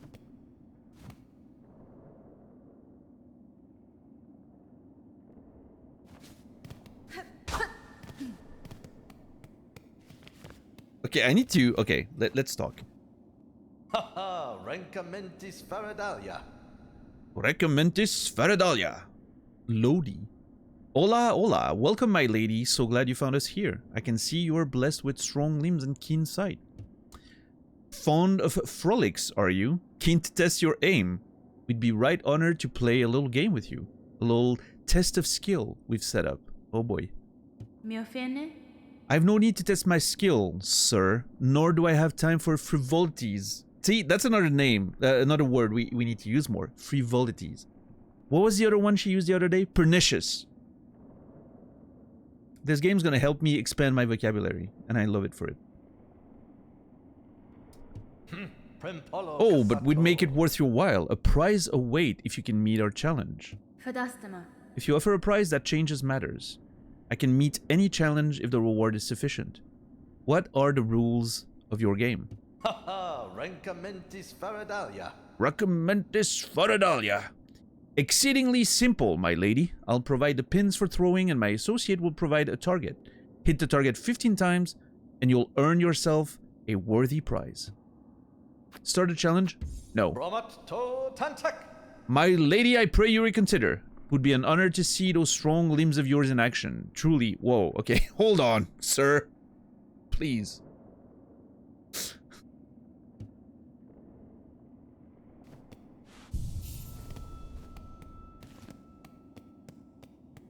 I want to talk to that little guy first. Get him up!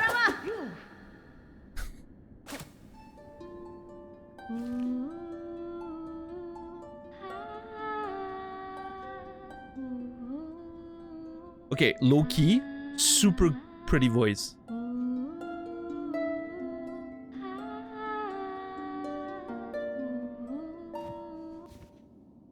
I don't have enough silk.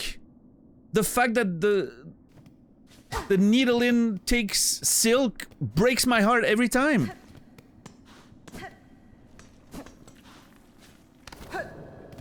I would love to be able to play it forever. I haven't seen... The game hasn't given me a good reason why it needs to use silk.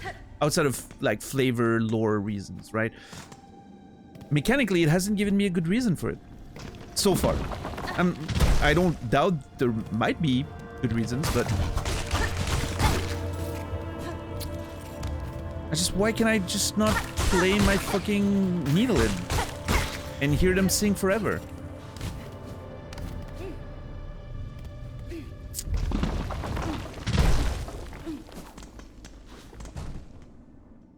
Ha!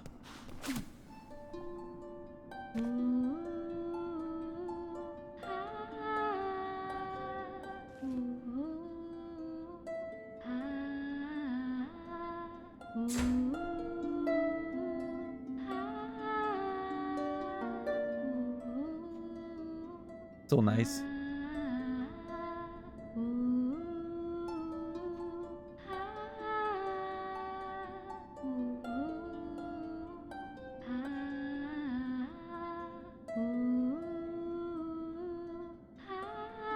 One of my favorite voices so far, I think, from the singing with the needle in, right? This one's one of my favorites so far. I like the little guy with, you know, what was his name again? This guy, the smelt shoveler, was awesome too. And obviously Eva, mysterious and mystical. Why was this one highlighted? The winged pilgrim bellbearer? Pilgrim endowed with large wings carrying a brace of iron bells? I'm pretty sure I've seen that already. Anyway, their bells would once have rung with hope and mirth, lifting the spirits of any climbing companion. Sadly, those instruments have turned purely to combative use. Also, that one I've also feel like I've read before, but they were highlighted again. I don't know. Strange. Alright, let's try that challenge thing. Mindatu Yazabu. Yazabu. Alright, let's go. Prempolo Casato. Hola, hola. Time to play. Take these straight pins and strike the target when you see it. If you can strike the target 15 times, the prize is yours. Vavuma. Pafuma! Oh. Lera. Prempolo Casato.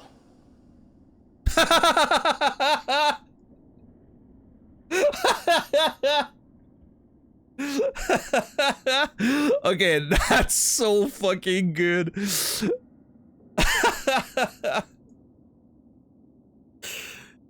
fact that he just interrupts you and is like, whoa, whoa, whoa, hold on.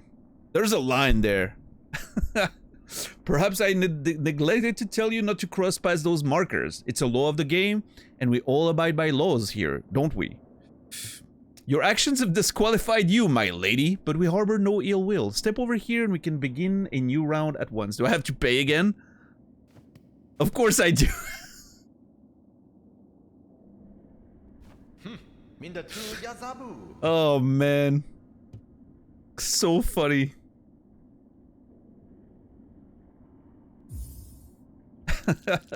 Prempolo Casato. Yeah. Let me guess. I'm gonna get interrupted again for a different reason this time.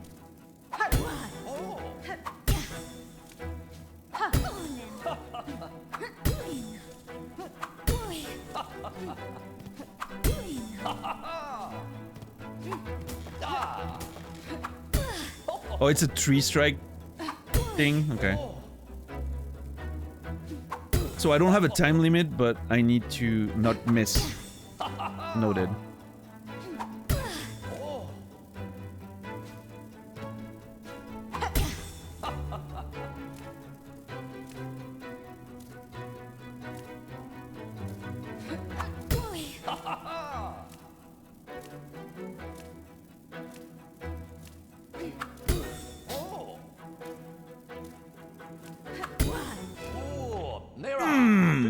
cassetto. What would Daniel's game do? Oh yeah, in my game, you would have broken a rule every time for like 5 times in a row. There would always be another rule that you couldn't have expected, and it would have disqualified you. I would have totally went that route. I thought it would have been hilarious. Hola, hola, that's it then. Our lady has struck the target 15 times. A beautiful victory. Hopefully you enjoyed yourself. A little levity is a balm in these troubled times, don't you think? 1,000,000.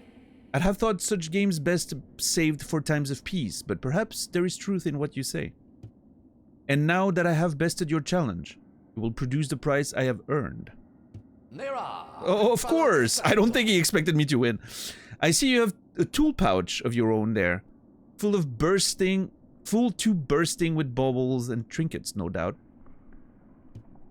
I'll fit another pocket onto it, so you can carry even more tools and shards with you. A fair price, wouldn't you say? Actually, pretty great. Tool pouch expended. Hell yeah, okay, that's really good. I'm very happy with this. More pouch capacity. Love that. I can go up to 600 now. Not a huge deal, but I like it. I like it.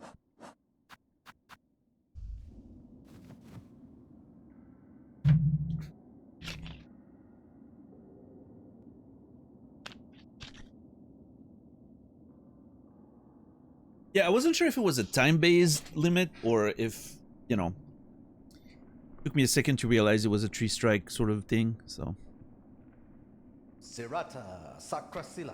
The frolics haven't ended, my lady. If you'd like to really test yourself, we should play again. Hit the target 25 times and you'll earn yourself a beautiful necklace of rosaries.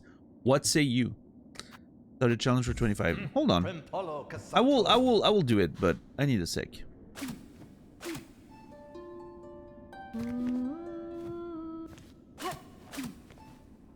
Mane. Karama. Mane. Karama. Frekan. They can't. Karama. Ha ha ha. Sirata Sakrasila. Bosnia qualified for the World Cup by beating Italy on penalties tonight. Okay. That's impressive. Is Italy not qualified? Alright, let's try. Primpolo cassetto. Time to play. If you can strike the target 25 times, the prize is yours. Vafuma. Wafuma!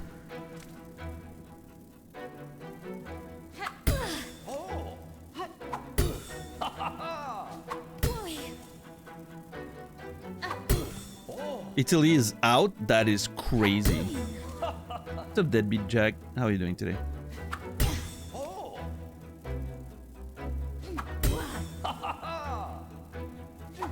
It's getting fast.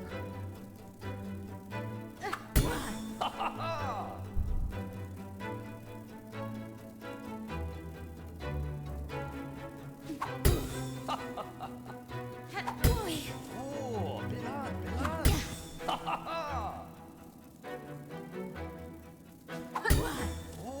Pilan, Oh, Pilan, Pilan, Pilan!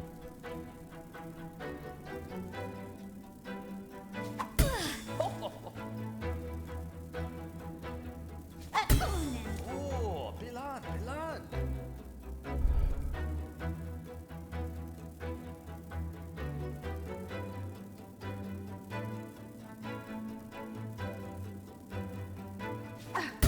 Oh.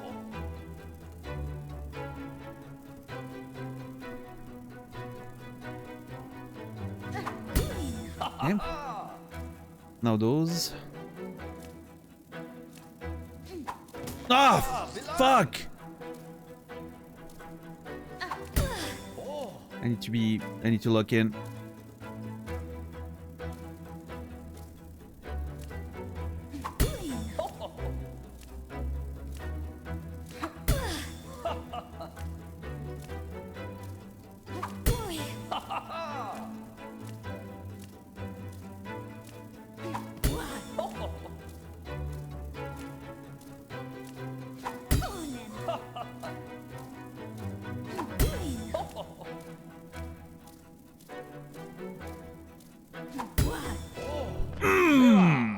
palo cassetto.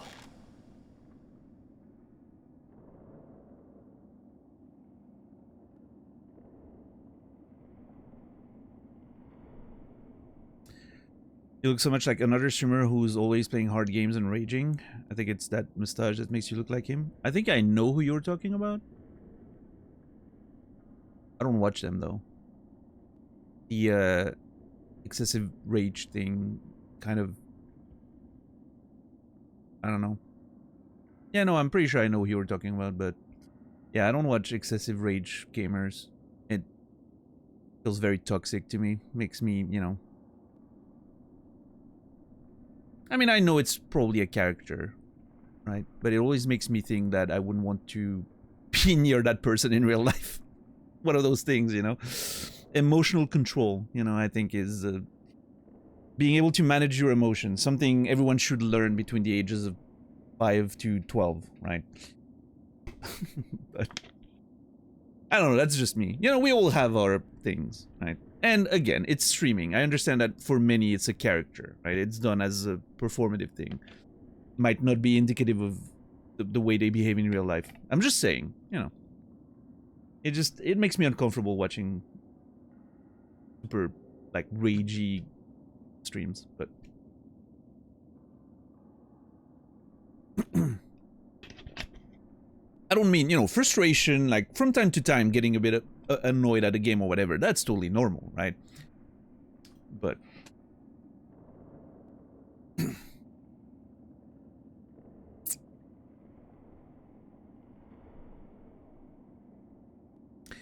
Hola! That's 25 times the target has been struck.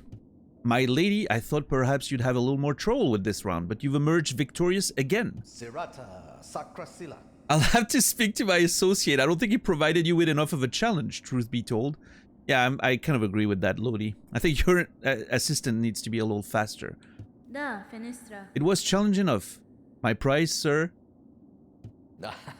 Alama. A prize, of course. My lady must have a prize. Here then, a lovely necklace full of rosaries. I'd been hanging on to this for a while, but you've earned it fairly. Bromat to tantak. I just hope you think of me when you wear it, my lady. I probably won't. Heavy rosary necklace. How much does that give? 220! Okay, that's pretty good. That is pretty good.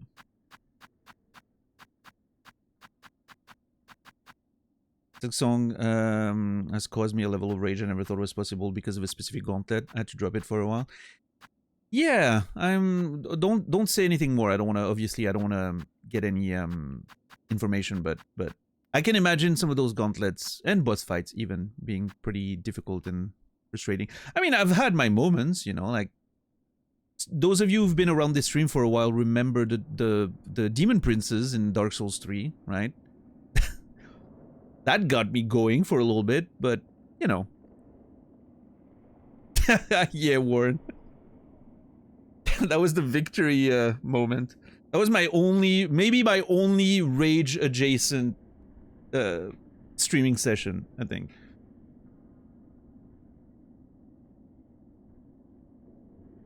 That was a scream of victory, right? But yeah. But yeah, no, the stuff like, you know, throwing controllers across the room and all that. You know, I've grown out of that phase when I was maybe like, I don't know, 12 years old. Last time I've thrown a controller was probably when I was a kid. My NES controller. Nintendo World Cup on NES. That game made me throw a controller when I was a kid.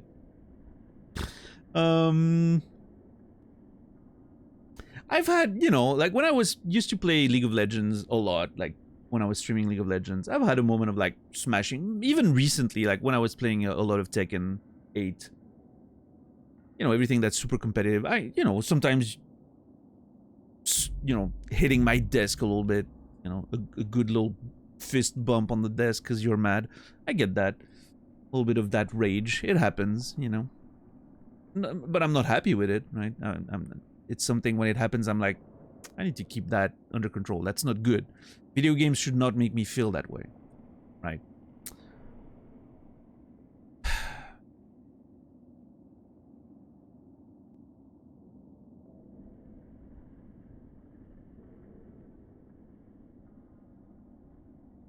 Can I say you made the minigame look so easy? Well,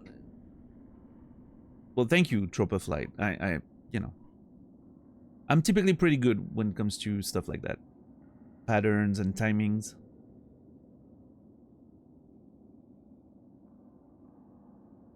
To me, this is the way I'm looking at this minigame, it's like it's a rhythm game.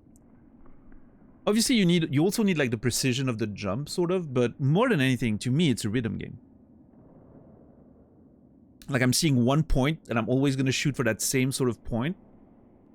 Like you could see I always go for the same height because it's very easy to manage like the strength of the jump and all that. And then it's just a matter of timing. I try to time the rhythm thing when it's gonna hit the bottom of it. Yeah, of course, Whimsy. But again, I totally understand frustration. I get it. As someone, again, who's played a bunch of competitive games, MOBAs, shooters, fighting games, a lot, RTSs, all that. I you know, I do get the frustration. Still feel it. Still react on it sometimes. But yeah, it's something. To me, it's a weakness, right? It's a limitation of myself. I need to. Every time I feel that, I'm like, I need to get that under control. I need to find ways to deal with losses and frustrations in a positive way, right?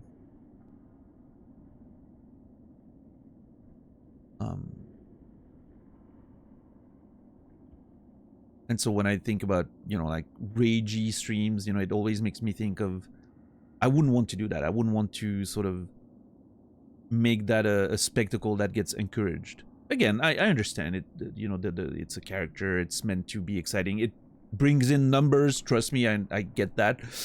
It makes for good clips and all that stuff. But for me, it's not something I would want to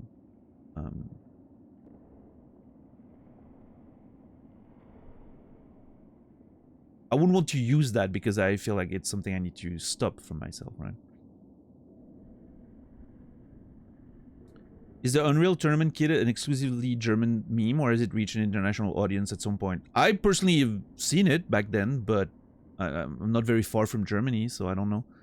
But I'm pretty sure it's been worldwide, yeah.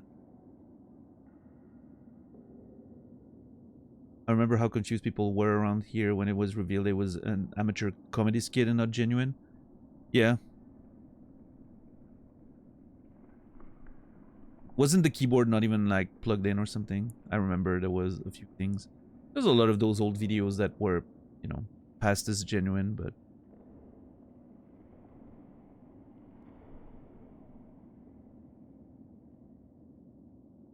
Angry German kid, I remember that. There was that other one with that WoW, the WoW player. What was it again, the story? Like his character got deleted or something, and then he tries to shove a remote controller in his behind. You've seen that video, right? I didn't dream it, right? That thing exists. When I describe it, I'm like, was that really a thing? But yeah.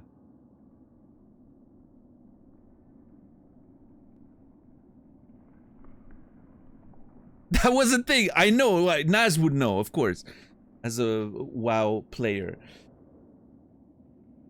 That also probably was a, you know, a comedy skit, right? I would assume. I hope so.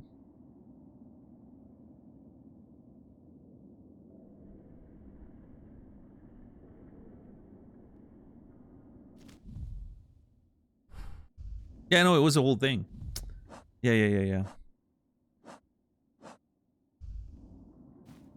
Primpolo Cassato. Cassato. Perhaps that's enough games for now, eh? We'll need to come up with a much trickier challenge to best you, my lady. Primpolo Cassato. Well, I'm excited to see if they're gonna come up with something else. La la la Ferabaca. La la. I like those two nerds. They're cool.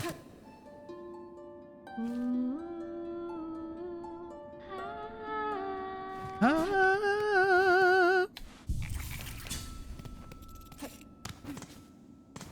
So yeah, that used to be the prison where Grindel was. I wonder what happened to that nerd. I haven't seen him in a while. There's a couple of characters we haven't seen in a while. I mean, we briefly saw Sherma yesterday. And then they were gone. We haven't seen Grindel in a while. We haven't seen Peb in a while. I wonder what's happening to that nerd.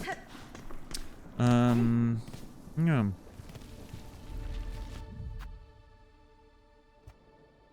Alright, now there's this one still.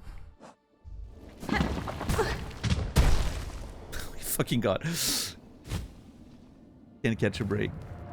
Yeah,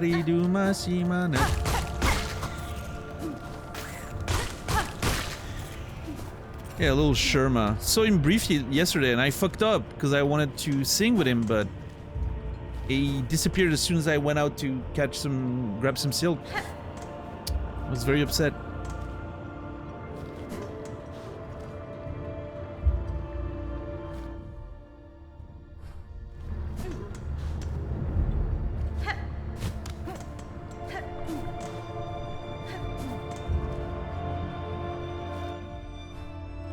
Wait, what?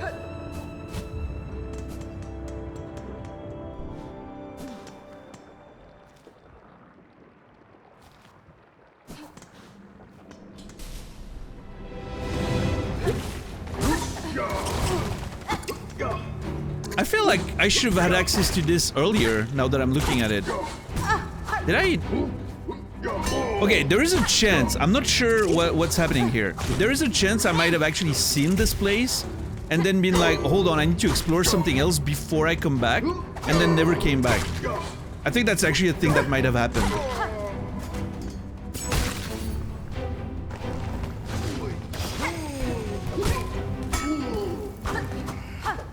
Oh my god.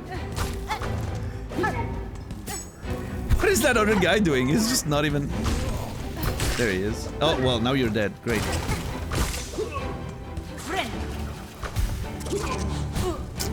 Fucking assholes, man.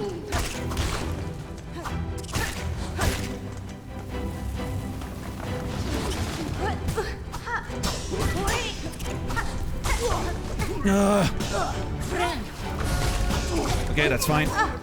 Shit. Yeah, I'm not gonna make it. Unless I look in.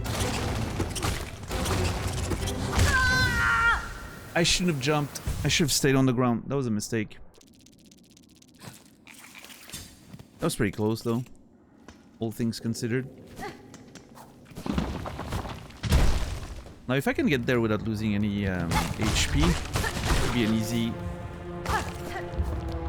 I need to use my traps more. I think the traps here are going to be pretty useful.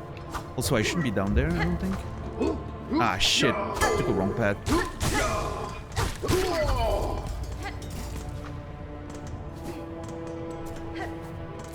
Maybe I can climb? Nope.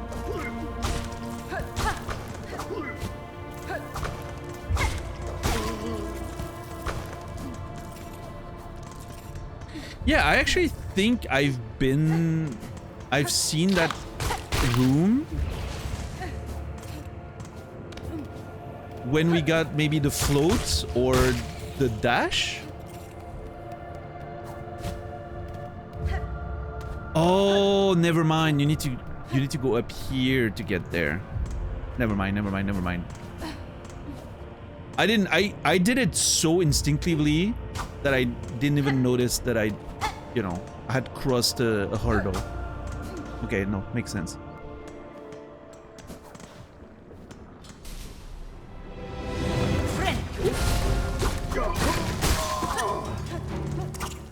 Well, that was stupid. Kind of wasted my resources, but it's okay. Dude, those flying bugs are so annoying. I cannot seem to... I need to stabilize. I'm playing pretty poorly right now.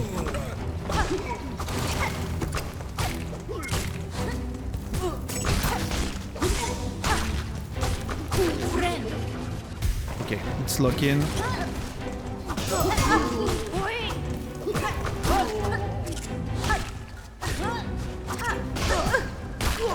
It's the little flying beast flies. Or whatever they're called. Those fucking things are so annoying. Everything else is fine.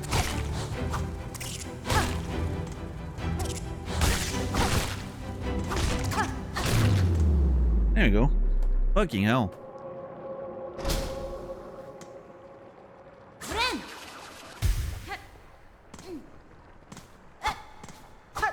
I hate those little shits.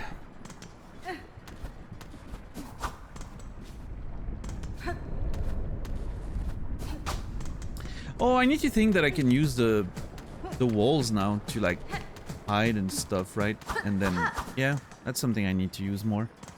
Hey, another mat. Halfway there. Alright, that's another area we can clear on the map. How many hours are you in?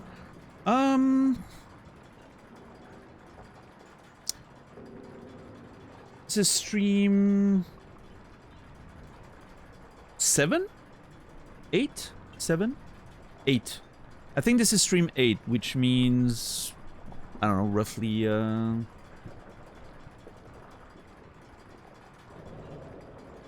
I don't know, help me, Warren. How many streams is that? Oh, it's more. It's 12? Okay. Okay, so we're like 40 hours in or something? I can check Steam. Hold on. Yeah, we're about 50 hours in. We're getting close to 50. On the Steam timer. But yeah, for me, hours don't mean very much. I don't feel like I'm very far in the game at all. So I like to take my time. Definitely not a fast-paced gameplay around here. Alright, so that's done. Okay, so we've done the Marrow, we've done Bone Bottom, most of it at least. There's Moss Home we need to check a little bit for backtracking stuff we may have missed.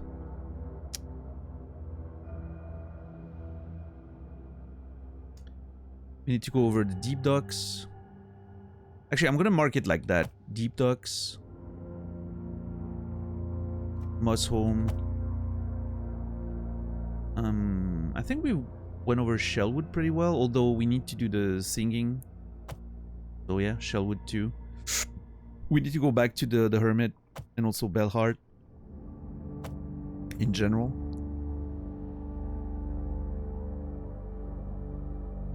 We do have to go to the Warm Ways, even though I really don't want to explore this place. Blasted Steps are gonna be the next big thing. Farfields we need to check again. Hunter's March we need to check again. And Greymoor we need to check again. I'm out! Oh my god. I cannot be out. Okay, I'll remove this one because it will be part of it. And do that.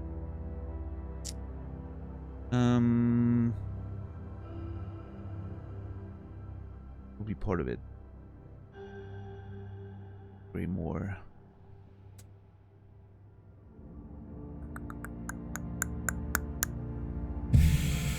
Yep, okay, that's the plan. We still... I was... honestly, I know it's foolish of myself, but I expected us to do more coverage today in terms of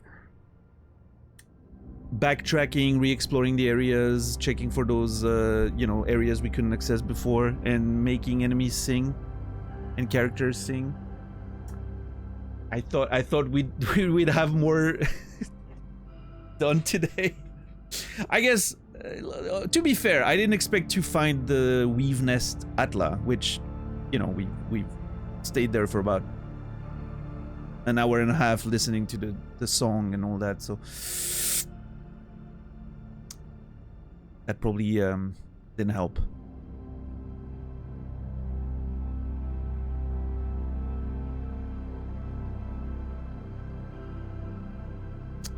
But it's fine, you know, one step at a time.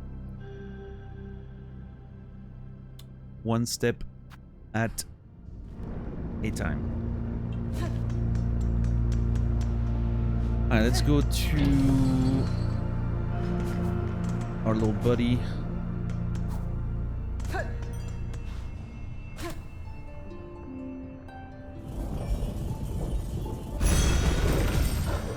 This is now officially my favorite way of calling the beast.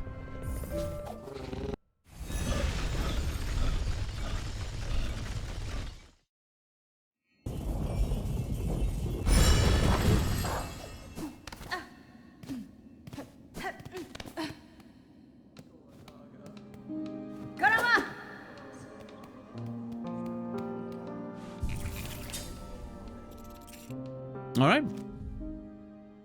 So plenty more backtracking and lore hunting and little corner cleaning to do.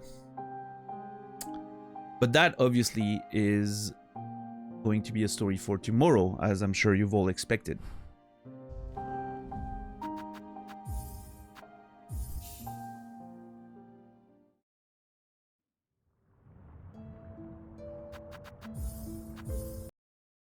All right, well.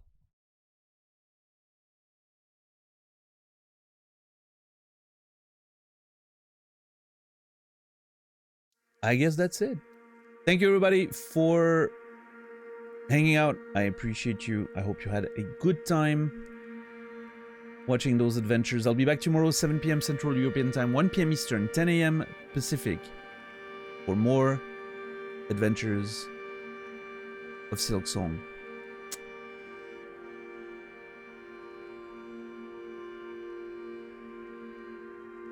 Yeah, I think that's about it. I really don't have much more to say.